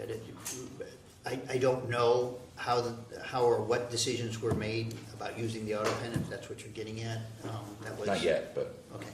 But there was an administrative process that was, again, very similar to what went on in previous presidencies. In fact, I think. so let's take, understanding there were a lot of discussions prior to the House and Senate passing a bill, so let's take Yeah. I don't remember what the first reconciliation bill is called. The Rescue plan. Rescue plan. How involved was, when would you bring a decision point to the president versus what was the staff decision point? He was very involved, and again, my role, I was very involved in how it was being developed, how it was being structured, what the kind of puts and takes are. The president, in legislative decision-making, this was where he had superpower, and so I discussed where we were legislatively and our bigger priority things with him on a nearly daily basis. So he was very involved in both the strategy, the status. I think it's widely known, he was extremely respectful of the Congress and it was very important to his core of who he was and how his role in the presidency, of his respect for the Senate and the House, and just what service in the Congress meant. And he also had, he had strong opinions about, strategies that made sense and strong opinions about strategies that didn't. And we executed on the basis of his direction on all those for our role in it. And a lot of times just because, like some people follow sports, the congressional decision-making process to the president was always of interest, and who was saying or thinking or what they were feeling, and I tried to share as much as I could about what was going on with the president, about just how things were developing and the ongoing strategic considerations for what we might do to get something passed. And our understanding is that he wet signed every piece of legislation. Is that your understanding as well? I didn't know what that word, what does the word wet? He personally signed it. Yeah, I don't know the answer to that. All right. Were you involved at all in the production of executive orders? No. And again, I'm saying no more emphatically than I probably should in that. I think I probably, again, they might have, I might have been seed on them, but it certainly was not my But you weren't jurisdiction. necessarily involved in briefing the president on issuing this executive order or that executive order? Did you ever have to wake up the president? During, just clarify, you mean during his presidency, in the middle of the night, that sort of thing? Yeah. Yeah. No, I don't think I was the one, and either the chief of staff. I can't remember that I ever called him in the middle of the night, although I was with him at Camp David in this kind of chief of staff role, and particularly during COVID in the first year. One of us traveled with him even if he went to Wilmington, again, for continuity government reasons. So I can't remember whether I would have woken him up first. It would have had to be, something that was important or something internationally that either I could have gotten to him faster than the National Security Advisor. But I can't remember whether I ever did or not. I'm going to ask you to stick with Yeah. me while I read a rather long It's paragraph. okay. Surrounding the withdrawal from Afghanistan, the Wall Street Journal reported that Congressman Adam Smith, who I believe was chairman of Armed Services at the time, found President Biden unusually hard to reach when he wanted to share his concerns with the president ahead of the withdrawal, that Mr. Smith sought to talk to Biden directly to share his insights about the region, but couldn't get on the phone, and then Mr. Smith said that the administration lacked, quote, a clear-eyed view of the U.S.-backed government's durability. He then got a phone call from the Secretary of State, Mr. Blinken, which Mr. Smith took, and then got an apologetic call from Biden. Did Chairman Smith ever reach out to you regarding communications about the withdrawal of Afghanistan? Can you tell us what the quote is that you just read? Where's it from? I believe it's from Original Sin. Or it's the Wall Street Journal, excuse me. Yeah. Okay. Wall Street Journal article. Okay, I don't remember the precise incident or episode or event where he was trying to do that, and that might have, it could have percolated either through Louisa or back then it would have been Louisa, I think, or the request could have come through. As you know, sometimes a member will call multiple White House staff people to say, I'm trying to reach, I need to reach the president. If the president can't reach him, again, from a timing perspective or sometimes just in terms of being most responsive, we would either call a secretary, a national security advisor, somebody to communicate directly on behalf of the president as fast as we can, just so that the phone call got made. And then if we felt like we didn't get something done in appropriate time frames, and the president called, he'd call and say, I'm so sorry, and my idiot staff didn't put this to me fast enough, and of course I would have done. You know what I mean? He was, again, hyper respectful of both the opinions and the advice and counsel of members of Congress who he respected just because of the nature of their service. But I will say one of the challenges, one of the challenges for a chief of staff in particular, as a person who was in this intermediary liaison function was, when you should make, everybody would like to talk to the president all the time, and you have to organize it and structure it in a way that is efficient and fair and doesn't create collateral problems because one person got to talk to him 3 times, and as you know, members go back and say, I just got off the phone with the president, and then 20 other members say, son of a bitch, why didn't I get to talk to the president today?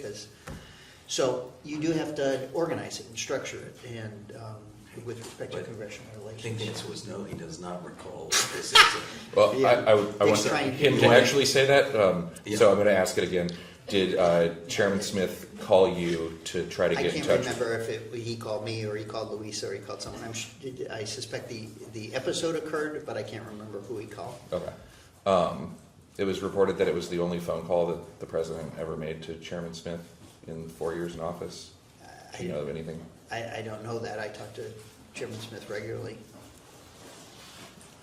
Were you involved at all in the FISA reauthorization efforts? The answer is yes, but really more tangentially rather than, with personal responsibility. Louisa worked on that quite a bit. And just to, when he's saying Louisa, you Louisa mean Terrell. Louisa Terrell? Yeah. Yes. Okay. Did Congressman Himes ever reach out to you regarding FISA reauthorization? Not that I remember.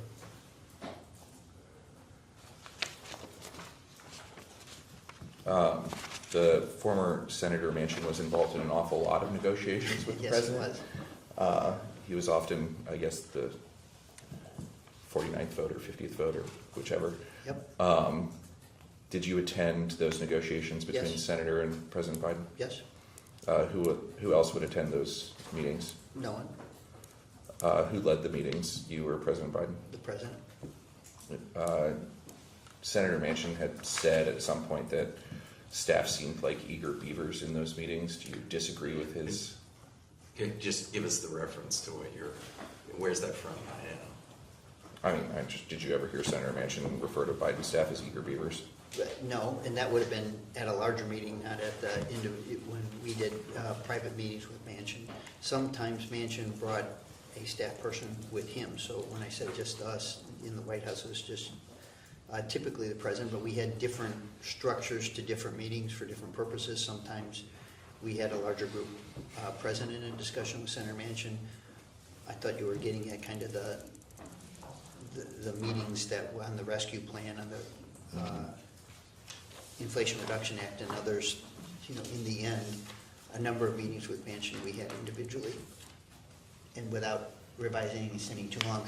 Part of the problem again in these meetings is you do a meeting and then everybody else wants a meeting too. And Was President Biden effective in those meetings? yeah, enormously effective.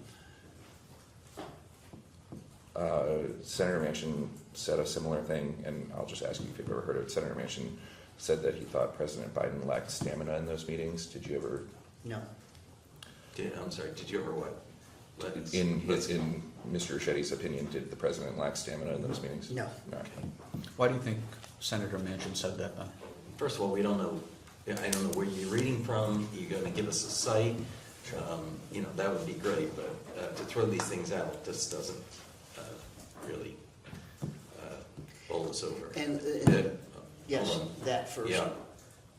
You guys want Do you disbelieve that Senator Manchin said that? Come on, if you have a quote from Senator Manchin, tell us. We can go off the record and I can print this document, and I'm happy to do that. I'm just asking you, does Senator Manchin, in your experience? As I said before, and I apologize for interrupting, I try not to read out what occurred in a meeting between the senator and the president, like universally in all cases all the time. So what the senator would have said about that meeting with the president is his business, and you'll have to ask him. My view of the president this is universally in these meetings, he was very effective. He was persuasive. I don't know about which issue you're talking, but President Manchin voted for the rescue plan. He was the 50th vote, and he voted for the Inflation Reduction Act after everybody told us it was dead and gone for a month and a half, including reported on the front page of the New York Times. So,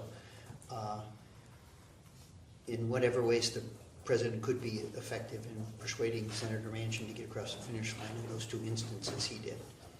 And he also voted for Ketanji Brown Jackson and a number of other what were at the time, 50 of both propositions where Mitch agreed to vote with us. I worked with him all the time, I spoke to him all the time, and when the president met with him on the time, it was, they were decisive meetings for very important legislative objectives. And did Senator Manchin ever bring up that the president lacks stamina in the meetings to you? No, I- not that, again, I can't say, I don't want to say something on behalf of somebody Do you who said it recall- themselves. do you I recall don't ever recall. saying it? I don't recall. Shifting a little bit, and I think based off some of your previous testimony, we'll know the answer to this and we can move through it quickly. Were you involved at all in the process of authorizing or using the Autopen in the White House? No. Do you know the process of authorizing or using the Autopen in the White House? I don't know how he made those decisions. It is possible, again, that I was CC'd on something, or that it was raised in a staff meeting, that we're gonna have this signed by the Autopen because he's overseas or whatever. But again, I just never spent any time thinking about this in any connection in the way that, unfortunately, you guys are bringing this to our attention. Did you ever direct the staff secretary to use the Autopen? No, Do you know where the Autopen is located? nope. Similar to one of Jake's questions earlier about your involvement as leg affairs in congressional investigations, were you involved at all in the investigations into Hunter Biden? No. You Say, mean- what does involved at all mean? Were you in any conversations regarding the congressional investigation into Hunter Biden? And if it was raised in a senior staff meeting, I was present at the senior staff meeting, but I think again, I think this was handled by the counsel's office. You weren't aware of any conversations where the White House's position was to not cooperate with Congress? No, I mean, again, No. I don't. Respectfully, answered. I know, Yeah. respectfully, but you said no, and I understand he Yeah, said I'm no, saying- but you're not testifying today? I know I'm not, So- but he said no, and I want you guys and the record to realize that he said no, because I thought it was under his breath and that it wasn't heard. Okay. Okay? Hunter went on criminal trial, I don't remember, November 23-ish. Yes. Did President Biden want to testify at that trial? Let's be clear, the trial in Delaware about the gun license, is that In Delaware? in Delaware? Okay? I don't know. All right. Did the First Lady want to testify at that trial? I don't know. Were you involved at all in the scheduling of the First Lady flying back and forth all over the place in order to be in Delaware for that trial? No, I wasn't. Did you have any discussions with the President regarding his pardon of his son, Hunter? Yes, What were those? I was able to provide counsel to him with respect to what the political implications of what that pardon might be, and I offered him my advice. What was your advice? Is this really relevant to what his advice was to any issue that you're investigating? Yeah. I don't see how. What was your advice? No, I honestly, this seems to be so far off the track, and as you know, it goes right to the heart of executive privilege issues, and I just don't understand the purpose of it. And I can, Hunter Biden's pardon was the only one that the President physically signed. The President's mental state surrounding that pardon is at the heart of this investigation, so I'm asking what your advice was regarding that pardon. Why don't you ask him what his impression of the president's mental state was instead of what his advice was? Because the advice is off the point, and it goes right to the issue that we discussed. I really don't think it's off the point. Whether or not the President was in the headspace to accept or deny your advice is imperative to this investigation. It was the President's decision, and I believe that the President should make the decision, and he did. What was your advice regarding the pardon? I told you, I gave advice about the implications of the timing of the pardon, not about the pardon itself, which was the President's decision to make, and Did you advise the President against pardoning his son? I don't know how else to answer the question. I advised the President about the implications of the decision to do it with respect to timing, with respect to the political implications of that decision. When was the first time the president mentioned he was planning on pardoning his son? I don't remember precisely, but it was, it might have been in July or August after we had, after we'd made a decision to get out of the race. But I'm not, again, that, just like you're struggling with, was it November 23 or I can't remember precisely the first time we had the discussion. Do you recall the president saying publicly he was not going to pardon his son? Well, yeah, the public statement that he said, yeah. Did the president ever communicate to you why he changed his mind? I think the answer to that is, I think he communicated that to us as a senior staff on different points, his reasoning for why he was going to do it, but I can't, again, remember precisely or how. It wasn't to me privately. It was to two or three of us in his, emphatically saying why he intended to do it. Who were the other two? Or The council's, the council and Jeff Science. I can't remember whether anyone else was present, but we certainly understood what he intended to do. And as we did it as a White House staff, and again, I'm trying to answer this precisely, there was obviously a communications aspect to this when he was going to do it. We had a discussion about how this would be publicly announced and how it would be communicated and what the implications of that might be with respect to, when he was in front of the press or when he was walking out to a helicopter and how to answer questions about it. So after he made the decision to pardon Hunter, there was, there certainly was a staff discussion about how to handle that pardon decision. Was it, to the best of your recollection, were there any advisors advising against the pardoning of his son? Again, not to the best of my recollections, the answer is no. I guess I should just leave it at that. I don't know the answer, and again, the counsel's office handled this more directly than did other people with the president. Just pardons were handled. You said the nature of your advice was about the timing of the pardon. What does that mean? Well, in July and August, after we decided to, and again, not knowing all of the idiosyncrasies about the trial schedule, because there was a Delaware case and then there was a California case, and so some of this intersected with his decision making, intersected with the timing of that and his other responsibilities. And so what we were going to do, or whether he was going to do it, was his decision, and what he was going to do in terms of what week, what month, the timing of that would be, that was something that had political implications at any time. And so did you advise the president to wait until after the election to pardon his son? I certainly pointed out that there might be political implications to doing it before the election and after the election. Did you donate to Hunter's Defense Fund? No. Why in the world is that relevant to this inquiry? Can somebody explain that? Other witnesses answered it. I didn't. That's sort of what we call non-responsive in the law. What possible relevance could his constitutional right to donate to campaigns have to do with the president's mental acuity? I think it goes to the advice that he's giving the president. So it goes to his advice that he's giving the president, which is somebody somehow, questioning my cognitive ability? which is relevant to your inquiry here? Never mind. I want to go on the record to say I find that question offensive and it's totally irrelevant. You're on record. Did you discuss the pardon with Hunter? Yes. What were those discussions?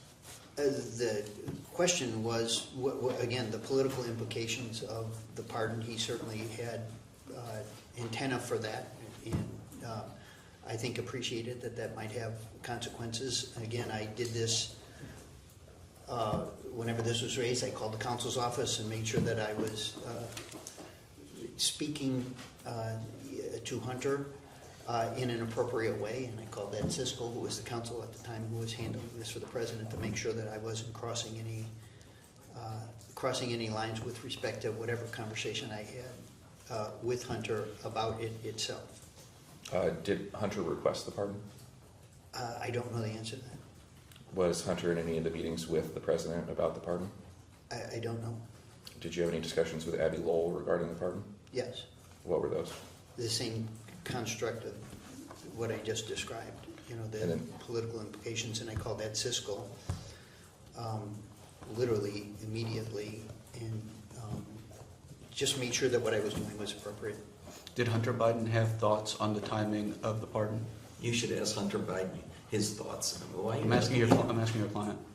No, you can't ask him about Hunter Biden's thoughts. Did Hunter Biden communicate any thoughts to you about when the timing of the pardon should be? No, Thank you. Did you have any discussions regarding the pardon of Bob Bauer? I don't remember specifically with Bob, although, again, the discussion of parents, through the counsel's office might have occurred long, long before. I don't think he was in the After. counsel's office at this time. No, but Bob Bauer was an attorney for the president, so I'm trying, His personal attorney. yeah, his Yeah, personal not attorney. the attorney for the president. I know that. Okay. It was reported that Bob Bauer and the president had a falling out over this pardon. Are you aware of that? No, All right. We can go off the record.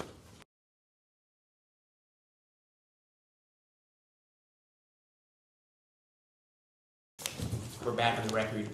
Just once again, I want to thank you for coming here and appearing voluntarily. We know this is a voluntary interview. It's been a long day, and the day is not done yet. Also recognize that you have been fielding a wide range of questions, some which may not be easily located in the majority's letter to you about this investigation, with your interest in talking to you. So just noting that once again for the record. thank you. Thank you very much. You spoke last hour about the decision book that the president had with decision memos. Do you have any reason to believe anyone other than Joe Biden signed a decision memo in the president's place? No, Did anyone, to your knowledge, ever step in to carry out the duties of the presidency in Joe Biden's place because he was unable to do so? no, To your knowledge, did anyone in the White House at any point during Joe Biden's presidency ever make decisions to issue any form of clemency, pardons, or otherwise in Joe Biden's name without his knowledge or authorization? no, And to your knowledge, the pardon for Hunter Biden was also not made without knowledge or authorization. right. And again, at any point during the Biden presidency, did anyone in the White House issue any other type of executive order without Joe Biden's authorization or knowledge? Not that I'm aware. So to your knowledge, all decisions and Yeah, the only thing, I can't remember whether, when you do the physical, whether the vice president for any hour of the 4 years was, you know what I mean? Yeah. I don't remember whether the president in the 4 years ever had anesthesia for any procedure. And so I don't, that answer, just to make sure that we're precise, I don't know, but there may have been hours of the presidency where the vice president was. I believe there was a period of time when the president underwent anesthesia, Yeah, it might have been but to for- my knowledge, there were no Again, pardons or executive orders issued I during don't that time. remember, but I just say that with the caveat that it's possible that there were hours. Yes, we are not aware of any pardons or executive Oh, orders. no, not Issued that. during That the was period that President Biden was under anesthesia for a colonoscopy. Yeah, And you're that's right, what it was. you're right. There is a record of presidents, since they've all been male, Yeah. Yeah. going fairly far back, Yeah. passing responsibility over to the vice president for brief periods Right. because of colonoscopies. Yeah. Incidentally, did you know that there is one recent president for which there is no record of them passing authority to the vice president for a colonoscopy, or whether a colonoscopy in fact occurred during the 4 years of that president's term? You don't have to answer. I think you can guess. I understand you did not operate the Autopen, nor did you oversee the Autopen process. But just quickly, a few questions similar to the ones I just asked about the Autopen. Are you aware of any instance where an executive order was signed by an Autopen without President Biden's knowledge or authorization? No,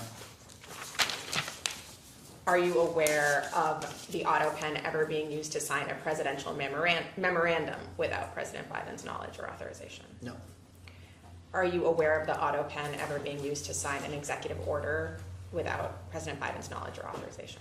no, Are you aware of the Autopen ever being used to sign an order granting clemency without President Biden's knowledge or authorization? no. Just a few questions. One about your exchange with the majority about Hunter Biden's pardon, which my colleague did touch on a little bit. I just want to make sure the record is clear. You gave President Biden some advice about potential decision on whether to pardon Hunter Biden, correct? Correct. President Biden made a decision, Yes. correct? Correct. You have no doubt that the decision was President Biden's. Zero Is that doubt. correct? Correct. There is nothing else about any kind of advice that you gave, you know about, that would change that view, that the president may have solicited or received unsolicited advice about the decision to pardon Hunter Biden, but the decision to pardon Hunter Biden was his alone, and you have no doubt about that. Yes. Okay, thank you. There was also a bit of an exchange about, I think it was Senator Manchin, an anecdote that was a little hard to follow, but any of the conversations that that you were privy to, or perhaps that were raised by the majority from members of Congress, did any of those conversations or any of the anecdotes you may have heard change your opinion about whether President Biden was in command during his full 4 years as president? No. Okay. Emphatically, no. All right. Also, there was that exchange about, I think it was Congressman Smith, about Afghanistan. I will read to you an NPR interview done with Congressman Smith at the end of last year. The question was, or the answer was, I was not worried at all about the president's ability to do the job. I was not worried that he had any sort of mental problem or that he was not physically healthy enough to do the job. Anything surprising to you that Adam Smith would have that opinion? No, because I think that was the opinion of everyone who was working with and around the president. Well, it sounded like he was somehow frustrated that he didn't have as much access to the president about an important issue during the first part of the Biden administration. When you read this and then think about Again, it, it's why this line of questioning is so, from my point of view, kind of problematic. It is not unusual for members of Congress to request and ask for access to the president, and that there would be some frustration with the level of either access or responsiveness. That was my experience with all three presidents that I worked for, and that was not unusual. And frankly, maybe the staff is to blame about the strategy for doing that, but it was never done on the basis of whether the president could handle the phone call or whether he was capable of engaging in the dialogue. It was a matter just of scheduling and effectiveness for our congressional relations. Tried to do the best we could. there was also a brief exchange about cabinet meetings. I believe the majority used the term scripted questions or something like that. Yeah. That rings a bell, not quoting him directly. Yeah. Is there anything about any of these cabinet meetings that you saw that is in any way evidence of diminished mental capacity of the president? No. What about a conspiracy to usurp the powers of the presidency by White House aides? That's insane. How about a conspiracy to cover up the president's mental or physical state? It did not happen.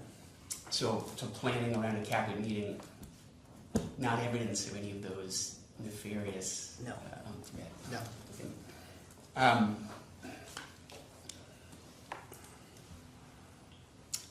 It's actually, you do have experience in other administrations too. Yeah. Was there anything about cabinet meetings during the last administration that was strikingly, worryingly different than the other administrations you've experienced with? The answer is no. Strikingly, I mean, there are differences between presidential styles and hugs and the way a president conducts and the way they're structured in some modest degree of difference, but nothing strikingly, certainly. Is it unusual, or would it be unusual in your experience across a wide variety of meetings, including high-level meetings, for there to be some sort of agenda to a meeting? No, that was routine. What about the fact that President Biden generally didn't attend some of the senior staff meetings you discussed? There wasn't an event with a cabal of senior staffers that decided to make decisions in the president's absence? No, in fact, the opposite. We met with the president every day as well. The whole point of the meeting was to structure how our time with the president would be conducted most efficiently, and the chief of staff and the chief of staff and I met with him nearly every day to discuss, here's what we're doing today, and to receive feedback overnight, and to have a dialogue. And we often finished late in the evening with a conversation with him as well. So, in all of those cases, the answer is no. Throughout the day, you've had some discussion about some of these 4 or 5 recent books that the majority has asked you about. Yeah. One of those books is a book called Uncharted by Chris Whipple. I think you said you didn't talk to Mr. Whipple. I don't think I did. I don't remember. A few days ago, Mr. Whipple gave a Fox News interview where he said there's no evidence that Biden was unable to fulfill the duties of commander-in-chief. Anything surprising about that? Nope. The notion that this was somehow, Biden's last year was weakened at Bernie's, and there was a cabal running the country with an Autopen is just silly. Right. Absurd. Nothing surprising about that? No.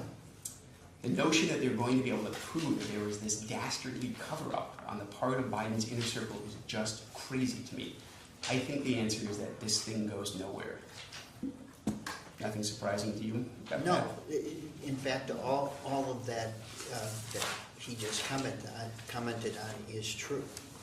I think if any day we were guilty of anything, we worked together as a congressional staff does in support of a member, and certainly at some level, I would argue, maybe more intensely at the presidential level and with more people.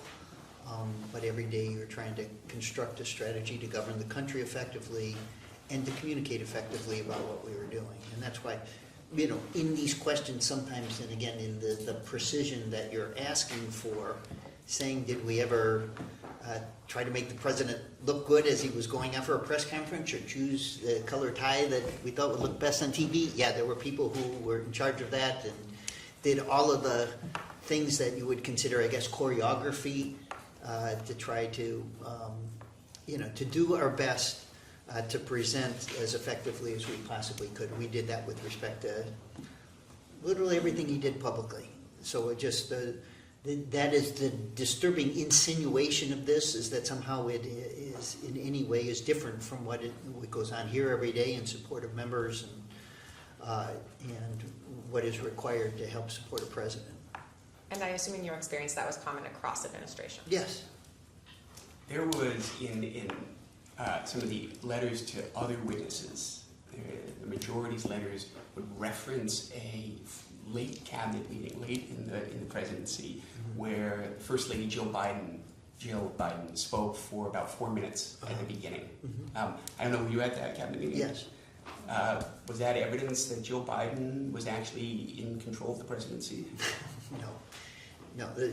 And again, she was reporting, I can't remember the issue, but it was a specific issue that she went and reported. She had spent a lot of time in collaboration with cabinet members working on it, so she was reporting. And one of the things of the structures of the cabinet meeting that had more formality is, again, there was an agenda, and it was how a cabinet member who was working on a specific set of issues could report to the rest of the cabinet as well as to the president about the work that they were doing. And so they're having talking points for to the president, and the president having talking points about doing was not unusual. It was just a way to help to stimulate and organize a discussion. And so it wasn't unusual in the 4 years. They were structured similarly from the day we started, and Again, they were not stream of consciousnesses, let's just get together and shoot the shit. Did you ever see anything that made you think that Hunter Biden was somehow usurping the powers or authority of the president? No, Anybody else? no, No. All right. no. I think it's worth just, I'm going to Yeah. go through and paraphrase Yeah. portions of Article 2 of the Constitution for you when we talk about what the president's powers are. Uh-huh. And just have to bear with me while I ask. Absolutely. If you'd like to read along, I can give it to you, but I'll listen Yeah. carefully. if either council decides that I'm paraphrasing too much, please just let me know. In your view, did President Biden faithfully execute the office of President of the United States? Yes, In your view, did he, to the best of his ability, preserve, protect, and defend the Constitution of the United States? yes. Did you personally act as Commander-in-Chief? No, I did not. Did you know of anybody else except for the President of the United States acting as Commander-in-Chief? No, they did not. Did you personally grant reprieves and pardons? No, I did not. Did you know of anybody else besides the President of the United States personally granting reprieves and pardons? No, I did not. Did you personally nominate and appoint any ambassadors, cabinet secretaries, judges, or other Senate-confirmed officials? No, Did you know of anybody else besides the President who nominated and appointed any ambassadors, cabinet secretaries, judges, and other Senate-confirmed officials? no, Did you disguise yourself as President Biden and deliver a few State of the Union addresses? no. You don't know of anybody else dressed up as President Biden and gave a State of the Union No, address? he to was you? not a robot. He was not there. We were governing while he was actually dead and robotic. Did you ever have any doubt about President Biden's ability to respond to a crisis? No, Did you have any doubt that he would be able to respond to a crisis that might arise overnight? no. In fact, he did many times. Did you ever hear about any episode where President Biden slept through a crisis Nope, or couldn't be roused to respond to a crisis? nope. In fact, was woken in the middle of the night on a number of occasions, typically by his national security advisor because there were national security considerations.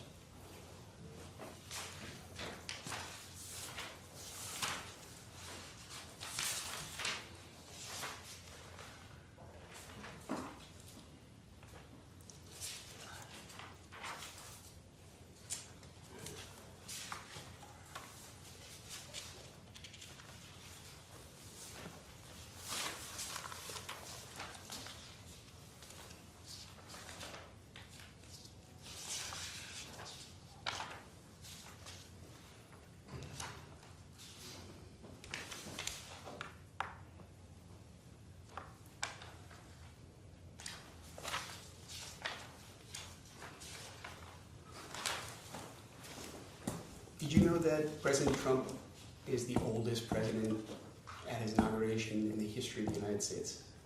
I am aware of that. You and the majority talked about the optical risks of a president or a presidential candidate who was, I think, you or our majority council talked about pushing 80. Is that right? Yeah. So, and you said you were aware of polling that public had concerns about both Joe Biden but also Donald Trump's ability or fitness to be president, or whether they didn't want someone who was that old to be the president. Is that right? That's right.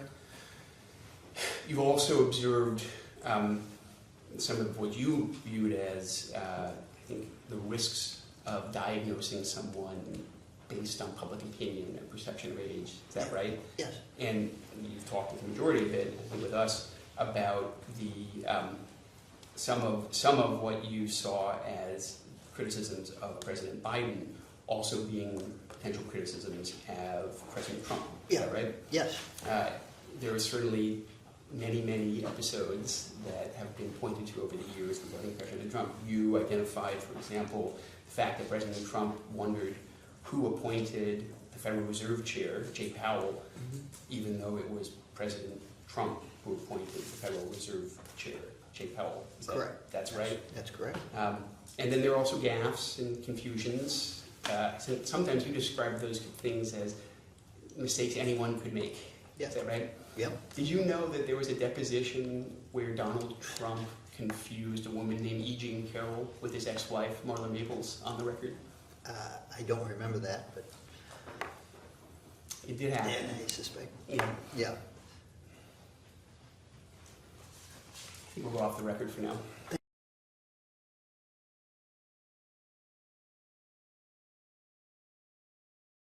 We can go back on the record. I just want to ask just a couple questions. You were asked about the president's age a little bit in the last hour. Who won the 2024 election? Donald Trump? All right, and was Vice President Harris younger than President Trump? Yes. So was age that big of an issue? When you say, Such you mean an in the interesting polling, thing. to him personally, what are you asking him? I mean, he's saying the voters had issues with President Biden and President Trump's age. Yes, that's President Biden ended up withdrawing because of those concerns, and he lost support. I mean, that's pretty much what he We said. dispute your recollection about but what's the question though? The age must not have been that big of an issue if he was the older That's your candidate and won. conclusion, that's not a question. Does the polling data show what you want him to say? I just don't understand. I don't know. He was asked who won the 2020 election. He was asked about Trump's age a whole bunch. He answered all those questions. When I ask about it, it's apparently out of scope. No, So it's cool. I'll move on. Don't worry about Good, it. that would be helpful. Were you interviewed by Special Counsel Herb? Yes. Did you end up reading the final report from Special Counsel Herb? No, not the complete report. Did you read the conclusion that he wasn't going to recommend charges, but that President Biden was, and I'm quoting from the special counsel report, was an elderly man with a poor memory? I certainly remember that quote. Were there any discussions within the White House regarding that conclusion? Yes. What were those? Well, just that it, again, amongst ourselves, I think we thought it was an unfair and inappropriate at some level characterization of how the president had performed, and that, again, one of the things that was kind of left out of the context of that was what had occurred on October 7th in Israel, and that he was testifying for 8 hours, and that this was a snippet of 8 hours of an interview. And that it, in some ways, especially in using that quote, that it was unfair to characterize his testimony in that way. I'm sorry, you said it was a snippet of the interview. What was a snippet of the interview? That's those two sentences. Snippet of the report. Yes, of the report. I'm That's what sorry. it is. That's what I meant. Thank you. Were you with President Biden when he was interviewed? No, Did you see the transcript after he was interviewed? no, Did you see the video after he was interviewed? no. Although I think it was, the report was released, I can't remember when, but months later, and I certainly saw pieces and looked at pieces of the report from And later. the Transcript. Transcript, I mean. The That's transcript has since been released, and as has the Yeah, video. yeah. How could you disagree with the conclusion if you didn't witness President Biden's performance that day? I mean, I didn't witness it that day. I guess we're asking about, and maybe I just misstated, the sequence of time when that dialogue occurred. It was when the report was released. I wasn't a part of the White House staff that was working on that, or the president's lawyers who were working on that. But as you know, I was testifying myself, so I did not participate in that, and wasn't aware of what was being said in the report until the report came out. So I'm talking about the period after am I using the language right? The transcript of the report and the report itself came out. But I don't think the transcript came out with the report. Correct. It was eventually just to sequence subpoenaed. the time correctly, when the transcript came out or the report was released was when that, here's why I'm doing what I'm doing, came out. And so my perception of that was after the report came out, not in the period of time from when he No, and I'm saying you disagree with Special Counsel Herr's conclusion that President Biden was an elderly man with a poor Yes, memory. I definitely disagree But with that. you weren't Because I work with him every day, but more than Mr. Hur does. his conclusion was No, I based work off with the his. president every day, and I've said this 100 times, and so to just keep injecting this into the conversation, I'm trying to be cooperative here.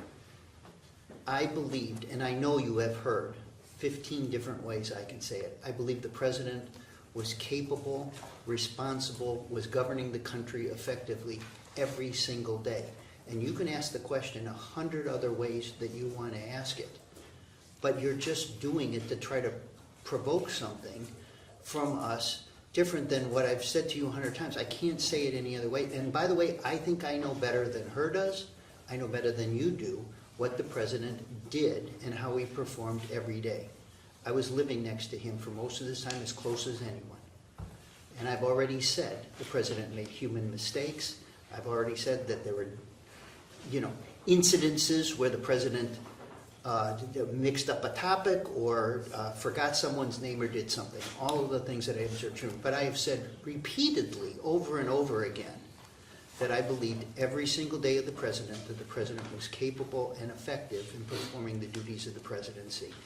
I don't know what purpose asking me this 100 different ways serves in any way at what you're, even from your point of view at what you're doing, why you would ask me this many different ways, aside from, I don't know, some political value that you think is getting out of some sentence, again, in 5 hours of interview that you want to pluck out of this because I said something awkward. You said that you worked closer to President Biden than Special Counsel Herb. You just said that, correct? Yeah. Did you work closer to President Biden than Ron Klain? I would say equally close to him. Okay. Ron Klain told this committee that the president's memory diminished over time. Do you agree with that? I don't agree with it.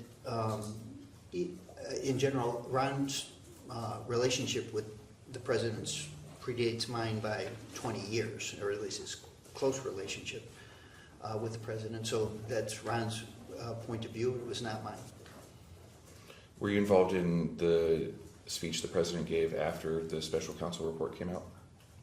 Say again? Or press conference? The president rebuked the special counsel report publicly. Yeah, I was not involved at that, at that level of communications. I think again, the counsel's office and the communications people who were working on that issue, we were kind of, I don't know what the right word, segregated. I mean, they worked on it in particular. Were there any discussions about firing Attorney General Garland after her report? Not that I participated in. Are you aware of any discussions that were had? I don't know whether it came up in any other connection with anybody else to the president or otherwise, but I didn't discuss it with him. Shifting into the 2024 election a little bit more, did you work on the campaign as a volunteer or otherwise? In which? The 2024 campaign?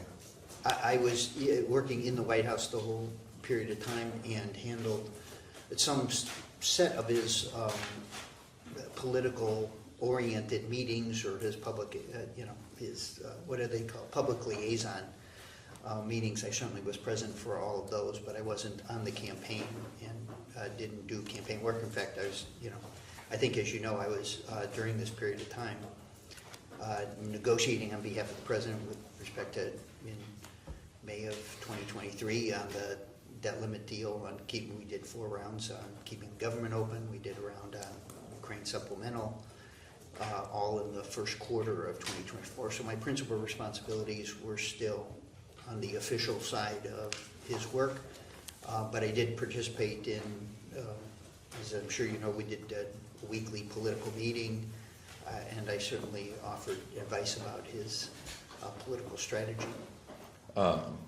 Mike, when did Mr. Donlin leave to go to the campaign full time? I can't remember. Do you remember? I can't remember exactly the month, but it was, I think it was into 2024, maybe after the State of the Union in 2024. But I don't remember precisely when he left. I think Jen O'Malley Dillon left a couple months, maybe 3 months earlier than Mike left, and Jen went to the campaign. But again, I can't remember. You guys might know. If you do, just say it and you can refresh my recollection. I don't know the exact I date. can't remember. Did you ever have any conversations with Mr. Donlin regarding his compensation on the campaign? No.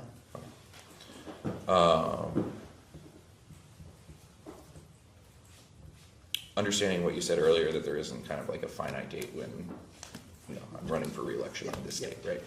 When did conversations regarding reelection begin in earnest?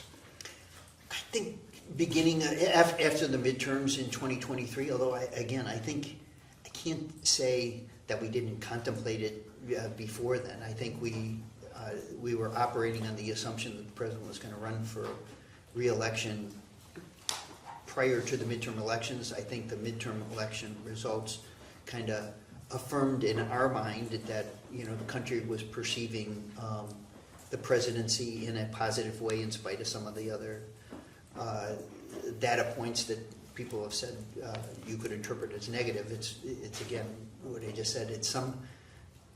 The thing I always looked at was how are we doing against another human being, not how we were doing against some aspirational version of the presidency. We were almost certainly, even in 22, looked like we might be running against Donald Trump, and that he would be the likely nominee on the other side. And so we certainly thought about our prospects with respect to what it would mean if we were running against Trump. We did better in 2022, and if you just give me this 1 minute, and I'll go slow. In 2023, I think, as you know, we gave a State of the Union address. The president traveled on multiple occasions during the year. We were engaged in a negotiation over the debt limit deal that had massive international economic consequences. We negotiated with Speaker McCarthy. We got through that. And it passed with a large bipartisan vote, and we avoided what could have been an international economic catastrophe. The president, as I had mentioned, had traveled in February to Ukraine on a trip that everybody had, at the time, certainly acknowledged was one of the most dangerous and courageous trips the president had been on. And he had done international travel to Japan, to India. We had run international meetings all through the months of February, March, April, into this period of time. And then, just so you know, I think it's important, again, for context. 2 months later, we have a negotiation to keep the government open with Speaker McCarthy, and then on your side, he gets taken out. And so October is of 2023. We don't have a speaker. Part of the reason he's in the condition he's in is because some members of the Republican caucus thought, that the president did too well in the negotiations over those things, or that the Republican priorities weren't reflected. That's how we enter October of 2023 into this period of time when we're running for re-election. It's more, I have to say, and I'm saying this respectfully, but the turbulence in the political, the political awkwardnesses and the challenges, and frankly even some chaos. I don't think it's unfair to say that was a tumultuous period of time on your side.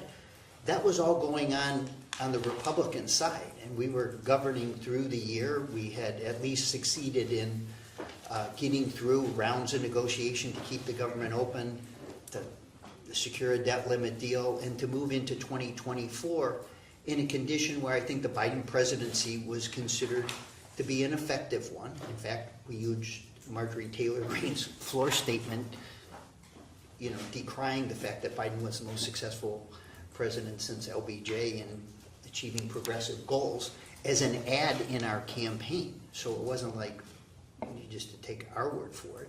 But that's how we went through the decision making about running for re-election and all of the political surround sound that 2023 was. So we go into the year 2024, I think, in a reasonably strong position. He has made the decision to run for re-election earlier in the year, but we're approaching 2024, again, not overconfident, not, thinking, well, this is going to be, this will be easy, but that this was, that we certainly had as good a chance or not of succeeding in winning our re-election. And that was our mindset going in. And there wasn't any other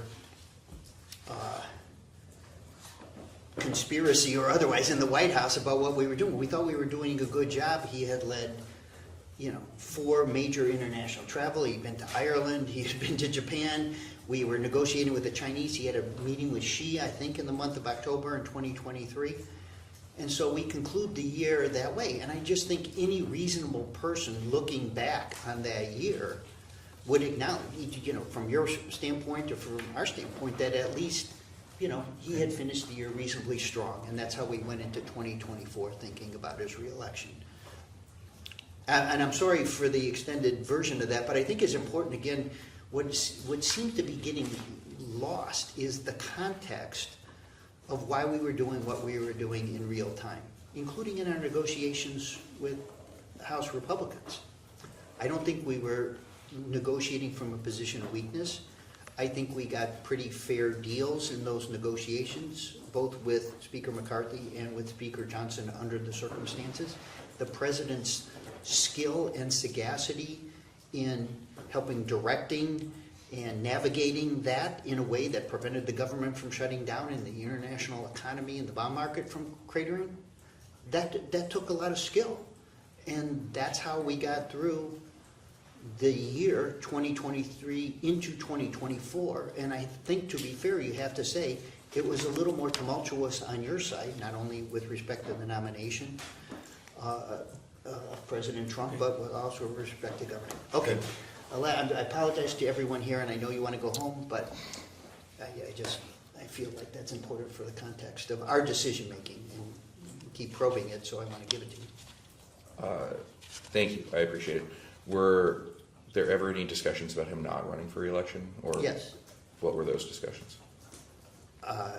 It did discuss with him that he had had a successful presidency, and that the prospect of a re-election campaign against President Trump, former President Trump at that time, was likely to potentially be a vicious and hard campaign with respect to what he would have to go through and his family would have to go through. And I said to him on multiple occasions that you certainly both have earned the right and will be judged to have had a successful presidency if you decide not to run. My advice to him was to run, and I thought, again, the foundation of our strategy for his reelection was, from our point of view, that we had made progress as a country, we had overcome the worst parts of the public health crisis in COVID, and the economy was healing and recovering. And that was going to be the foundation of a re-election campaign. And that we thought, in front of us, the ability to kind of more effectively communicate, because to be honestly, we didn't always do the best job of kind of communicating, but that when we could advertise and extend the reach of that, that we could win re-election. So I believed in it. So I don't want to answer the question in a way that is misdescribing what my advice to him was. But I did say this could be vicious, and it's a campaign directed in that way by President Trump could be directed at your family, and it's a big decision to decide to run for re-election because of what they're going to have to all go through and what you'll have to go through. And Do you recall about when that conversation occurred? Early in 2023, I would say. You said that we at times had problems communicating the accomplishments. Yeah. Who was we there? Our entire staff, president, all of us. We, and again, this might feel a little bit. Maybe it certainly is a challenge for every president, but to just you feel both proud of and believe if you're making progress that you hope that the country will feel it and see it the way you see it. And so communicating that so that people would acknowledge, okay, these, well, I consider significant, historically significant legislative accomplishments in the first 2 years, that the impact of those accomplishments would be felt by people, that they would see that, you know, in their own lives materially, that things were getting better, that they were more secure, and that was the strongest foundation for a re-election campaign in particular was the perception of that. And how to communicate effectively, to do it, in whatever way we did it with respect to the media, on advertising, the different platforms, social media platforms, all of those things. In introspection, I thought if we could just do a better job of communicating, more people sensed and felt the progress we were making as a country, that he had a good chance of winning re-election. Do you think the president's ability to communicate himself was diminishing? No. I think it was all of our responsibilities. The president said this, effectively for himself on many occasions, that, the job to communicate effectively. I thought when we had opportunities, State of the Union address, a lot of, I think, very highly regarded speeches and performances of the president along that time, and he said over and over again, watch what I'm doing and see my performance in the presidency. But I will say just these political considerations are the one thing I'm uncomfortable. I mean, I'm happy to talk about this for a book someday or do anything else, but it's, again, as I've said, we believed the president could win re-election. There was every reason in the world to think that we could. But by our standards, certainly from our point of view, we were making progress as a country. We got through a midterm election historically well, and that's how we thought about the time going into and through 2024. Who on the campaign was in charge of polling? Mike, on the campaign, there were a handful of pollsters. Jeff Guerin was one. Molly, I'm drawing a blank. Anyhow, we had 4 or 5 pollsters who were doing work either for the DNC or for the campaign, but Mike Donilon was in charge of coordinating and presenting polling information to the president. And we used not only the polling information that was available to present to the president that existed inside the campaign, but there were a lot of outside and independent, and frankly, as the presidential race developed, as I'm sure you guys know, there's 20 public polls every month, and so we tracked all of that very closely.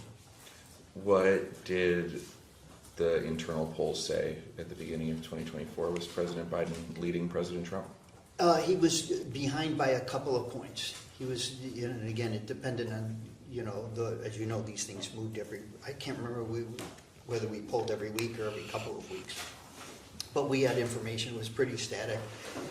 Again, we looked at a variety of different things in the pollings, where people,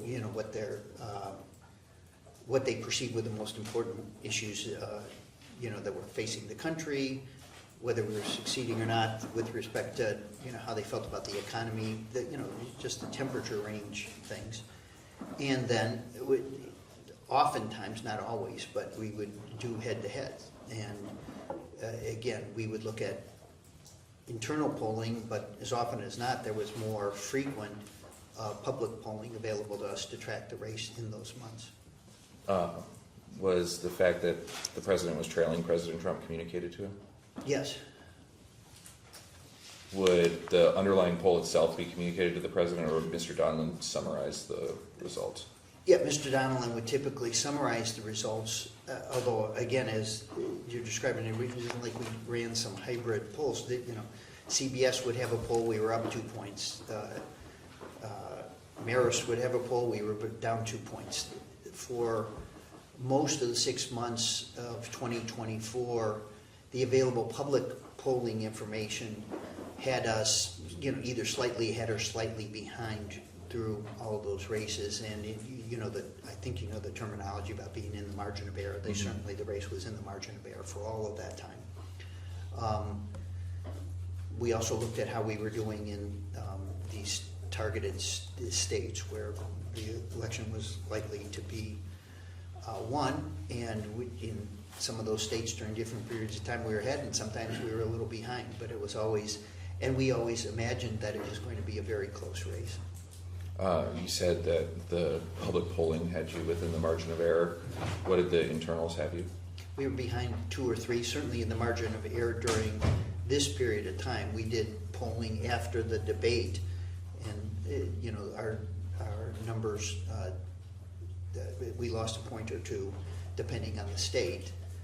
in our polling after the debate, but it was still very competitive from my point of view. And again, I had run a Senate campaign committee, so I certainly had some experience with both the accuracy of polling and sometimes how you could be, as you guys know, I'm sure, misdirected by some sense of any moment in time, especially in a campaign.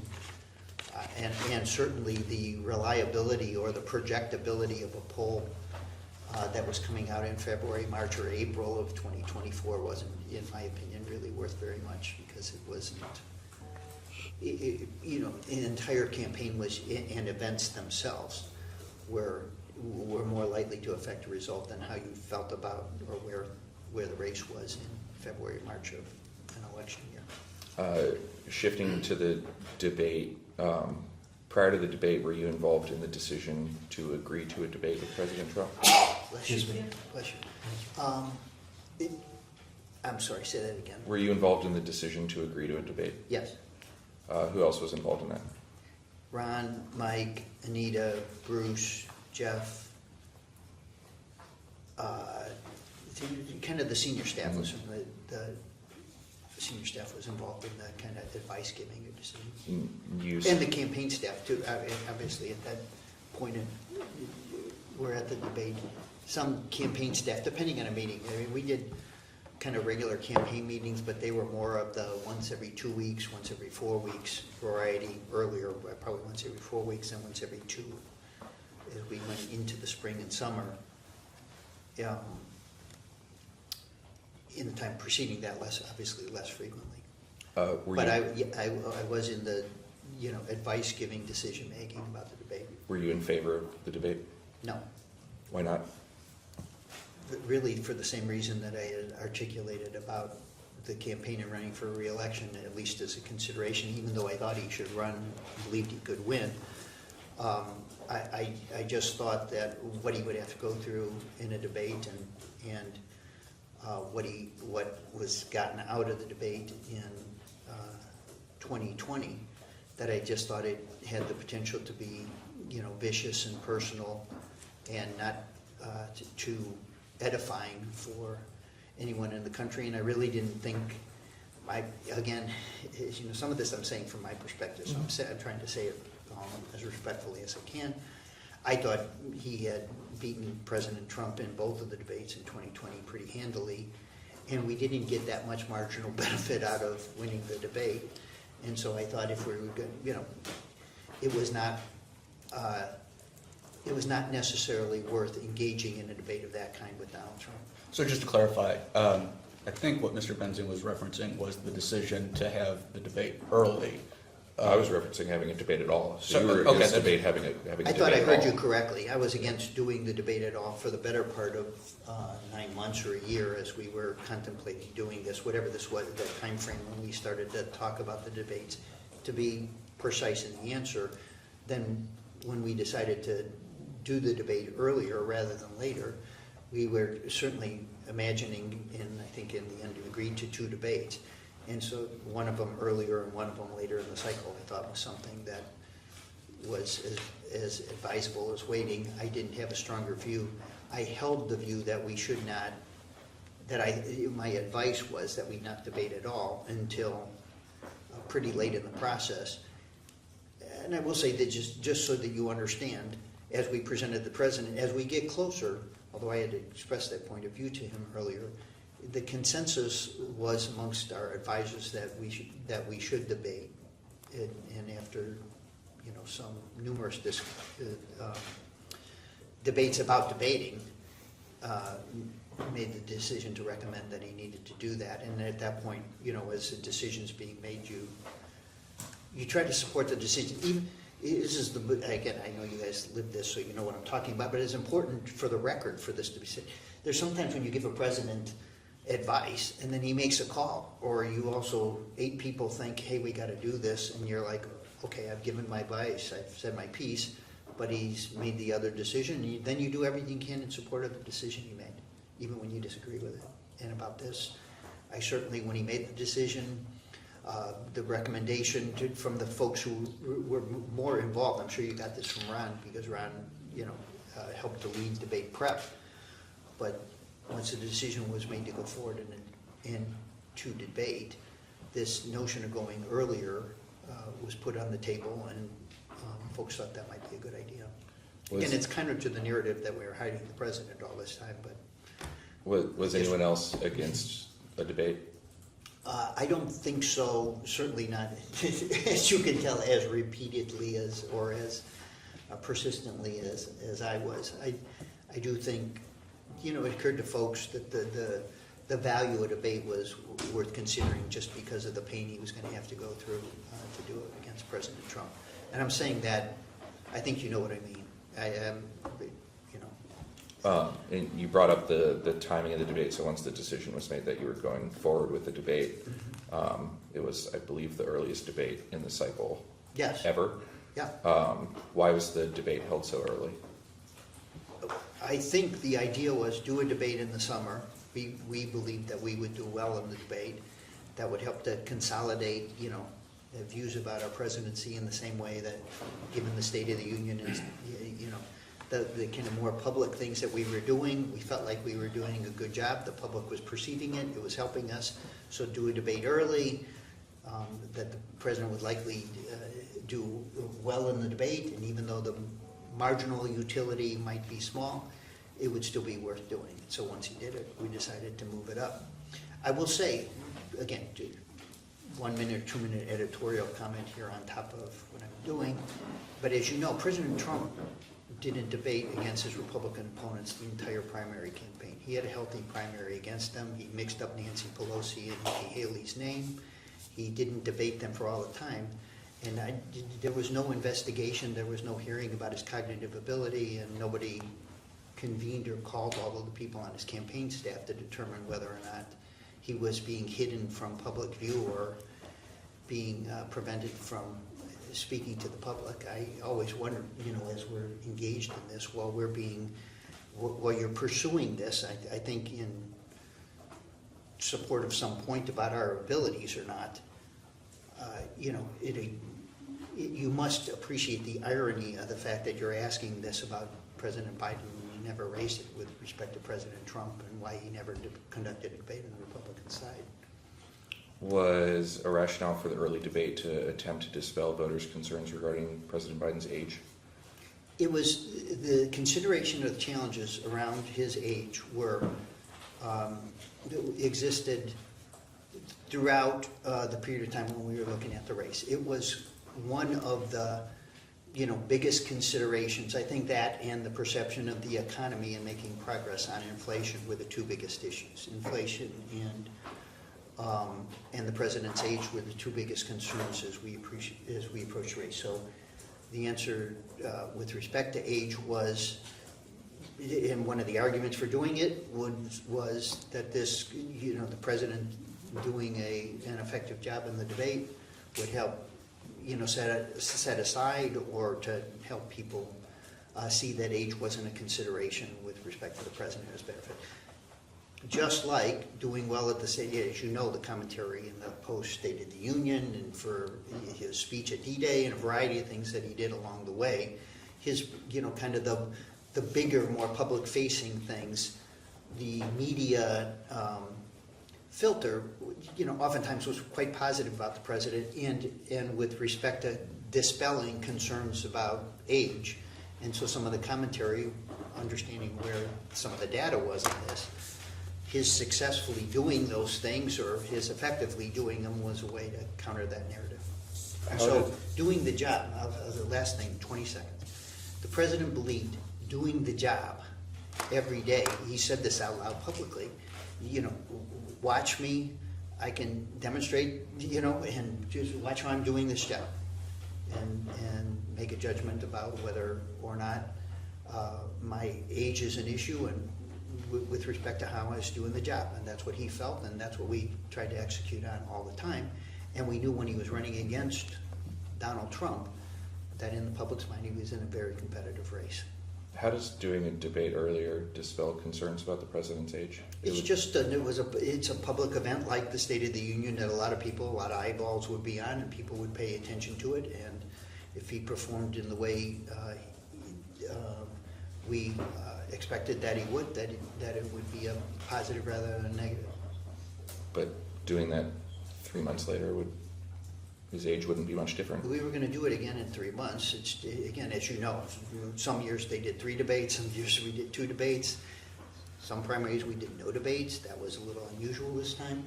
But we certainly debated doing it earlier.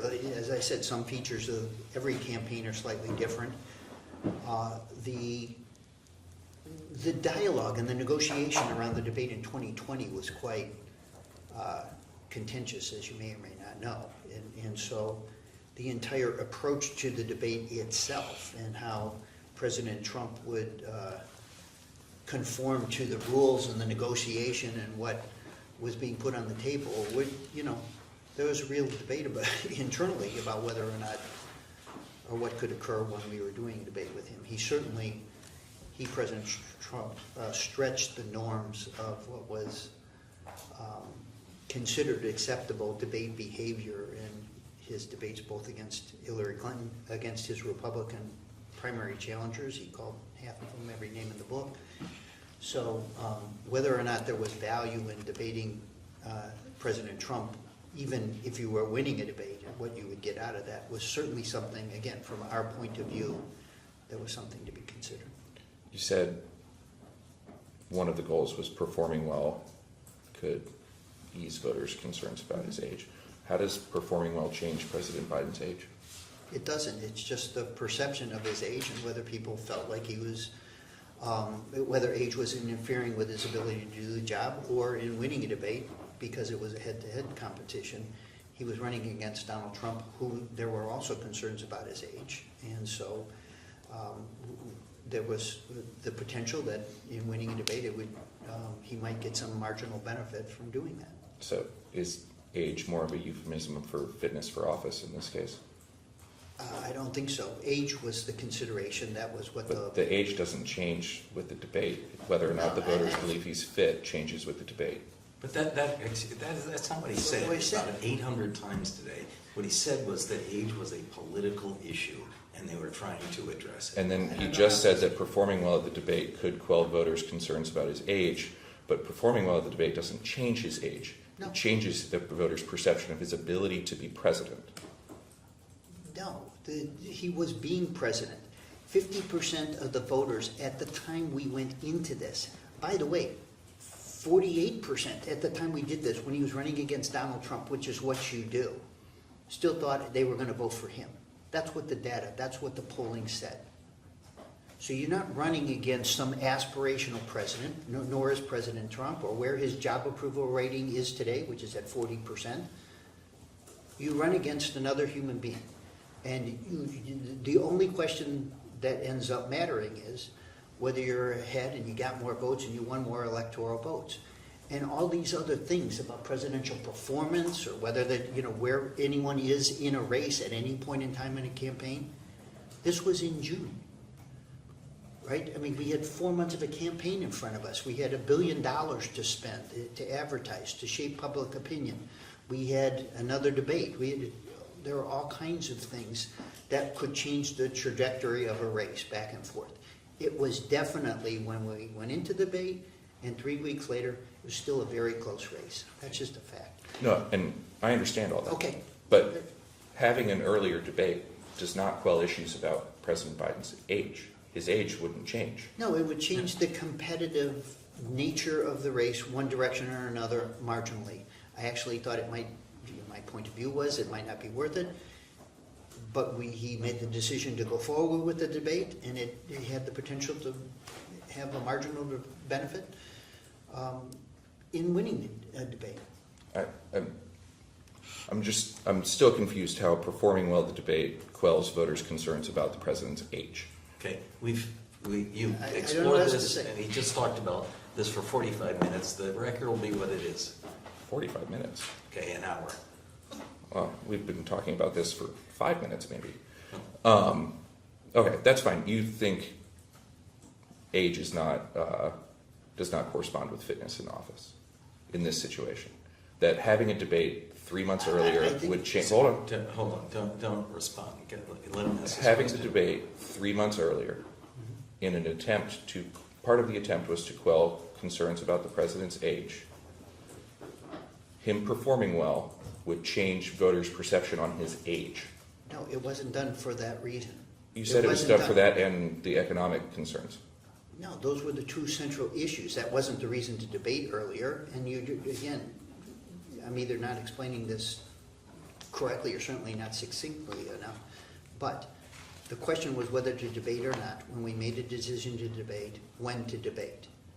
The consideration of doing it in the end of June and September, or September and October, was just a matter of a campaign strategy for the president joining the issue with President Trump, who had just spent 6 months avoiding a debate with all of his Republican contenders. In joining the issues with him, we thought could be to our advantage. All of this time, as I've said to you again 20 times, we were aware as a political matter that the president's age was a factor in how people were perceiving his candidacy. At the same time, it was also a factor in how they were perceiving Donald Trump's candidacy. That's fair. I just don't know how Okay. doing well in a debate changes the number on your birth certificate. You've said that 18 But times already. Were you involved in? You could be a witness. Were you involved Then in? what's the point of that? Were you involved in debate prep? Yes, Who else was? Ron Klain, Bruce Reed, Mike Donnellan, Jeffrey Katzenberg, Jeff Zients at the end, Steven Spielberg. Bob Bauer, the campaign staff, Jenna Melly Dillon. I'm sorry, who did you ask? Steven Spielberg. Yeah, he, I mean, again, not in the prep, but he did a couple of hour sessions with him where he talked about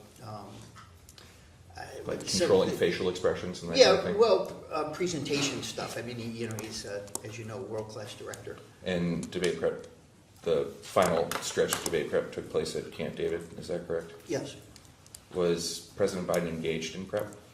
yes, Do you feel like he was prepared for the debate? yes. I think he had prep, as has been widely reported, and again, I don't know why this is relevant. The president certainly was under the weather that week. We had, I think, as you know, and it's been said 100 times, the president traveled for 2 weeks back and forth to Europe from January 5th, I think, to the 15th. He certainly was under the weather with what we and I didn't know, but he clearly had a scratchy throat, was taking cough drops, and I think had either a cold or congestion, but something where we knew he was under the weather. You could just tell it was, it was physically clear that he was under the weather. You know how someone looks when they have a cold. So that existed, but we believed that through the week that the president's health would improve, and we didn't know what, but we knew he again, it was had all these medical issues. He had a doctor with him every day, and people were doing their best to try to help him get healthy as quickly as they could. I do think jet lag was also around. I certainly was feeling it myself. I was on the trip to Italy, and by the time we came back, flew from Italy to LA and then back home. Everybody was certainly feeling the effects of that much international travel. So, Were there ever conversations about postponing the debate because of the president's? not that I had. It's been asked or reported. I didn't have any, and I don't think that anybody. I mean, again, had his health spiraled into something much more severe, or he got a COVID diagnosis,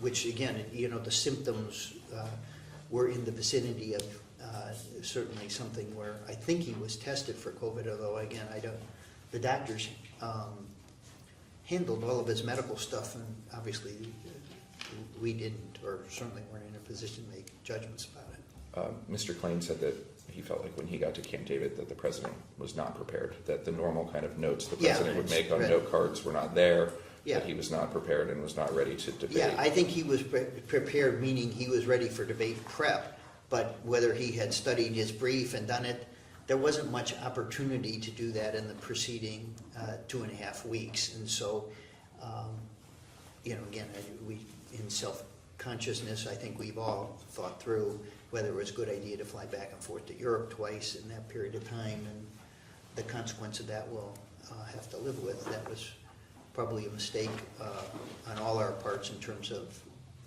scheduling and with respect to his illness, just bad luck in terms of how he was doing. So I think Ron's perception of it, whether he had been buried in the briefing books and stuff like that, he probably didn't have time to do that. Do you know if President Biden was taking Ambien at the time? No, I didn't. Do you have, just so we're clear, do you know of any, are you aware of any medicine that the president was taking at No, the time? no, all of that, No. the answer is no. But let me just say, the doctors looked after the president's medical condition. That was not our job. He had a doctor every day. Mr. Klain said that he advocated for the president to talk more about the future, what a second term would look like, and the president wanted to talk about roads and bridges, I think is almost an exact quote from Mr. Klain. Mm-hmm. Did you advocate for a more future vision or the roads and bridges vision?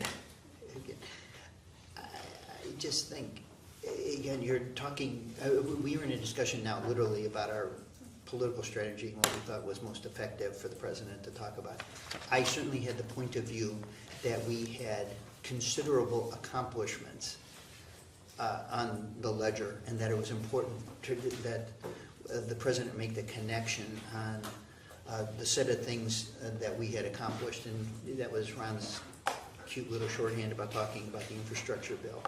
I think the 5 major pieces of legislation the president accomplished in 2 years was historically important, lived up to the commitments that he made when he was running for president, and it was clear in the data that the public hadn't completely understood or felt the impact of those. And because that money spent out over time, one of the challenges of our campaign was to help people see and understand the benefit of the things that we had done and what it meant in their lives. And there was a variety of strategic decisions about that as it, what it represented about the future that we had, about what he should emphasize both in the debate and in the campaign. When you left Camp David, was the president ready for the debate?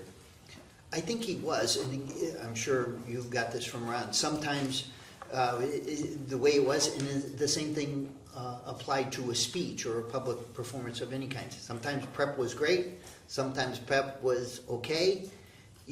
Sometimes with okay prep, and you're like, oh, I wonder how he's going to do. He'd do great, knock it out of the park. Sometimes you thought, oh, prep was great, and maybe he didn't do as well as we thought he was going to.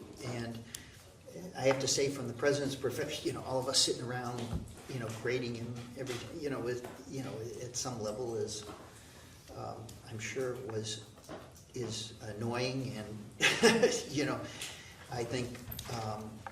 I think we believe the president could and would still do well in the debate, as I'm sure Ron said. When they left to Atlanta, I think people were hopeful that we and he would do well in the debate. You mentioned grading. Have you ever heard anyone say they need to grade President Biden on a curve? No. Oh. It was reported that the president arrived awfully late at the debate location. Do you recall why? I wasn't there. I did this at home. This is one of the many inaccuracies in the book, but I didn't fly to Atlanta with the president. That was going to be my next question. You were not at the debate. No. Did you watch the debate? Yep. Did you think President Biden had a good debate?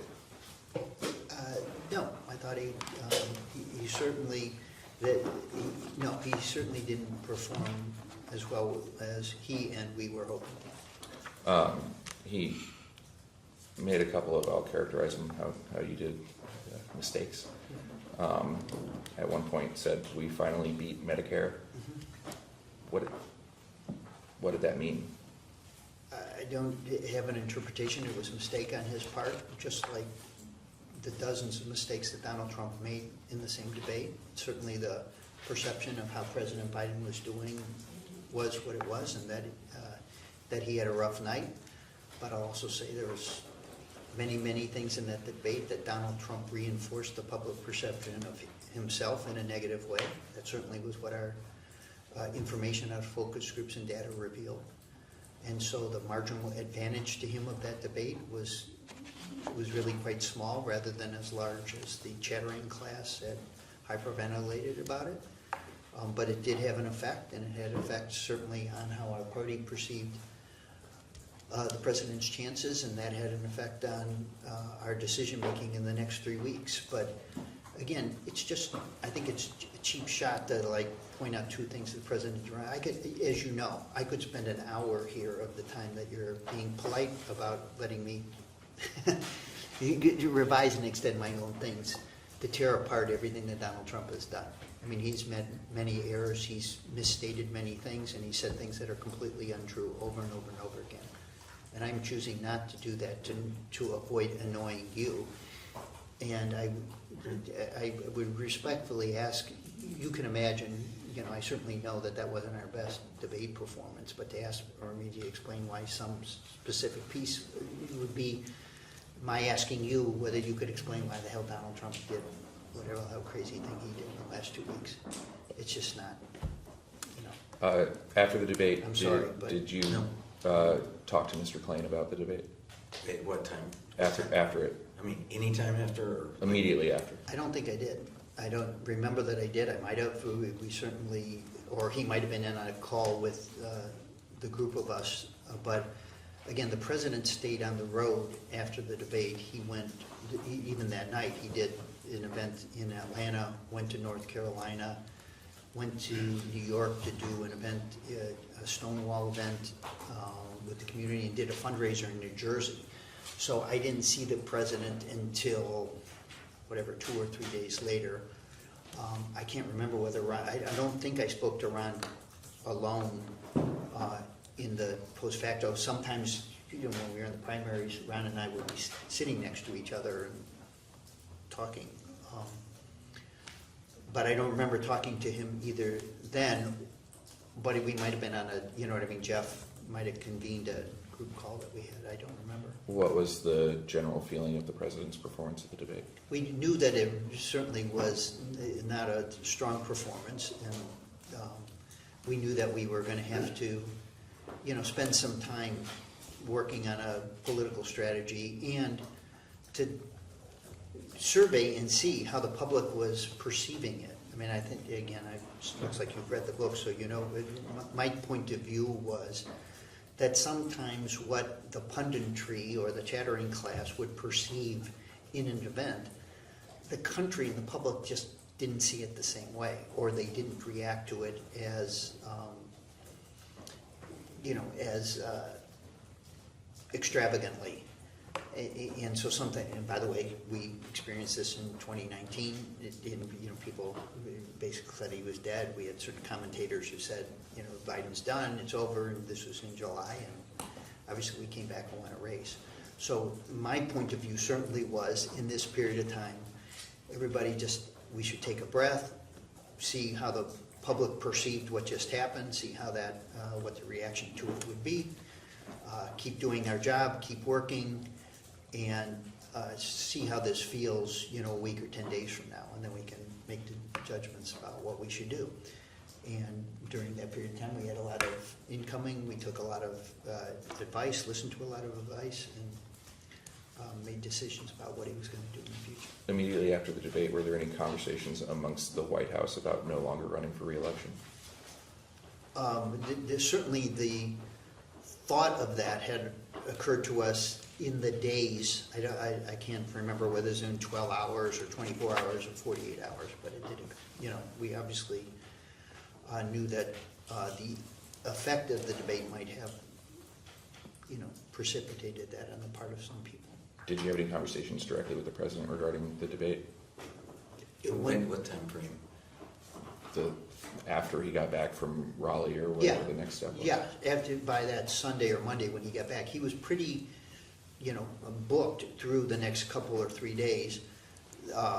I think Mike and Bruce, you know, the handful of people who were traveling with him was discussing with him directly the impact of this, as he was, you know, also, I don't know if you remember this, but he went to North Carolina, had a, you know, very enthusiastic, positive crowd response to him, and, you know, so, again, part of this is, as you know, is politics, and that was how this was playing out. But Did of course, you have any? I didn't talk to him, I think, maybe by phone, but I don't remember that until that Sunday or Monday when I went to Camp David. What was your conversation with the president regarding the debate? He knew, I don't know that I said, hey, boss, that was a bad, you know what I mean? I don't think I said that. But he certainly knew that we, you know, we had work to do to interrupt the negative political coverage that was certainly from the punditry was occurring during that period of time. And then we also had to take a sense of where the caucus was, what was the reaction to it from folks who are our allies and folks who had supported him. And so we went about the business in that week or 10 days of kind of both reaching out to and taking the incoming from folks throughout the country. And the campaign was doing, and again, I don't want to centralize all this. It was also, you know, data points were coming in through the campaign. We were looking at public polling, private polling, all of the information, and just doing all the things, I think, responsibly to consider this. Did you advocate for the president to be more public-facing after the debate? Yes. It was reported, and Mr. Klain testified to this, that he called Mr. Zients and was like, asked what the president was doing that weekend, and the president was going to Camp David for a photo shoot. Is that why you were at Camp David? No. Why? I don't think you mean it in that way. No. I'm not as a photo shoot with you, but No, he was asked, I was going to go do the chief of staff role at Camp David, so when he got there, I went there and then had dialogue with him about what had happened, and I hadn't seen him in those 2 or 3 days, so I spent time helping him think through what had just occurred and what we were up against and what we would have to do to fight through it. Did that photo shoot occur? I don't know, I think it did. Do you guys know? I can't remember whether I it don't, occurred I don't or think not. the photos were ever released if it did occur, Yeah, so I don't know. And that's a good place to stop. We're good. Just want to ask, so if I understand you correctly, after the debate, you didn't think that Joe Biden should drop out of the race after? Like his in the performance. 24 hours or something like that? Correct. Yeah, no, I didn't. And I understand that campaigns are campaign season, and it's been over a year now, and I'm just wondering, has your analysis changed since then? No. Okay. Let me answer that a little more fully, because it's the only thing. What I thought the best thing for us to do during that period of time was to take a breath and see and learn what the reaction to what had just occurred would be. And I knew that we also had to be public-facing ourselves, meaning the president needed to be public-facing just to kind of answer the mail about how he was doing physically, and just, you know, perform, you know, kind of if you have a rough night, and Joe Biden said this himself 100 times, you got to dust off and get back up and go to work. And so that was what we, you know, our whole temperature range and everything was get back to work. Let's see what we can do to, you know, help to change or ameliorate the perspectives, and wait and see how the public is reacting to what just happened. And about that, there's just been this wild distortion about what actually occurred, and the reality of the data that existed around the president about whether he should continue going and how close the race still was. And there's a dozen polls during that period of time. People to this day don't believe it, but a high school research assistant could provide this to you. There are a dozen public polls, and the average of the dozen public polls on the RCP average and the 538 average was -2. The day he withdrew from the race, -2. And that's a fact. And people write these books and say, well, there was no data that existed, no, blah, blah, blah. It's false. It's a lie. There were data, internal data, and we were doing a little, we were not doing as well in our own internal polling, but I ran a campaign committee. I never worked with a candidate who ever stepped away from a race in June, who was down 3 or 4 points in a race in the state and didn't think they could win. That's what we were doing. Thank you, sir. We'll go off the record.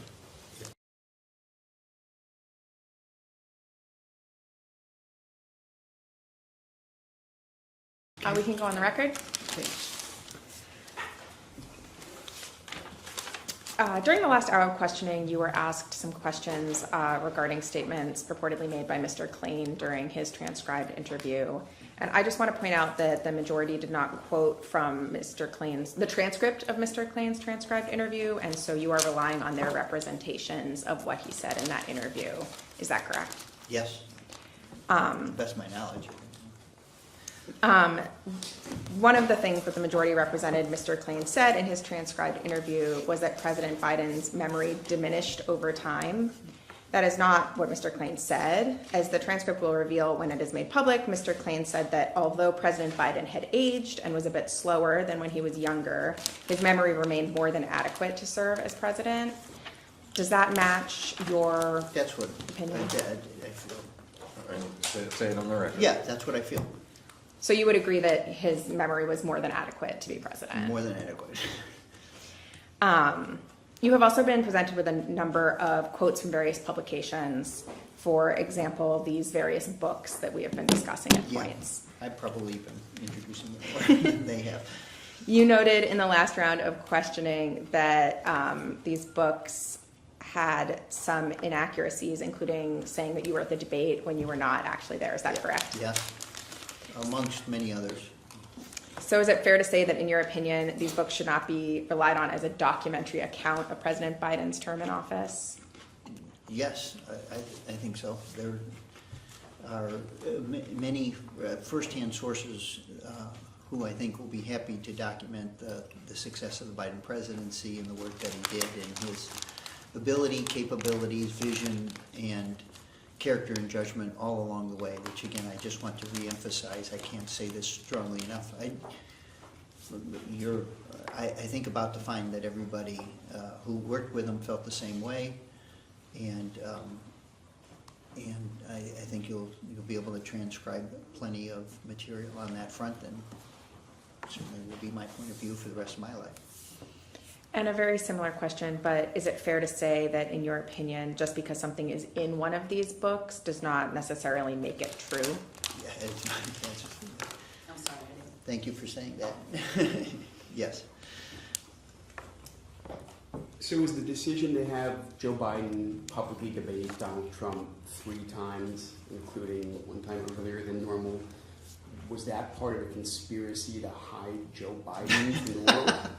I see what you're getting at, and the answer is no. In fact, again, as I've said numerous times, an entire part of our both White House strategy and campaign strategy was to present Joe Biden in as many forms as possible, in as many ways as possible, to communicate both what we were doing, what we had accomplished, and what his vision for the future was, which again was part of a campaign strategy that we tried to execute on, and part of the strategy of the presidency to say, here's what we were very proud of our accomplishments, very proud of the work that's been done, the investment side of these legislative successes were being felt in communities all over the country, and his vision for the future, the things that we still hadn't done, work on home health care, work on child care, work on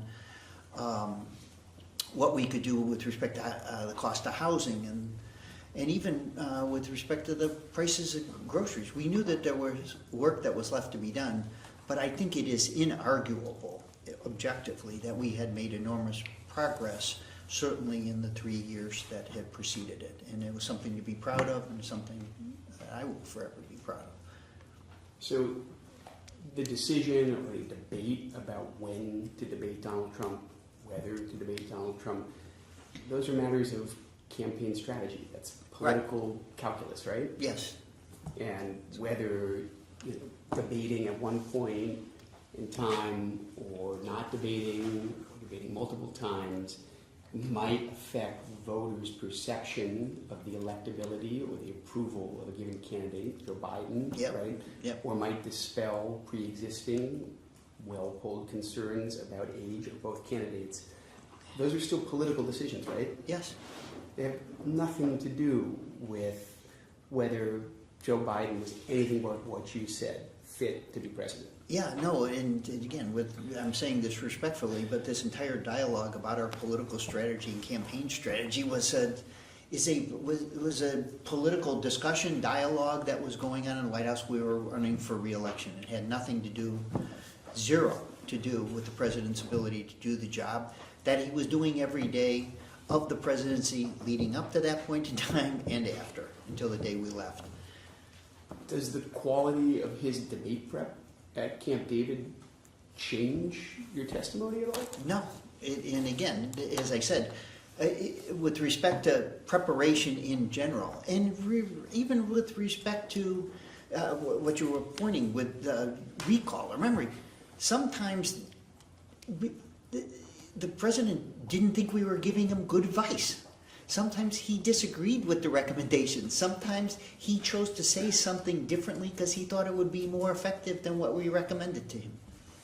He was making these decisions himself. He had agency in every aspect of his presidency. He insisted upon it. He gave the direction. He made the decisions.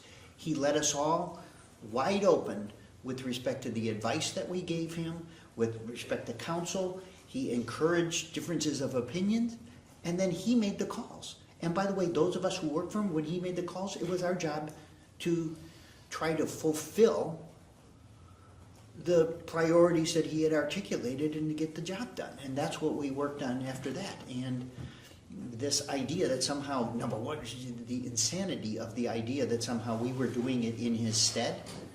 Anybody who worked for Joe Biden will tell you that's just crazy. He was, if anything, a more of the micromanager in terms of decision making. That he wanted to both to be informed and it was never unclear to anyone in the White House who was president. He was president every single day. So I don't know how to say that any more emphatically. And we did our best to follow up and to fulfill his direction. And he gave us latitude, and frankly, out of mutual respect. For instance, with my work on the Hill, people knew I wasn't freelancing. They weren't negotiating for me to be with Steve Ricchetti. They were doing it because I was doing it on behalf of the president. And by the way, and this includes the Republican leadership that I work with on numerous things, they knew that I would speak to the president and the president would direct what I was going to do. And that's why I think we were, and I was effective, because they knew that this was with the president's authority and direction that we were doing what we were doing. And I think people, honestly, I think people knew that across the board, which is why, again, this entire storyline, I think, was erected, frankly, for political reasons more than anything. And just to be clear, I mean, whether President Biden relaxed by the pool, whether he fell asleep, how long he fell asleep, none of that changes what you just said, right? right. What about whether or not he had a rough night at a debate? Did that change? None of No, that. and again, the point about, sleep, one of the jobs of a presidential staff, and one of the things that maybe we failed at more often was doing things more efficiently, or reducing the burden of time and schedule on the president himself. He went long, late. He, certainly revised and extended when he campaigned, and he shook every hand, and he did it till 10 o'clock at night. And everybody knows it. The press corps was waiting for us to get off the helicopter. We weren't like, we were working, we were campaigning, we did the job of the presidency, often 12 or 14 hours a day. And by the way, you never got the time, even when you went to bed. you still knew that if something delicate or dangerous or important was happening overnight, that you were going to have to deal with it. And he did that every day of his time in the vice presidency and the presidency, and he did it diligently. Again, whatever you think or agree or disagree about Joe Biden and his point of view on an issue, or he was off, believed everybody should do this, but he did this job with character and integrity, and he worked hard for everyone, and it didn't matter their politics. He did it for every state in the country, and he did it for every person in the country, and he really didn't care whether it was Democrat or Republican. If people needed help, he wanted to be there to provide it. And I think a lot of Republican governors, certainly, who were in distress and who needed help would say that. Oh, really? Which governors come to mind? Look, even DeSantis, even Abbott, people we had obviously strident differences with when there was, particularly with respect to natural disasters or things that were affecting people in the states, everything that we could do to provide assistance, any way that he could firsthand be responsive. The governor of Oklahoma, when I think of all of the different places where he just literally was like, pick up the phone, see what we can do, make sure people we know, whether it was 10% to West Virginia to Massachusetts, it just didn't matter. That's what he talked with and met with Republican politicians throughout his presidency? Throughout his presidency, and particularly if someone was in distress, someone was hurting. He had a number of very good relationships and cordial relationships, respectful relationships. Again, part of what gets lost in all of this is in the competition, the political competition in these strained relationships with the parties. President Biden was happy to take a picture, hug everybody at a Christmas party. He was very respectful of people on both sides of the aisle. He went out of his way to make people of either political party feel welcome inside the White House and around it. And he was extremely, I would say extremely deferential and welcoming of advice no matter what quarter it came from. So there was no strategy to hide Joe Biden's some sort of deficiency from the world by having him repeatedly meet with Republican officials for 4 years? No, we certainly weren't hiding him. Again, I think both the record and the reality was we worked hard to try to publicly present and extend the reach of what Joe Biden was doing, and I always said, I feel this, and I hope you have a sense of this. That I always felt like if the rest of the country could see the Joe Biden I was working with, that this would be a landslide, that he would win going away, because he's a decent person. He was trying to do the right thing by everyone. He had respect for the institutions of government and Congress and of the courts. And again, agree or disagree with him on any particular issue substantively or what we should be doing in the direction of the country. He was a good person of high character leading the country. Polls don't diagnose someone, do they? But no. Right. And again, I've been criticized for saying this, but I knew a lot about polls, and I saw a lot of polls. And again, my nature, I've said this, I confess this because maybe it's a negative, but I was a personality type in my advice giving who didn't give up when things looked more challenging or even dire. Or people gave us a prognosis that we were going to fail at something. My job was to keep working to try to get things done legislatively and substantively, and we did, and overcame a lot of folks who pronounced things dead and gone. And the same thing applies to politics. Sometimes you get behind. Sometimes you face challenges, and even when you're down 5 points, you can get up and dust off and devise a strategy so that you can still succeed. And certainly in President Biden's case, with all of the available evidence, we thought we had a very good chance of, certainly a competitive chance of winning.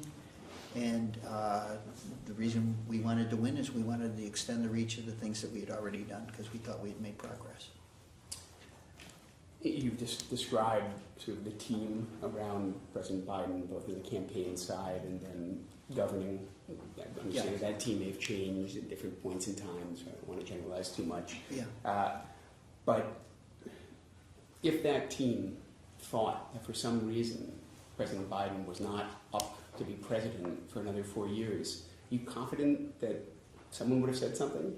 Yes, I'm confident they would have said something. I think people believed he could be president for 4 years and was a successful president. As I said, the thing you couldn't warrant, and the president was certainly more acutely aware of this than anyone, was how fate intervenes in your life so that you could never say, it was this whole question, well, can you say, no, you couldn't say what 4 years down the road was going to look like or whether some health incident. I mean, this was a president who, when he was in his 40s, had a brain aneurysm, and was counted out for dead. And the things that he had seen and experienced in his life tragically, I think certainly provided at his core a belief in getting up and overcoming obstacles and fighting through them. And over and over and over again, just again, for your all's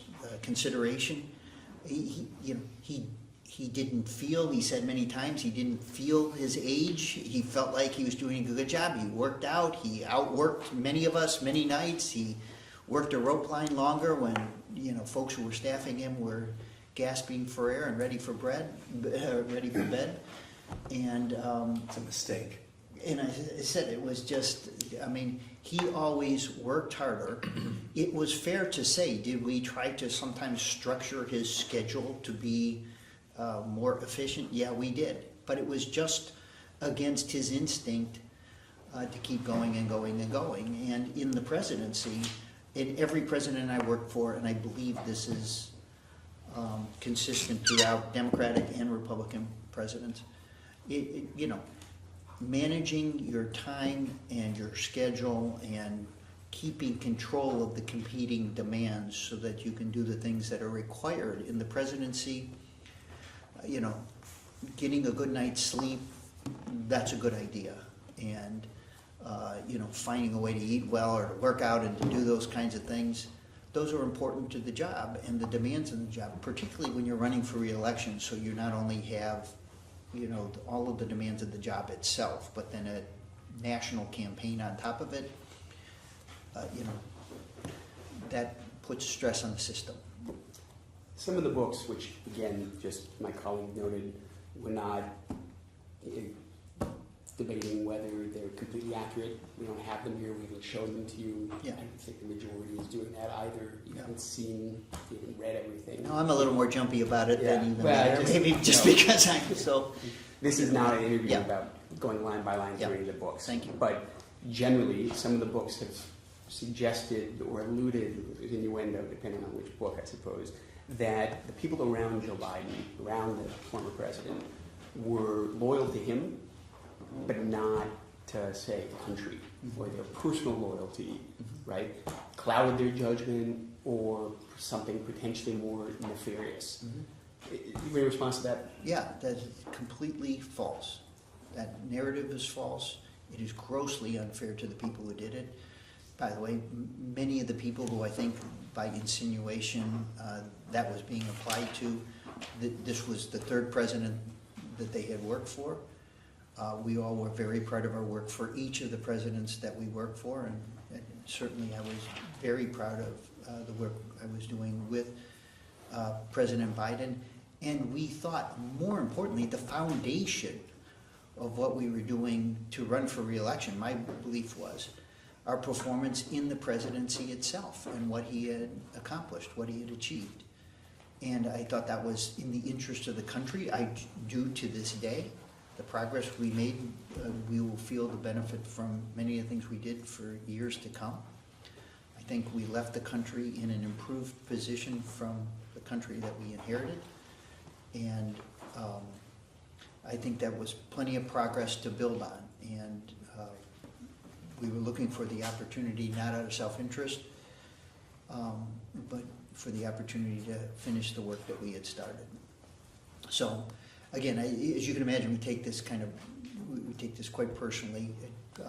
Folks who do this, not to say that we didn't want to, I wanted to do public service and I'm very proud to do it, but it was at some sacrifice and real hours and the toll that it takes on you personally and the things that you miss or have to live through while you're doing it, those are all real. And one of the things, again, I'll say this for Republicans and Democrats, it doesn't matter, but every one of us is doing this, is sacrificing something in time and attention or financially or something. And I just think this kind of perception of what we're doing or how we're doing it is really, really, it's number one, it's wrong. It's objectively, factually wrong, and it's also a real disservice because it clouds people's perception of what public service is all about. So, sorry. Okay. It's my nature. We'll go off the record. Tom?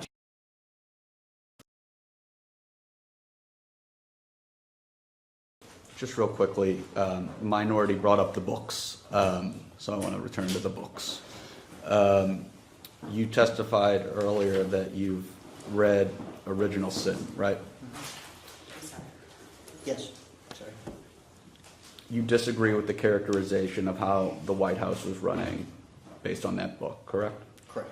You disagree with Original Sin's characterization of President Biden's mental acuity, Yes. correct? If that account were true, do you think that would be a problem? I don't think that, again, I think you're mixing up the anecdotes with a conclusion.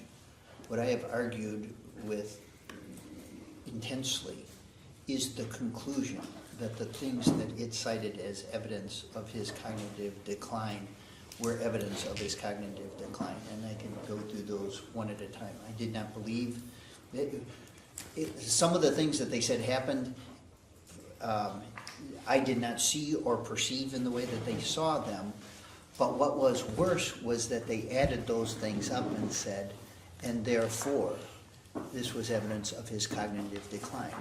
I think it is so grossly unfair to suggest that confusing a name or changing, or even the thing that didn't happen, which was like somehow Joe Biden was working from 10 to 4, which was provably false, right? We've got calendars of schedules in which you know that that is not true. Those things to suggest, therefore, he is in cognitive decline. And worse, to suggest that somehow, like your communications director for the chairman is guilty of conspiring to conceal whatever, or Donald Trump's makeup artist is, concealing his age because they put, goo on his face. That's just wrong. That's grossly unfair, and that's what I think. I appreciate you even let me. Of get course. that So much I out. just want to be clear. You don't take issue with any of the vignettes or the specific episodes. I do. I think As one I of think you one, said, one yeah. of those being where you were on debate night, for instance. Yeah, well, that was wrong, and there's a number of things that I believe were either mischaracterized or reported in a way that I don't think is accurate. But most offensive, from my point of view, is that then those things, even if you stipulated that they were true, didn't add up to, and therefore someone who was in cognitive decline or couldn't do the job. That's just not true. In fact, they even say in the first 6 pages of the books themselves, this isn't to say that Joe Biden wasn't doing the job of the presidency every day or capable of presidential decision making, which is, again, I'm going to just say this politely, respectfully, which is why I just don't think we should be here and why we shouldn't be doing this. From my point of view, even the authors of the book were saying he made presidential decisions every day. He did the job of the presidency every day. He was capable of doing it, and he did it. If that is the case, then I really don't think we should be here discussing, whether these anecdotes added up to anything. So the biggest problem. Okay. The biggest problem with the book is the ultimate conclusion of the book. Is that fair? Yeah, And absolutely. if that were true, If what were true. if the ultimate conclusion of the book i.e. that Joe Biden actually was incapable of running the country, would that be a problem? Of course. Okay, thank you. I'm going to attempt to go through post-debate in chronological order, but I Okay, think, good luck. Oh, I thanks. think a lot happened. Do we really need to do this? I'm saying politely. On or around July 4th, did Secretary Blinken call you and Mr. Donlin? Yes, I'm sorry. I'm sorry. And the way it was reported, and Yep. so I don't get a complaint, it's from Original Sin on Yep. page 236. Yep. Quote that Secretary Blinken told you guys, quote, "You guys know the data much better than he did, but there are other analysis out there, and we need to make sure the president's getting the complete picture." Yes. Is that fair? Yep. I'm sorry, is that, when you say that's fair, is that? Is that what quoting Secretary accurate? Blinken said to you? Yeah. Okay. Did you talk about anything else? Just our perception of where things were, and I told them what we were doing, that we were receiving phone calls, I was communicating them with the president. Let me clear up something, which is maybe where you're leading before you even get there. The president knew about this data. We reported it to the president. We reported what members were saying to the president. Any of the insinuations that we did is just factually false. Those are wrong. The president knew what the data was. We told him what our campaign's polling was. It was represented through Mike, who had been doing it for him for 30 years, exactly the way we had always done it, and it's the way we did it with this. We presented the good news. We presented the bad news. We presented points of view from people who said, time to hang up the cleats and get out of the game, and folks who were encouraging him to stay in the game. I received many of those calls in the initial phase of this. Many people said, look, this is the president's decision. That was a pretty choppy debate performance. He certainly's got to think about the impact or the implications of it. But if it's president's call, and if he makes a decision and it's pressed forward, I've got his back and we'll be with him 100%. That was the overwhelming sense of the phone calls I got, certainly in this first week or 10 days. During that period of time, that shifted somewhat away from us. We reported that to the president. Most importantly, the thing that keeps me busy, as if this cabal of other people were making the decision. The president was making these decisions every day, just like the president made the decision to run in the first place. They were the president's calls. They weren't my calls. They weren't Mike's calls. We weren't puppeteers. We weren't, sitting in for a robotic president. All of these things are false. I don't know how else to say it. And, there's nuance in everything in politics, right? There in political decision making, whether we were right or wrong about what we should do or how it was being perceived. But there is a factual, objective reality to things. When I say there were 12 polls, I'm not making that up. They weren't ours. Those were 12 public polls. Every network sponsored one. That's the composite result of those polls. That's a fact. You can look it up. You know what I mean? They are what they are, whether they were good polls, bad polls, indifferent. But that's what existed during this period of time. And so we had to evaluate that, present that to the president, which predominantly Mike did in the polling side of this equation, and assess where people were in our party, where donors were, where other people in the country were who had influence, and try to provide that information to the president so he could make a decision. And that's what we did, across the board. And nobody hit anything, nobody hit the ball, there was good news in this and bad news in this. I appreciate Okay. the answer. I'm going to still That's- ask. ask all the questions. I'm going to still I'll go ask through about them each one at a time. specific Sure. one. Go ahead. Did Secretary Blinken express concern about the president's re-election chances on July 4th? No, the question, that was in Tony's was, is he seeing everything, to make sure, because there was certainly some concern about that, and that's what the nature of this was. And we told him there was also this other data. We said what was true, that we were showing him, and I'm using the word we, actually, when we did polling, he said, Mike, where are we?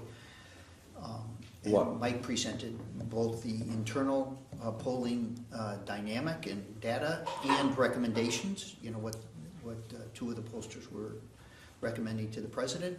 And we also presented and showed him the public polling and some of the other data that was a little, it seemed a little more on the optimistic side of the game. Did Secretary Blinken express to you why he had the concern that all the data wasn't getting to the president?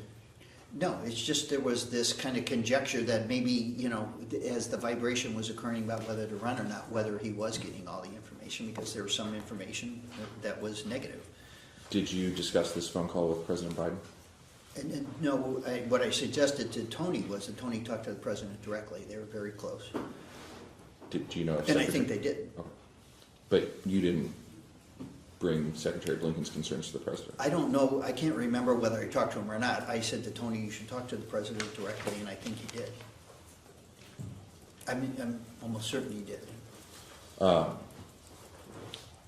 After the debate, and you kind of just said this, so it can be much shorter than what you just said. Yeah, I'll try. Members of the House and They're Senate getting started tired. calling you with concerns after the debate. Yes. And then you were speaking with them about both their concerns regarding the debate, but also not yet abandoning the president. Yes. Is that fair? Yeah, I think, I would say certainly in the first 10 days or 2 weeks, the majority of calls I got said, you know, this is going to be a tough couple of weeks. We'll see how this plays out. But if it's the president's decision, he makes a decision to press ahead, we've got his back and we'll be behind him. That was the overwhelming number of calls I got during that period of time. It shifted some in the last 7 days or 8 days. As you know, some of the things that occurred in that period of time were as tumultuous and significant as could be, including President Trump, the assassination attempt on President Trump. So, was the primary concern being the debate, or did they have any other concerns? The members that were calling you at the 7 to 10 day mark. well, the debate itself, which again people were just trying to perceive what the public reaction to it was, but it certainly from a strategic standpoint confirmed concerns about age that we certainly knew were something that we were having to deal with, you know, 4 months as one of the kind of predominant things to think about. And so his debate performance, you know, underscored our vulnerabilities and the difficulty on those challenges. So in that connection. And then did you hear from any White House staff regarding concerns if the president was getting the full picture? We heard from everyone to make sure that the president was, and we debated amongst ourselves the best way to communicate to the president the information that we got. And we met as a senior staff every day in the way we always did.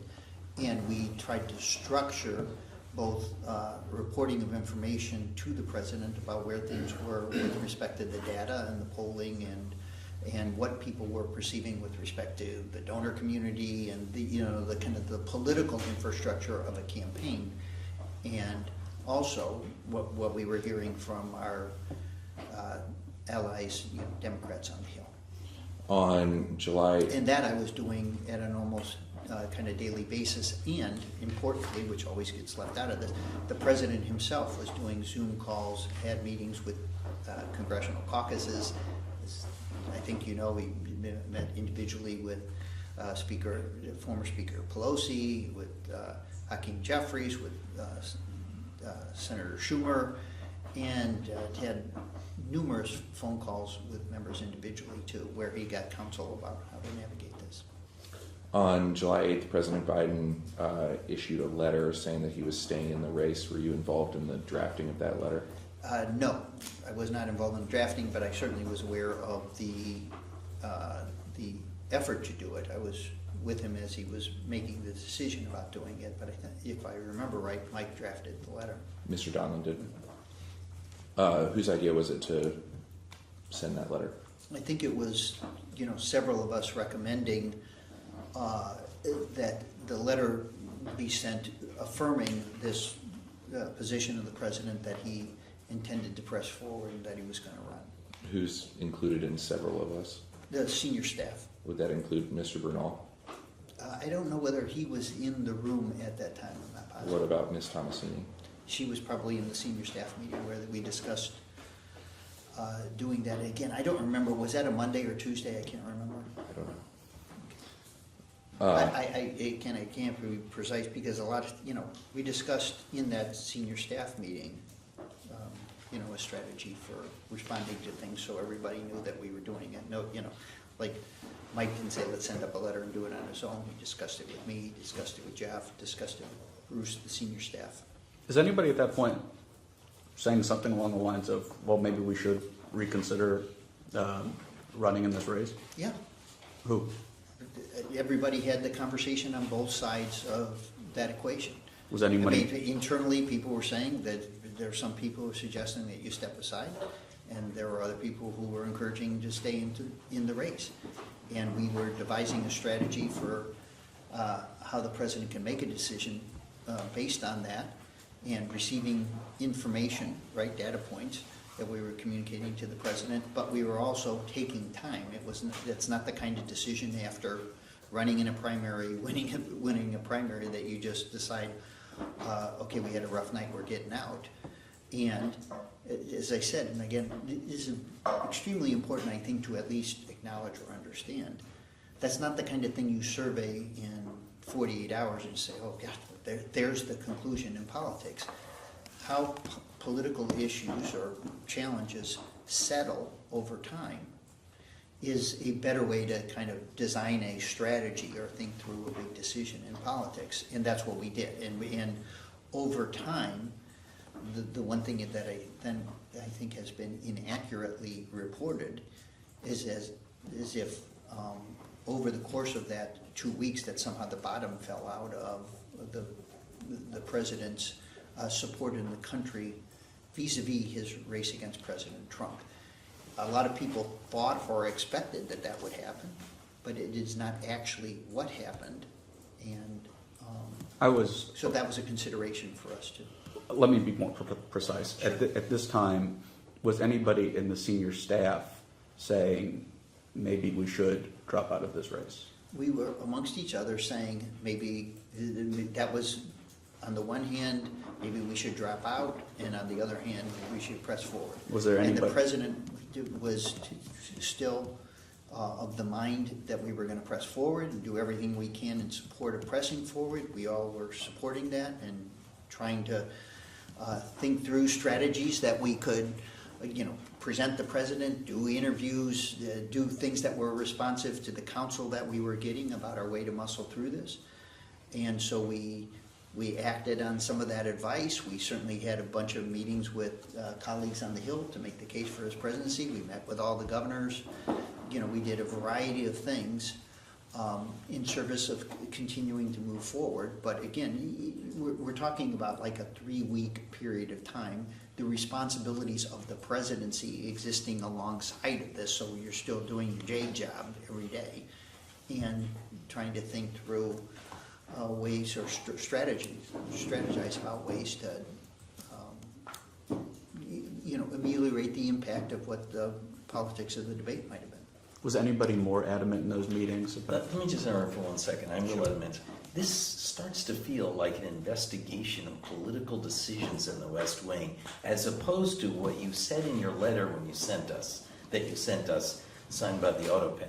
So can we focus in on what you said you were investigating, which was whether the president had the mental and physical capability of performing the duties? Because this asking of who said this and what was this person's view about what the president should do is totally irrelevant to that question, and it just feels like in an investigation of the gossip of the West Wing in the last 3 weeks before the president exited the race. I disagree. Was anybody more adamant than others about the president being able to get out of the race? Was he able to get out of the race? I don't understand that question. That the president should get out of the race. Was anybody in an internal dialogue more adamant about Yes. it? Not that I remember. Okay, thank you. Just a little vignette. The contents of this interview are leaking. We didn't do it, just so you know. Well, I didn't do it either. I was in Jake's bathroom, so. Yeah. Well, there's only one other group in here. Listen, okay. I don't know to what you're referring. I don't know what steps you have taken to make sure that every person on your side has not leaked anything. I can assure you that nobody on our side is leaking anything, so. you Okay, can I'm just saying, continue. CNN has your opening statement, which is surprising to me considering you gave it in here. I don't know how they would get it. Going back to the July 8th letter, you were still doing mostly ledge affairs at this point. Did you call anyone on the Hill to give them a heads up about this letter? On the July 8th letter? Yeah. No, I don't think so. And you said you were with the president. Again, I might have. Maybe Yeah, no, it's just to the best of your my reflex would have been, call Jeffries and Schumer, or Jeff or I, or we would have split up the assignment. And then you said you were with the president for review of this letter. Is that correct? Yeah, I think a number of us were before it went out. I can't remember whether we were at Camp David or whether we had come back before the letter went out. Again, you would know. I don't remember. Unfortunately, even now, every 6 hour increment of time, and I'm trying to recollect this. I think we were at Camp David when we first considered it. I think we decided to do it when we got back to Washington, which was the following day. That might have been Sunday, Monday. It might have been Monday, Tuesday. I don't remember precisely, but What was the I'm certain that it would have circulated with the senior staff and probably with the campaign staff because it was of that nature before it went out. But I'm not positive of that. I can't say. What was the president's reaction to the letter? Well, he supported the thrust of the letter because it was his. Did anyone call you after the letter was sent? Yes, I mean, obviously people called me, but not apropos of the letter itself. It was Minority Leader Jeffries called you on July 8th. It wasn't about the letter? No, I can't remember. It might have been about the letter and the president's statement. I'm intending to go forward. But it was, I'm certain about what else was going on at the call. I mean, you know what I'm saying? The calls that I had with Leader Jeffries, which I had numerous calls and dialogue, weren't like precise, I'm calling about the letter. It would have been about what's going on in the caucus, how are people reacting, what's he hearing, what are we, what does he need, what are we doing, those kind of things. We tried to coordinate with the leadership as much as we could about everything we did. Including our decision-making there. That call from Mr. Jeffries on July 8th. Was it to me, or were you talking about it? Okay. Do you recall what it was about? No, I mean, I don't precisely, but I just said what I would have Along remembered those that lines. it's likely to be about. And then on July 9th, there was a House Democrat caucus meeting where Mr. Jeffries and caucus chair Aguilar took the temperature of the caucus regarding continued support. Were you aware of that meeting?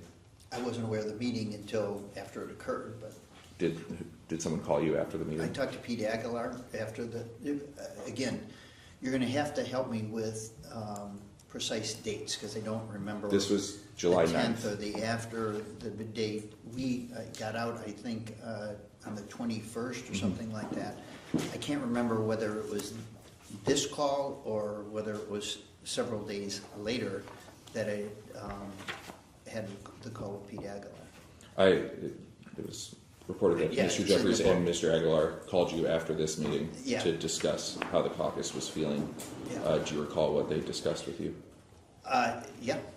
What They did- discussed what they thought was the shifting sentiment inside the caucus, that they thought that more people in the caucus would, if they were being surveyed or polled, more people in the caucus would encourage the president to get out. Was the president underwater with the caucus at this time? I don't know whether at that time he was or not. We certainly were, we had many lines into data points and information for how people were reacting to where the president was at this time. The only reason I'm kind of hesitating is I think our conversation, the meeting might have occurred on the 9th. I don't think I talked to him until later in that week. And in fact, I think Leader Jeffries had a, again, widely reported meeting with the president himself to communicate what was going on in the caucus. That occurred, I think, in that time window. Again, I can't. A couple days later. Okay. I said I'd try to go chronologically. Thank you. Okay. Did you tell President Biden about this call from Mr. Jeffries and Mr. Aguilar? Yes. What was his reaction? Well, again, we were thinking through how we were absorbing the information or the perception of where we were with respect to the caucus on kind of a daily basis. As I said, I think in that first week, into the 9th or 10th,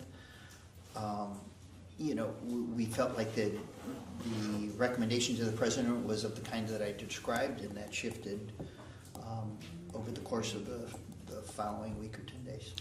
On July 10th, Speaker Pelosi went on TV and said, and I'm quoting, "It's up to the president to decide if he is going to run. We're all encouraging him to make that decision because time is running short." Do you recall that? Yep.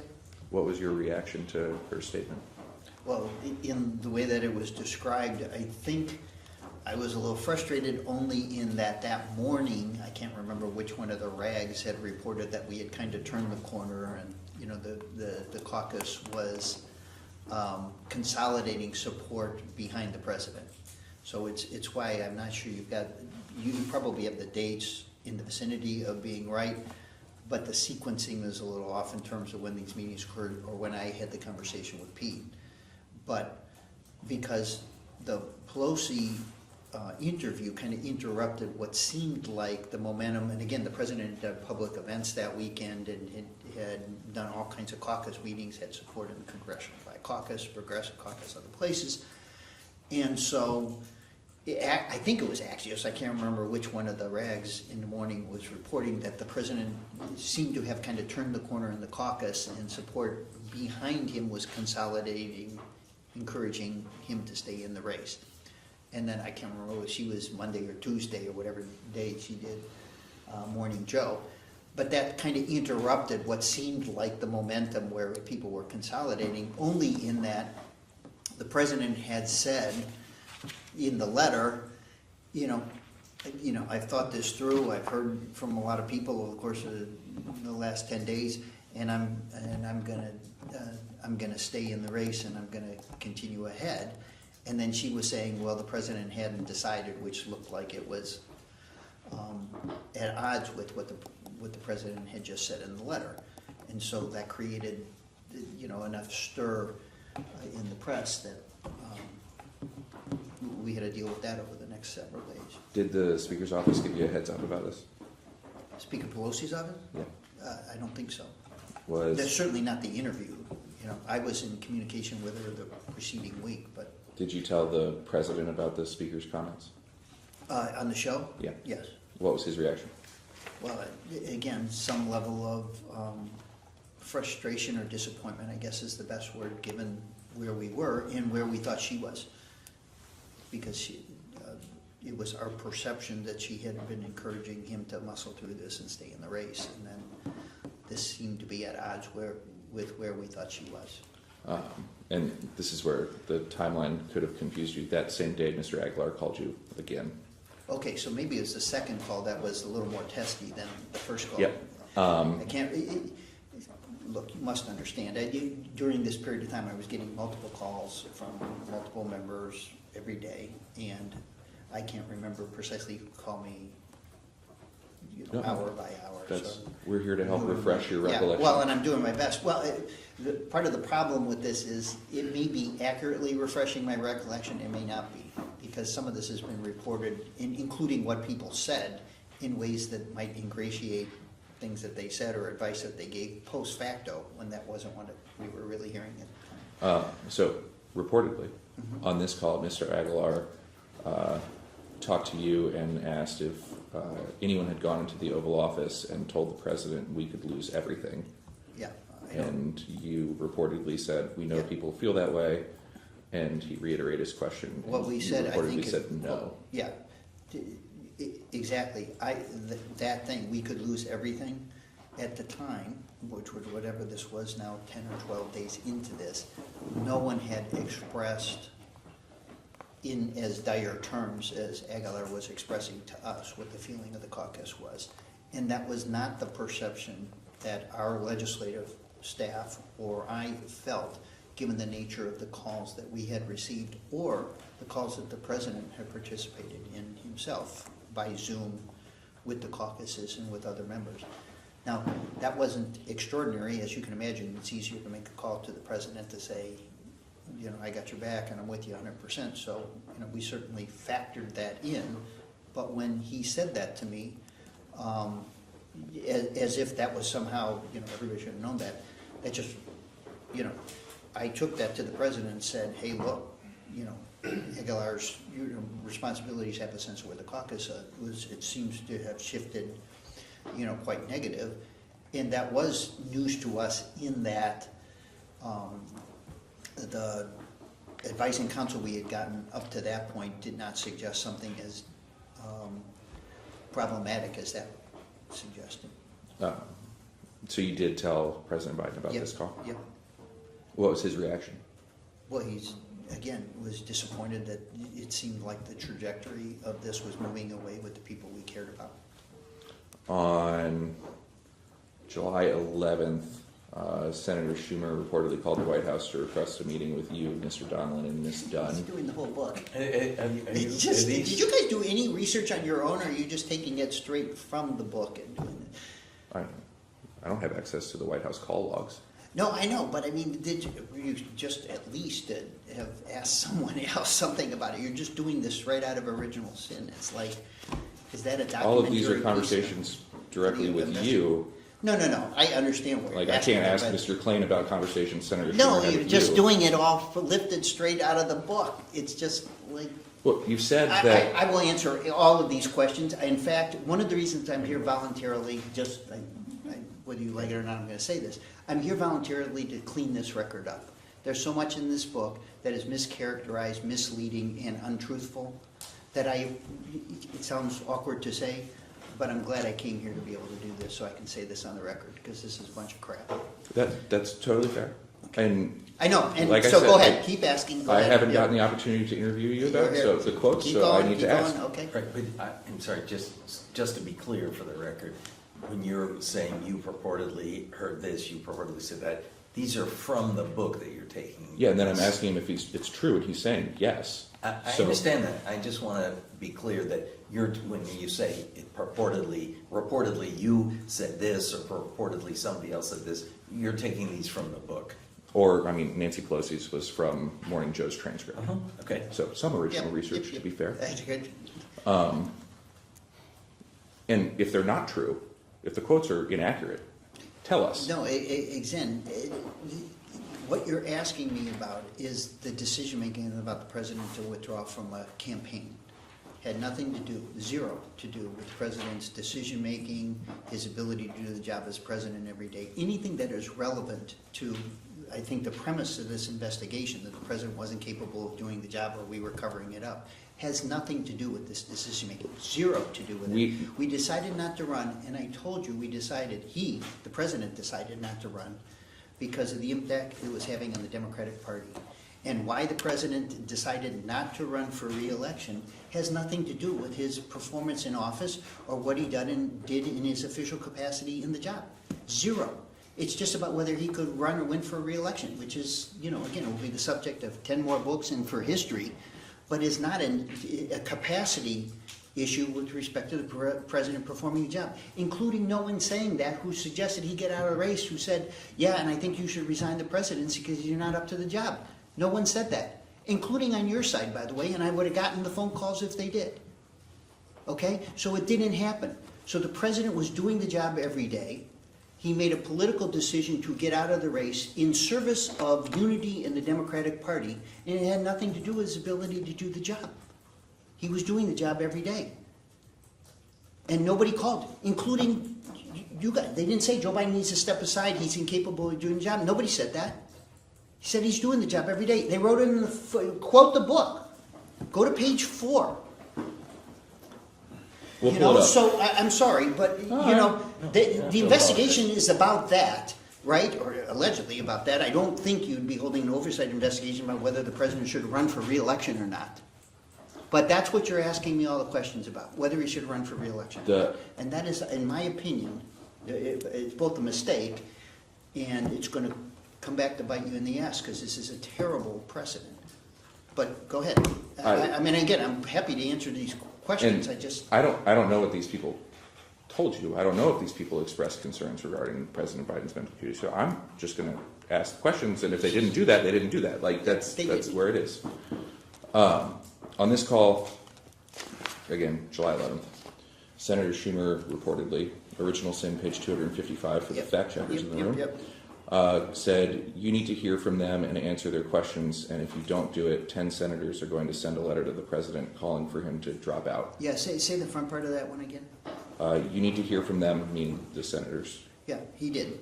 And so he said something along those lines. He did, but the president had already heard. The three of us who did the presentation to the caucus read out what everybody said to the president before Schumer got there. So the president knew what the results of the meeting was. That was on Thursday at the policy committee meeting. Mike Donilon, Jen O'Malley Dillon, and I presented to the caucus. Jen took notes about what everybody said, and we read it out to the president that night before Schumer came on Saturday. Schumer came on Saturday. Hold on. Different Schumer phone calls. The July 11th phone call from Mr. Schumer was setting up that was the caucus day. meeting. Yeah, and again, without arguing about what happened, we went up to do that. He asked us to do it.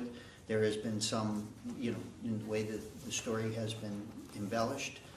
Some parts of that I think are unfair. I mean, the one thing that is true is whatever senators were saying, whatever members were saying, we reported to the president every day, good and bad. We said, here's what we're hearing, here's what they've told us, and here's the way we assess where things are in the caucuses. And we had multiple people who were receiving calls and were communicating that, and the president knew day by day where things were. So the July 11th meeting at the Democrat Senatorial Campaign Committee headquarters was you, Mr. Donilon, Jen O'Malley Dillon, Ms. Dunn, and Ms. O'Malley Dillon, Nope. not Ms. Dunn. Yep. And at that meeting, it was, I'm not going to go through all the quotes because it really doesn't matter. Yeah. But in essence, senators went round robin expressing whatever their concerns were. Is that Yes. a fair one Totally sentence fair. summary? Yep. I'm just going to run, you can Go elaborate ahead. if you Go want to, ahead. but Yep. concerns about debate performance, was that included? Yeah. Concerns about his health, was that included? I don't remember anyone saying something about his health, but his debate performance and how the public was perceiving his debate performance. Concerns about his mental ability, did those come up? No, although the people were politely saying age, considerations about how the public was perceiving age because of the debate performance, and in some of the senators, in their way of articulating this, they were starting with, we love the president, he's had this massively successful presidency, for his legacy he should consider stepping aside because we potentially will have a better chance with a candidate if you pass the torch, and you've got this great legacy, and I would encourage you to do it. One of the quotes I do want to discuss is from Senator Reid. Original sin, page 256. I'll keep doing this. Said, and I'm quoting, if the president wants to stay in the race after the debate performance, I would suggest he should submit to examination by 2 independent neurologists. One's willing to report their findings at a news conference. Yeah. Did that happen? No, not that I'm aware of.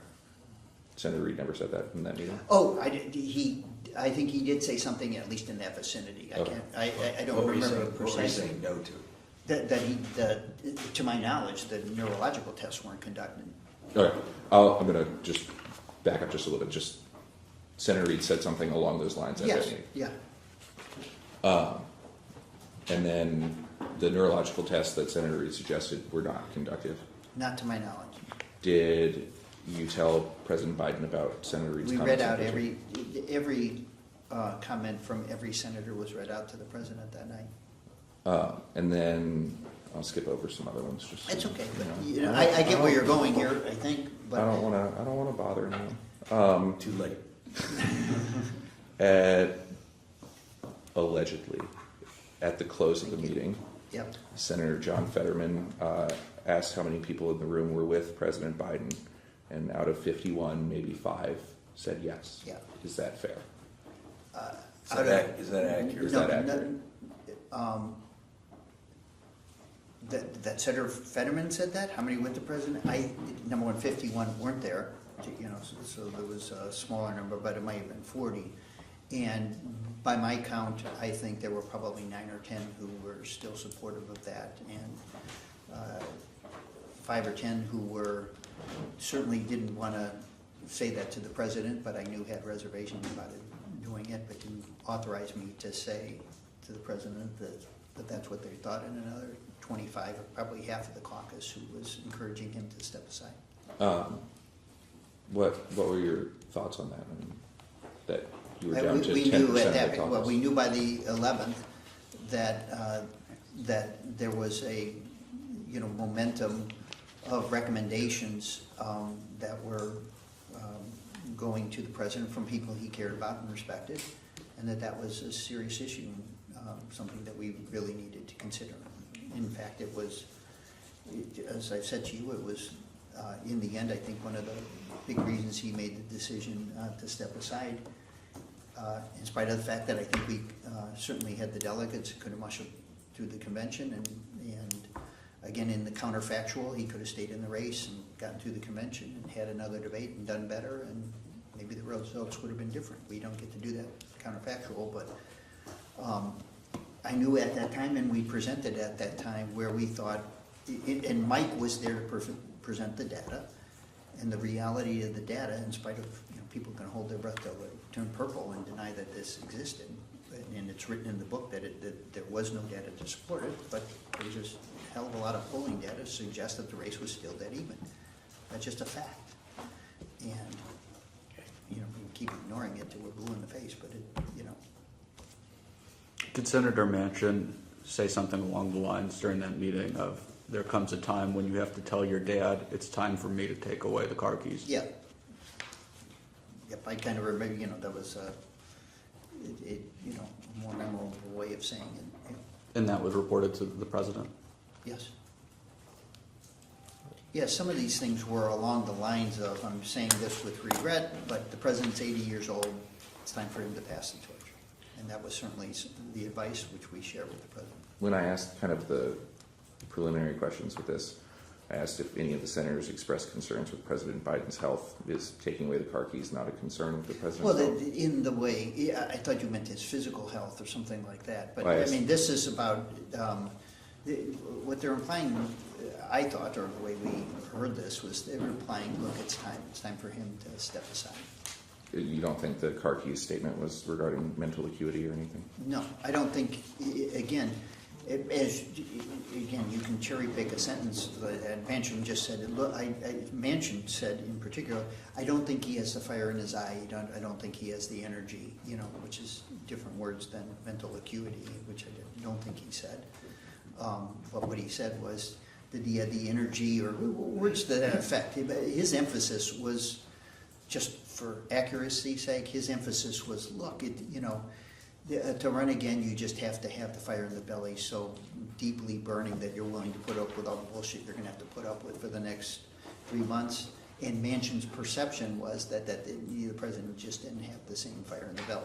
But again, as you can imagine, under circumstances like this, the awkward nature of saying what people were saying was something we were reporting the way it was said, but.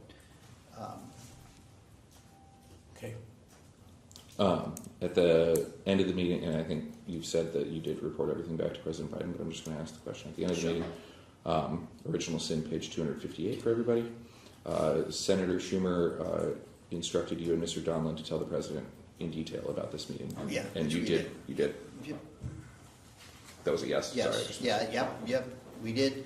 And again, I don't remember whether it was me who provided that account or it was Jen O'Malley Dillon, who I think had taken more notes at that time, but I think we got on with them that night and we certainly read out, here's where the caucus is. I don't remember whether we read out every person, here's what so-and-so said, but we certainly informed him that the majority of the caucus had suggested that he step aside, and he knew that night. And I don't know whether we read out individual by individual that night, the next day, or over the next 2 days. I think, if I'm getting my dates right, I went to Wilmington, and I think this meeting was on a Thursday, right?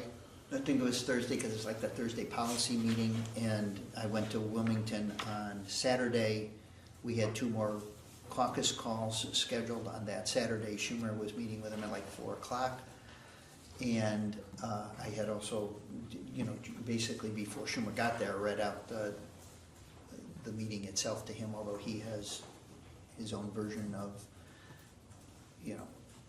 the reality was, not that this matters to anything, again, anything I think we should be investigating, but we certainly had described to the president where things were in the caucus before Senator Schumer got there. And then I imagine it was on July 11th when Leader Jeffries met with President Biden at the White House. But Oh, is that the date? Mhm.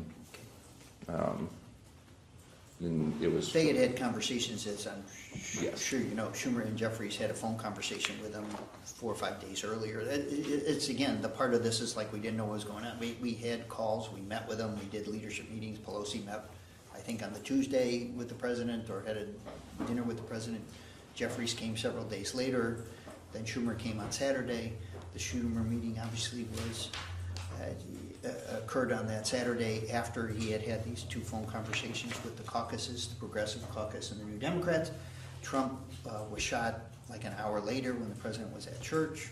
We got the president back from church and spent the night dealing with that. Again, allegedly, according to Original Sin, Mr. Jeffries told President Biden that the consensus view on the House side was that the president should withdraw. Yeah, I don't know that occurred. I wasn't in that meeting, but But is that your understanding of what occurred? Yeah.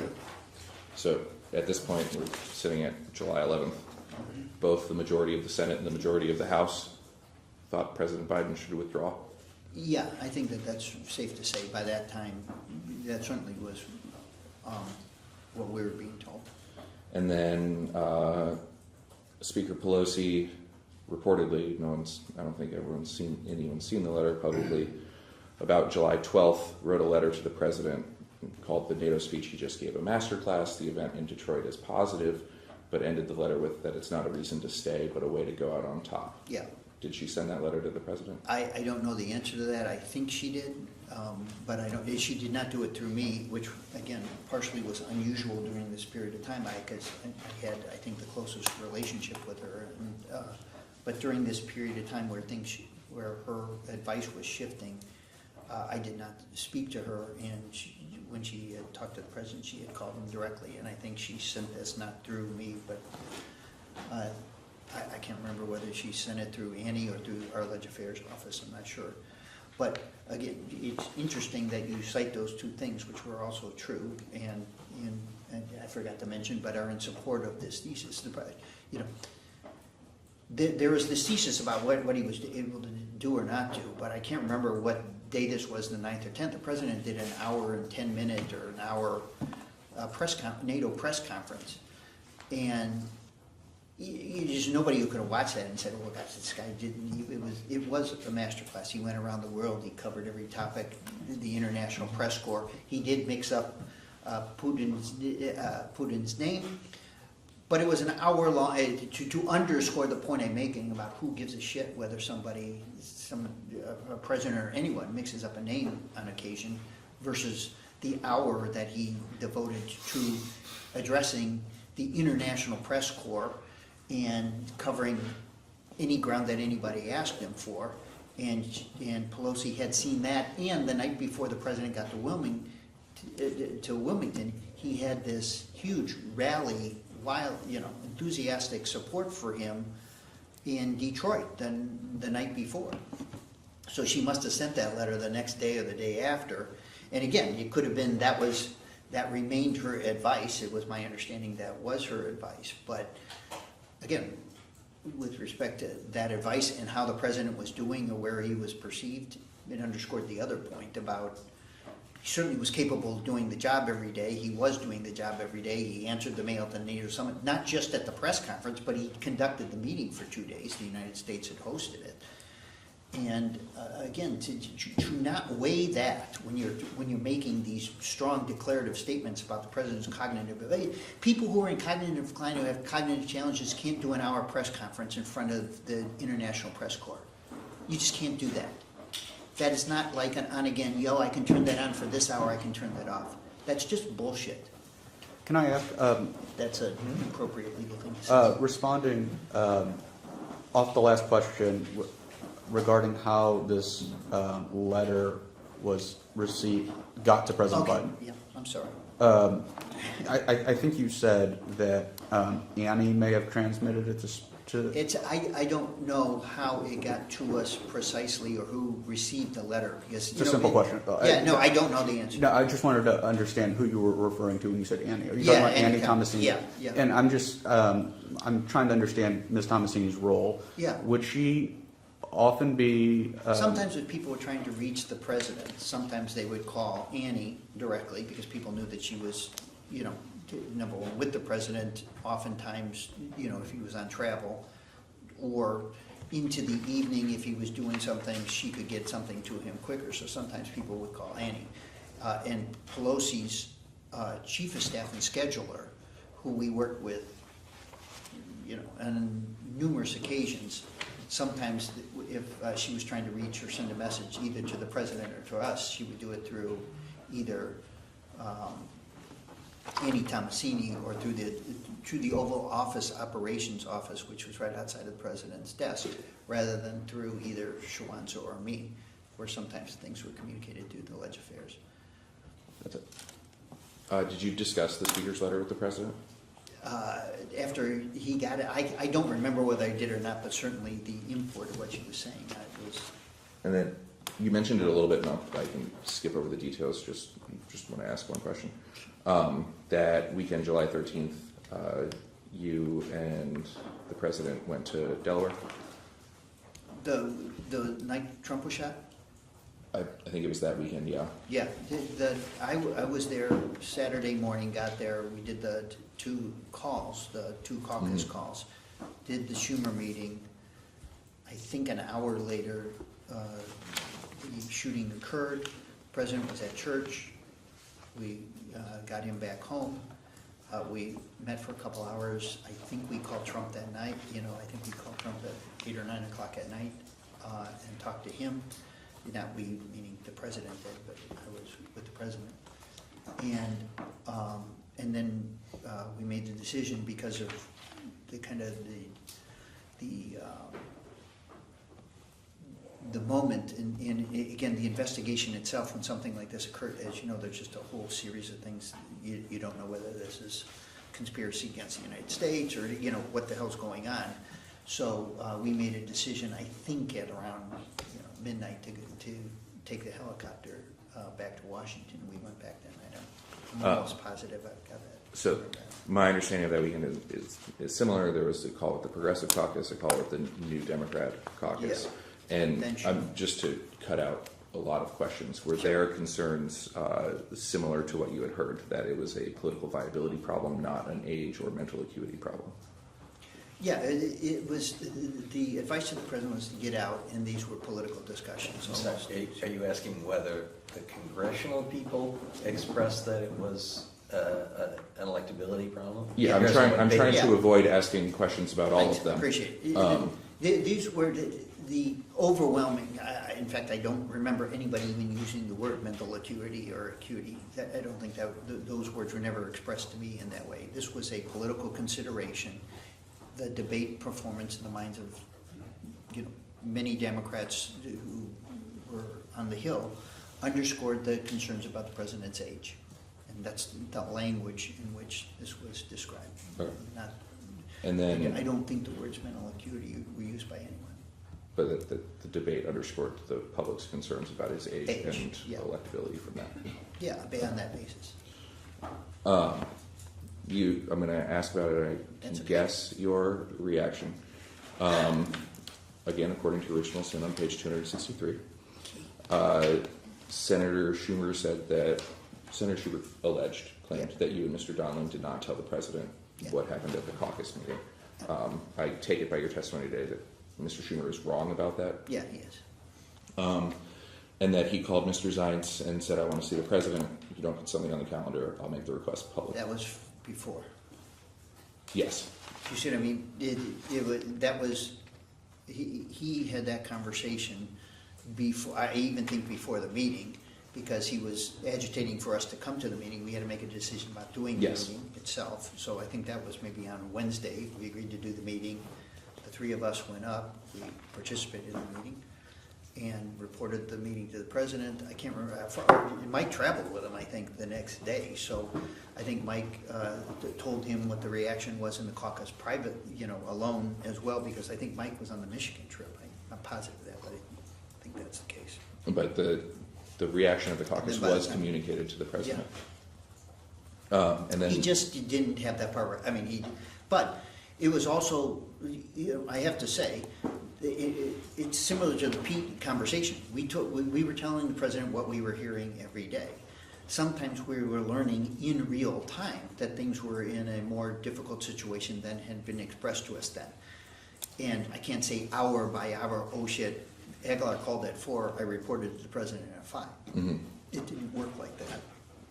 But we, on a daily or every other day basis, was reporting to the president. And the president was also receiving incoming himself and talking to many other members. What is not true, even, some of this, I think, was said in a way to make the point in a more exaggerated way than it really existed. There were many members, Bernie Sanders, AOC, half the Progressive Caucus, a decent chunk of the Congressional Black Caucus, who had urged the president to stay in the race through the end. And there was, 8 or 10 senators who didn't share the point of view, and another group of 10 of them who thought it was a very close call. So, you know what I mean? I think they were saying things in more dramatic fashion, sometimes to make the point that things have really deteriorated in the caucus.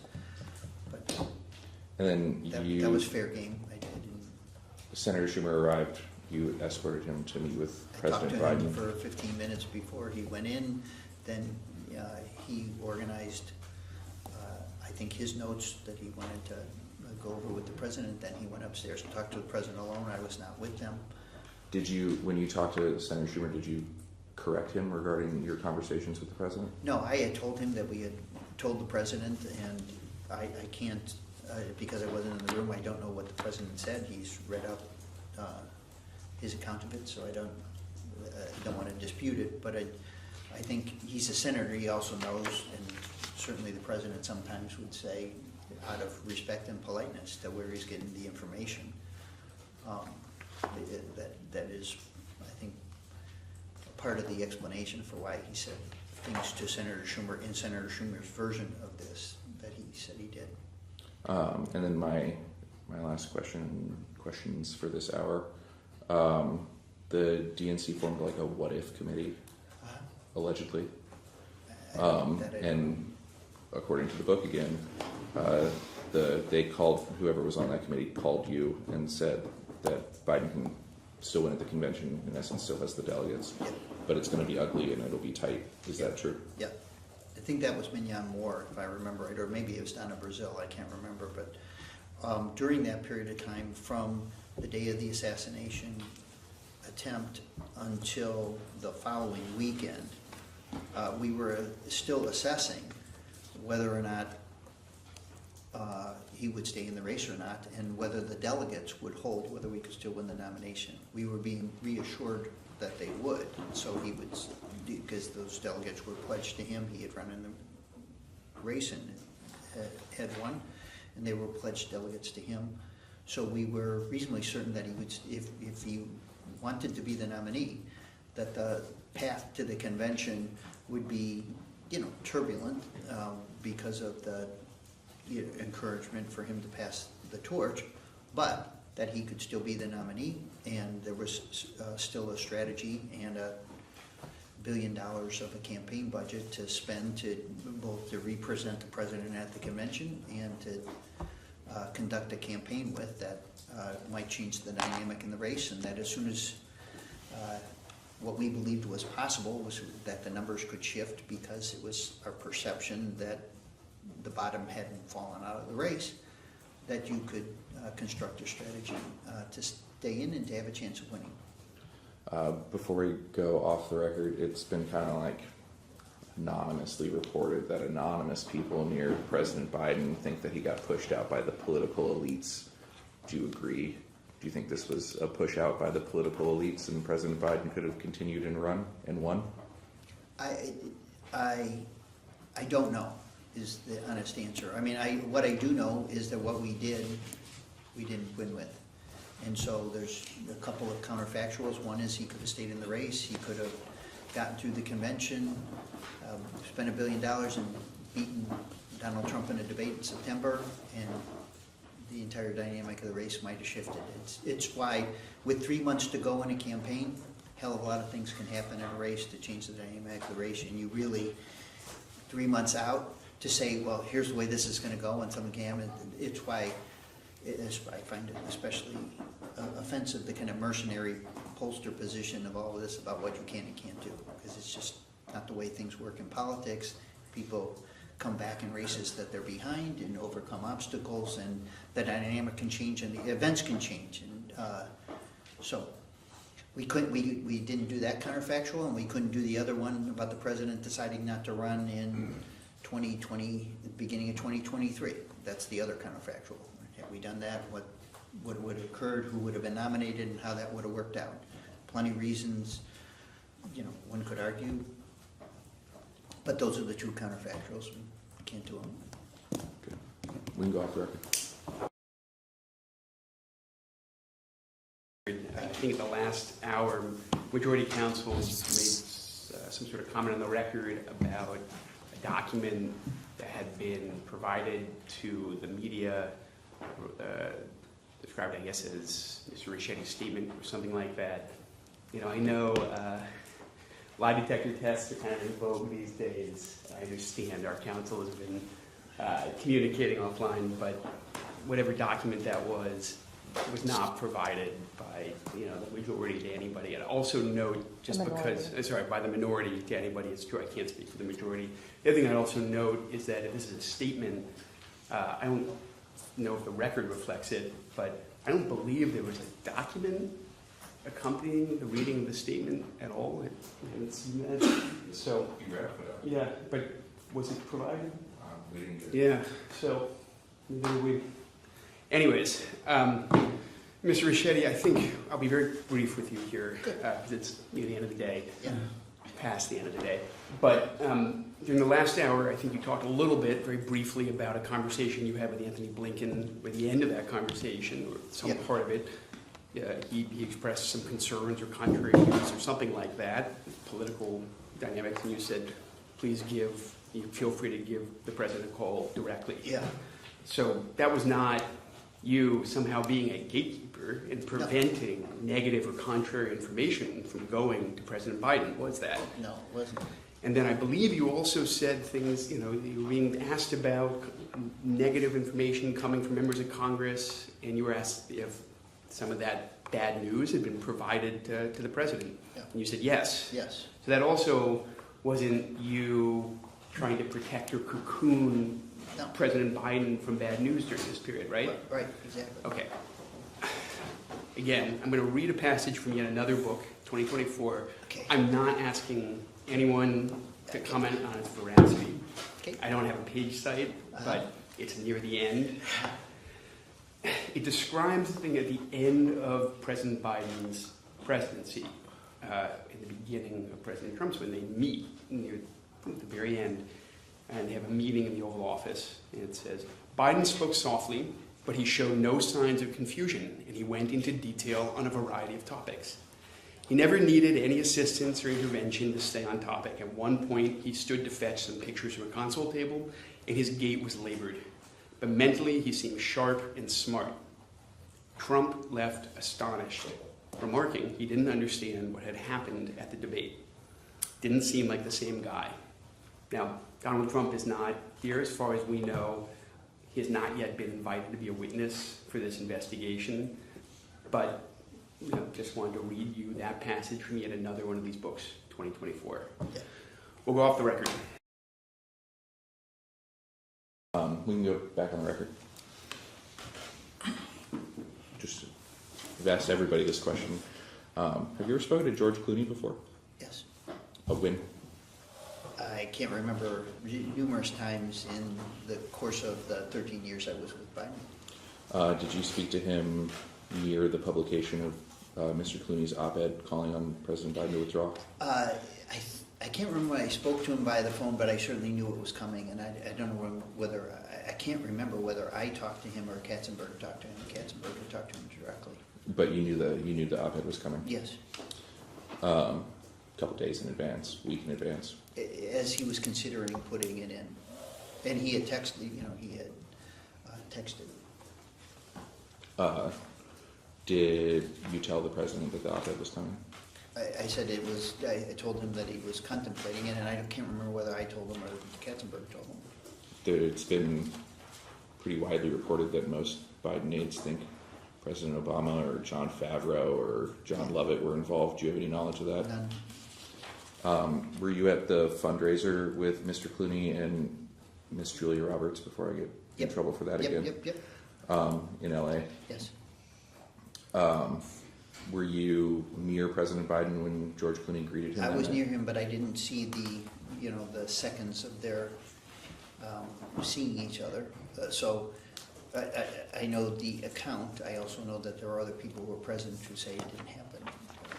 So you're aware of the account that it was alleged that President Biden did not recognize Mr. Right. Clooney? And I also know that from a person who was standing next to the president when this happened, that they said it didn't happen. So Is that Miss Williams? no. Okay. Who was that? It was Jeff Katzenberg. Okay. Guess It's fine. Did you try to get Mr. Clooney to not publish his op-ed? I was hoping he wouldn't. I can't say that I did because I honestly don't remember whether I talked to him or texted with him saying, please hold off, because that's what I certainly was hoping he would do. See, we're going to be efficient. We're going to skip a little bit. Thank you. I'm going to skip ahead to the July 20th, 21st weekend. Okay. You can correct me, but you were not at the Rehoboth House initially. Did you get called up, or were you there initially? No, I was there earlier than Mike was there. I came up, I think, Saturday morning. I think the president got there Friday night, and I came there Saturday morning. I think that's right. And the president asked you to come up? Yes. Did you have any idea what it was about at that time? No, we'd been talking obviously during the week, so I knew where the president's state of mind was and the information he absorbed, but I can't remember what day. The president got COVID. I can't remember what day. It was on the Wednesday 18th or Thursday. 19th flying back? So when he was diagnosed with COVID, I think he went straight to his house at Rehoboth, and I came up, I think, the next day, but I can't do hour by hour, but somebody actually knows this. So, no. You said you knew kind of the president's mindset in the preceding week. Was he leaning towards withdrawing at this point? I felt like he certainly was under more serious consideration during the week, and I think that the combination of the impact of the assassination attempt at President Trump, the information that we had reported about where the caucus was, and what Senator Schumer had conveyed, the two House calls, I could just feel that I think he was leaning in that direction as the week wore on. I wasn't with him on the travel, and I know he got quite ill on that last trip, and when he was coming down, and it ended up being COVID, and he had a bad dose of it. So by the time we got there, he might have had it for a day or two earlier too. I don't remember whether he was testing every day at that point. And I'm just going to summarize what was reported, what happened prior to dropping out, and you can just agree or disagree that Mr. Donlan in particular presented the polls, said that they were eroding, but not necessarily catastrophic. Exactly. That none of the outside pollsters of the campaign at this point thought President Biden had a path to victory, that the Hill was struggling, that you were hearing from donors and others, all of this was struggling. That's true. Yeah. But that both you and Mr. Donlan thought the president should stay in the race. Is that a fair summary at this point? No, that's not accurate. we both, the president asked for our recommendation, we said he should step aside. On the day before, so July 20th. Yeah, that's the day he made the decision. He announced it the next day, but he made the decision on the 20th, and it was just Mike and I, and I think it's been reported Hunter was on the phone. What was Hunter Biden's perspective on? We did Mike reported on the polling and where the campaign sense things were, and I reported on what we were hearing from members and my perception of where that was. And he just listened, and then the both of us gave a recommendation. I can't remember whether Hunter, I think Hunter said I agree, but I can't swear to that. I remember that Hunter said I agree, but he was at the same mind. And it was reported that Mr. Donnelly at least suggested the president sleep on it, but at this point, is that also, considering that the reporting was that both of you thought you should stay in the race, I'm assuming maybe Mr. Donnelly didn't say sleep on it? No. Did the president agree with you at this point? He had made a decision to step aside, and he sent us back to the hotel to work on what would be a stepping aside statement, which Mike and I did. This is, I guess, probably close to 5 or 6 o'clock, something like that. We went back to work on the statement. We came back around 8 o'clock at night, and we worked on and thought through the statement with him, and then decided on the time sequence in which we were going to do it, decided to do it the next morning, and at that point made sure that it wasn't going to leak overnight, because it was just us. And then, obviously to make some notification calls. Did the notification calls occur in the morning? Yes. That's when Mr. Zients was informed? Yeah. And the vice president? Yeah. When was Ms. Jean-Pierre informed? Around the same time? I don't remember. I remember Annie and Anthony were there, so that they knew that that's where the president's decision was. They weren't in this meeting where we had this discussion, but they came in and basically the president said, I've made a decision. And then we worked together to think through how to, how to organize the next 12 hours so that we could accomplish that. And then we made calls the next morning. I think we called that morning Jen O'Malley Dillon, who was the campaign manager, or the campaign chairman, and called Jeff Zients. I can't remember if we called anyone else at that point before we called the vice president. Were House and Senate leadership informed? Yes, but after we had talked to the vice president. And there was a probably credible worry about leaks at this point? Yeah, we were just trying to be able to manage what was going to be the hour of this decision-making so that we could get a statement out, have it stand on its own, and then we had discussed with the vice president the sequencing so that we could endorse her.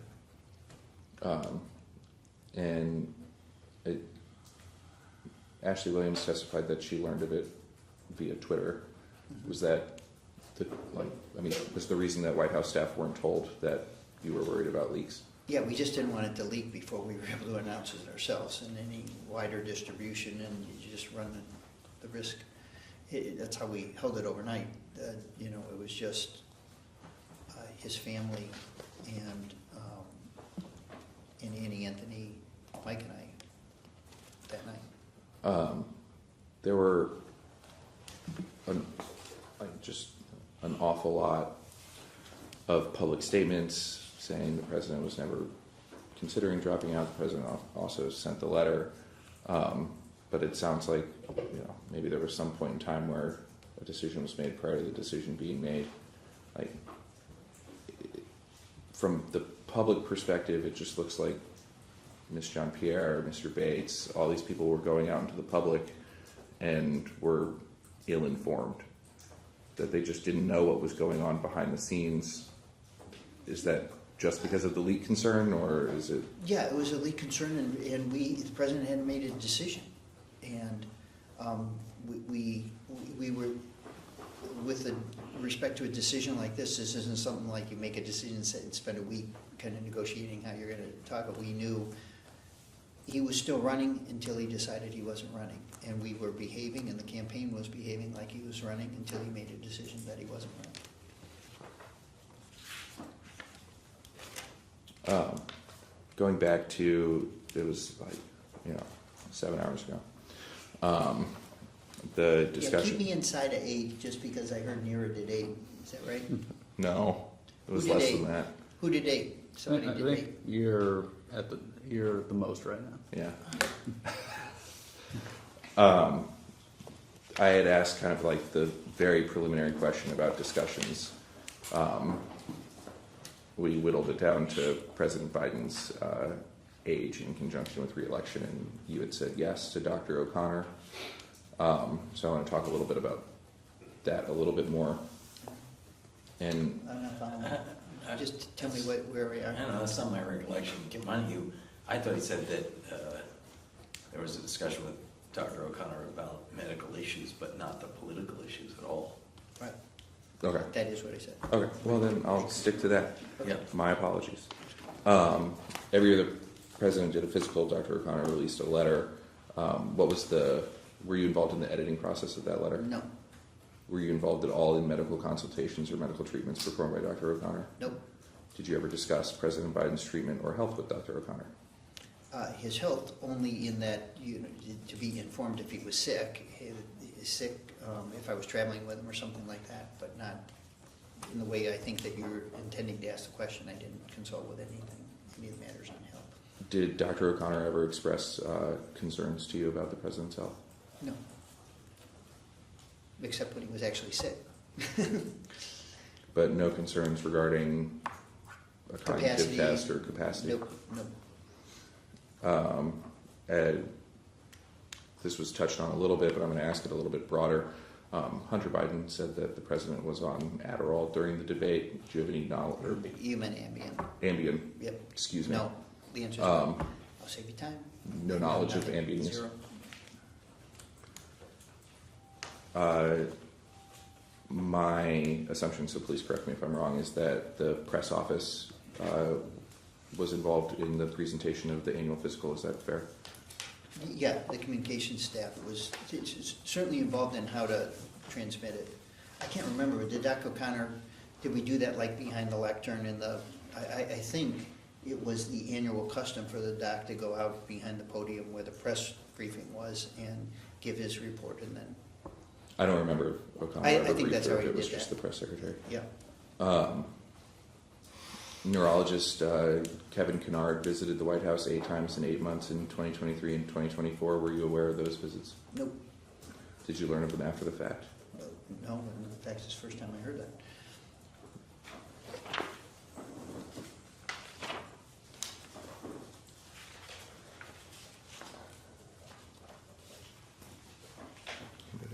Do you have any knowledge of President Biden's political advisors, yourself included, weighing in on whether Dr. O'Connor should conduct a cognitive exam on President Biden? I told you, I think you got at this before, I think in connection with, kind of the political aging question that was, amongst us all, we wondered whether there was something we could do that we thought would be useful to kind of settle the question, and I think it was determined, number one, medically, that those were Dr. O'Connor's calls, and politically, that there wasn't anything we could do that would, supply something to the system, that politically would satisfy those questions or those concerns. And, the kind of sarcastic answer to that was, I can't remember what Trump went through with the, pointing out a donkey versus a camel or whatever the hell they did, but it was kind of viewed more sarcastically than it was realistically that would help us politically at all. Ron Klain told us when we spoke with him that his perception of President Biden's performance during the debate was uniquely bad. Do you agree with that? It was unusually,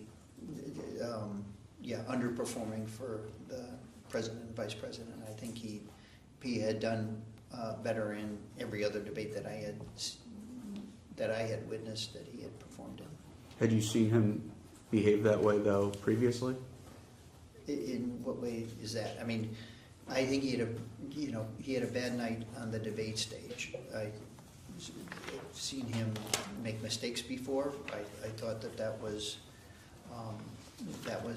I hadn't seen him do that poorly in a debate setting about anything, and I really hadn't seen anything of that kind where he just, for him from a performance standpoint, it just wasn't the president at the top of his game. I think some of the criticisms of President Biden's performance during that debate was he was delivering meandering answers. I understand that politicians deliver meandering answers. But did you notice during your entire time working for President Biden, that he was spending more time answering simple questions? No. And again, I just would use this NATO press conference as a touch point to tell you. I mean, my experience with President Biden was more like the NATO press conference was how the president was every day, and this debate performance wasn't an anomaly. And I just thought, I'm sorry, this debate performance was an anomaly. It was not something that I, recognized of the president and how he performed. And so it seemed unusual at the time. In the moment, I thought, oh my God, he's really not, he must be really under the weather, that things got worse from when I had seen him, which was 2 days earlier, to then. And I thought maybe this cold and cough and congestion had, had gone downhill rather than uphill. That was what I thought of in the moment. To be fair, when lay people around the country watched the debate, I don't think they were thinking President Biden has a bad cough. They were thinking he seems to be cognitively struggling. You didn't see that? When you say lay people around the country, what in the world are you basing that on? People you know? Is there polling? Tell us. I don't understand that question. That isn't how the country perceived it. That just isn't true. Is it how you It's not perceived projected. it? No, I did not. Thank you. There's plenty of data about how the debate was perceived. I just told you. The country didn't perceive it, and if the country had suggested he was in cognitive decline or whatever word you were choosing there, it might have reacted differently. There's just the reality of this was it didn't have that kind of dramatic effect that you're suggesting. I do want to just clarify that for the record. You're saying that after the debate, the country did not perceive President Biden in cognitive decline. I don't know how to say that precisely. The political impact of the debate, the focus groups that followed the debate, didn't track what the kind of chattering class said or expected was going to happen out of the debate. The effect on the president's poll numbers in that period of time were more limited than I think many expected with respect to him, and that President Trump didn't receive real advantage. In fact, it reinforced President Trump's negatives as well, and they were substantial with the public. I mean, so in the same way, again, that you see this, though, reinforced the age questions about the president and reinforced the credibility questions and some of the underlying exposures that existed for President Trump as well, which is, I think, was the explanation why it didn't move the polls as widely as people might have thought. So in retrospect, when you look back over a year later, do you think the immediate aftermath of the debate among the Democratic caucus was just a huge overreaction?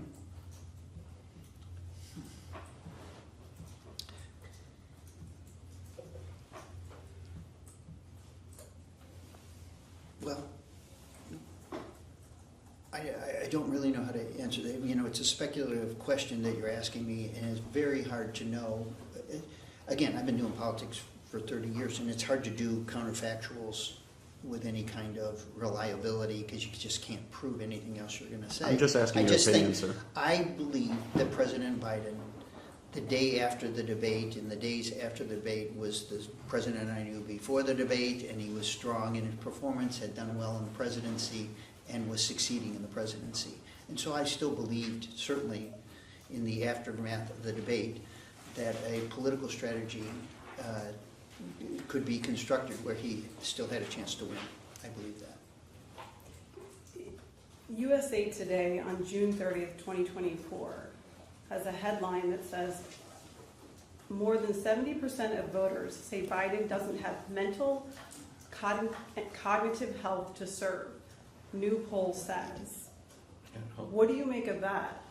I'm not going to do retrospectives on polling data. Do you want me to show you? Maybe you should put in the record the 12 polls on the RCP average so you can see where the race was, so how the public really reacted to it. He was still running against Donald Trump, and in spite of what you just said, he was in 12 national polls. The average was -2. It was June. It was July. So I know you're really good at this, but how you would have projected the race on that basis, based on where it was, you're entitled to your opinion about that, and I'm entitled to mine. But the reality is the 12. Do you want me to send them to you just so you have it, so you can incorporate it into your next line of questions for the people who are going to find? I promise you Mike will raise this with you. I mean, that's just a fact. There are 12 national polls. Every network broadcasted a poll in the 2 weeks preceding Biden's withdrawal. That's where the race was. It's on websites. Like I said, high school research assistants could provide this to you. So if you want to cherry pick one to say, I could do that today about President Trump, I could have done that in the middle of the race. Let's not talk about polls. You never saw any signs of Biden's cognitive decline. That's what I'm interested in. What I saw, as I've told you repeatedly, as a president performing in the job at a very high level, with sagacity, with judgment, with purpose, with vision. That's what I saw. I have been telling you that over and over and over again. I also saw, as I said, him make mistakes throughout the 13 years that I worked with him. I saw him forget things throughout the period of times that I worked with him, as other people do. And with respect to aging, it was undeniable, as we have said, that his gait looked different than it did 10 years earlier, and that those aspects of his age were certainly apparent, and I never would have suggested otherwise. They exist with every human being. Okay. But at 79 or 80 years old, he was still doing, in my opinion, and from our point of view, a very good job as President of the United States. There was one other person I wanted to ask about in the beginning list. I think you said yes to Jake Sullivan. Yeah. What was that conversation? Just this, the questions, as we said, were about, doing this for 4 years. We would, in any campaign, as a political matter, thinking through how we're doing, whether we're performing, whatever judgment we made on a substantive issue. All of those things, although they were part of our official duties, we also thought with respect to the political ramifications that applied to our national, even though national security people try to, define their work in ways outside of that, but it's still, there's a political impact to everything we did in the White House, and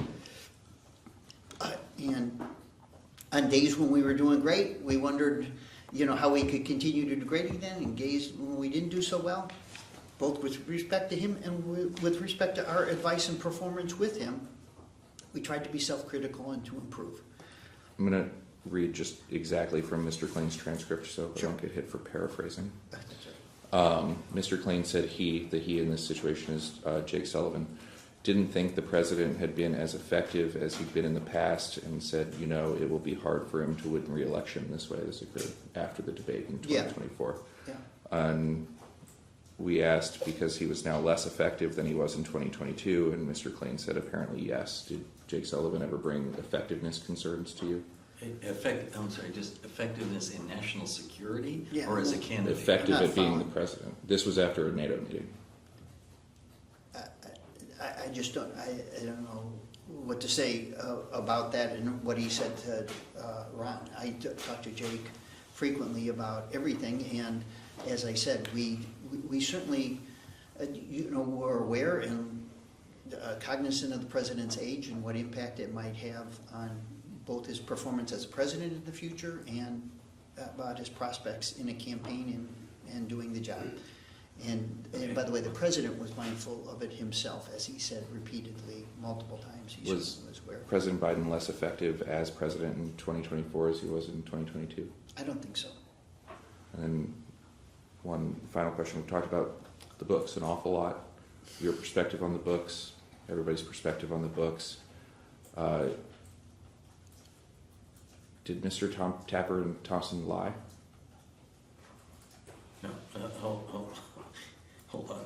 I mean, can we change that to, does Steve think that some of the things in the books are inaccurate? Lying is a mental state, and so I don't think we're going to... Lying is whether or not it's true or not. No. You said that President Trump lied in the debate. Well, I didn't ask you about his mental state. In the book, is it your opinion that Mr. I don't Tapper and want to Mr. use the word Thompson... lie. I think things were grossly exaggerated. Conclusions were reached that weren't supported by evidence and were melodramatic and not accurate description of what was going on in the White House. I think is absolutely untrue that there was conspiracy in the White House to conceal his cognitive decline. I don't believe that is true. That is not what I was a participant of. The White House didn't operate in the way that he suggested it did. There wasn't a Politburo. There wasn't three people with superior responsibilities to the president. There just were so many things about the book that are both inaccurate, in particular the conclusion itself, that's the only way I can answer that question. Is inaccurate not another term for lying? We have the second false statement, because you did say a second ago that this is the last question. Yeah, but I've got a little leeway. Is inaccurate not the same as I'm not going to lying? distinguish between the word lie and inaccurate. I just let it... But the book is inaccurate. Yes. Okay. Thank you. We can go off the road.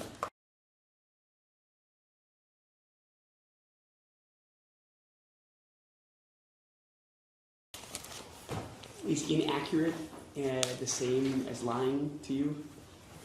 I think just accusing someone of lying is more severe. So I don't want to go that far, but I think there was many inaccuracies in the book and descriptions of the book which were grossly unfair and untrue, including its conclusion.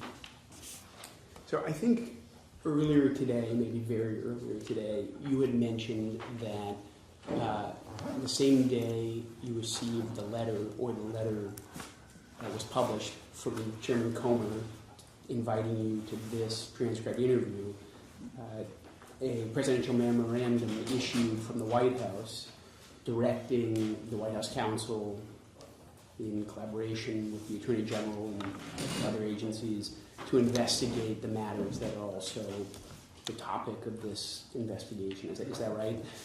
Yes. Let's enter into the record and mark as Exhibit A, July 23rd, 2025 Punchbowl News article stating, quote, "The GOP-controlled House is an arm of the White House. We don't want to harp on this for too long because it's so evident if you're a Congress watcher. If you're a Congress watcher. Under Johnson and Trump, the House simply isn't an independent branch of government anymore. Whether it's on Russia sanctions, the Jeffrey Epstein files, or voting for a $5 trillion debt limit increase, House Republicans do whatever Trump tells them to do." Let's also enter as Exhibit B, a Truth Social post by President Trump, dated May 20th, in which President Trump describes the use of the Autopen during the Biden administration as, quote, "treason at the highest level," end quote, and writes that, quote, "something very severe should happen to these treasonous thugs," end quote. As I noted, that social media post is dated May 20th. A couple days later, Chairman Comer sent his first round of letters requesting transcribed interviews in this matter. Let's also enter as Exhibit C, a May 27th Truth Social post from President Trump, posted just a few days after Chairman Comer sent out his first set of interview requests, and just a few days before you received your own letter from Chairman Comer.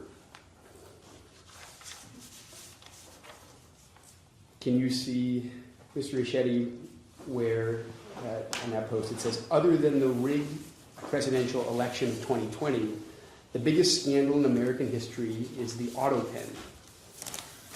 Whoever used it was usurping the power of the presidency. Does that phrase seem familiar to you from your own letter? Yep. Let's also enter. Excuse me, I didn't understand that question. Does that seem? There's the phrase in that social media post. Whoever used the Autopen, whoever used it, was usurping the power of the presidency. I asked Mr. Ricchetti if usurping the power of the presidency, that phrase in the True Social post, seemed similar to a line in the letter he received from Chairman Comer. Similar to that.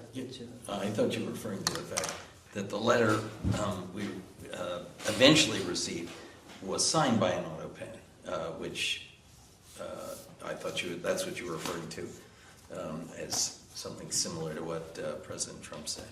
It has been reported that the letter Mr. Ricchetti and others received was signed with a digital signature. Yeah. Let's also enter as Exhibit D, a social media post shared by President Trump, dated May 31st, 2025. Again, very shortly before you received your own letter from Chairman Comer.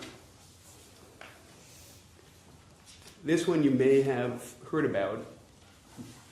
It claims that President Biden was executed in 2020 and has been replaced by, quote, clones, doubles, and robotic engineered soulless, mindless entities. So I don't want to deprive the majority of the opportunity to ask if you have a background in genetics or robotics. So let's go off the record.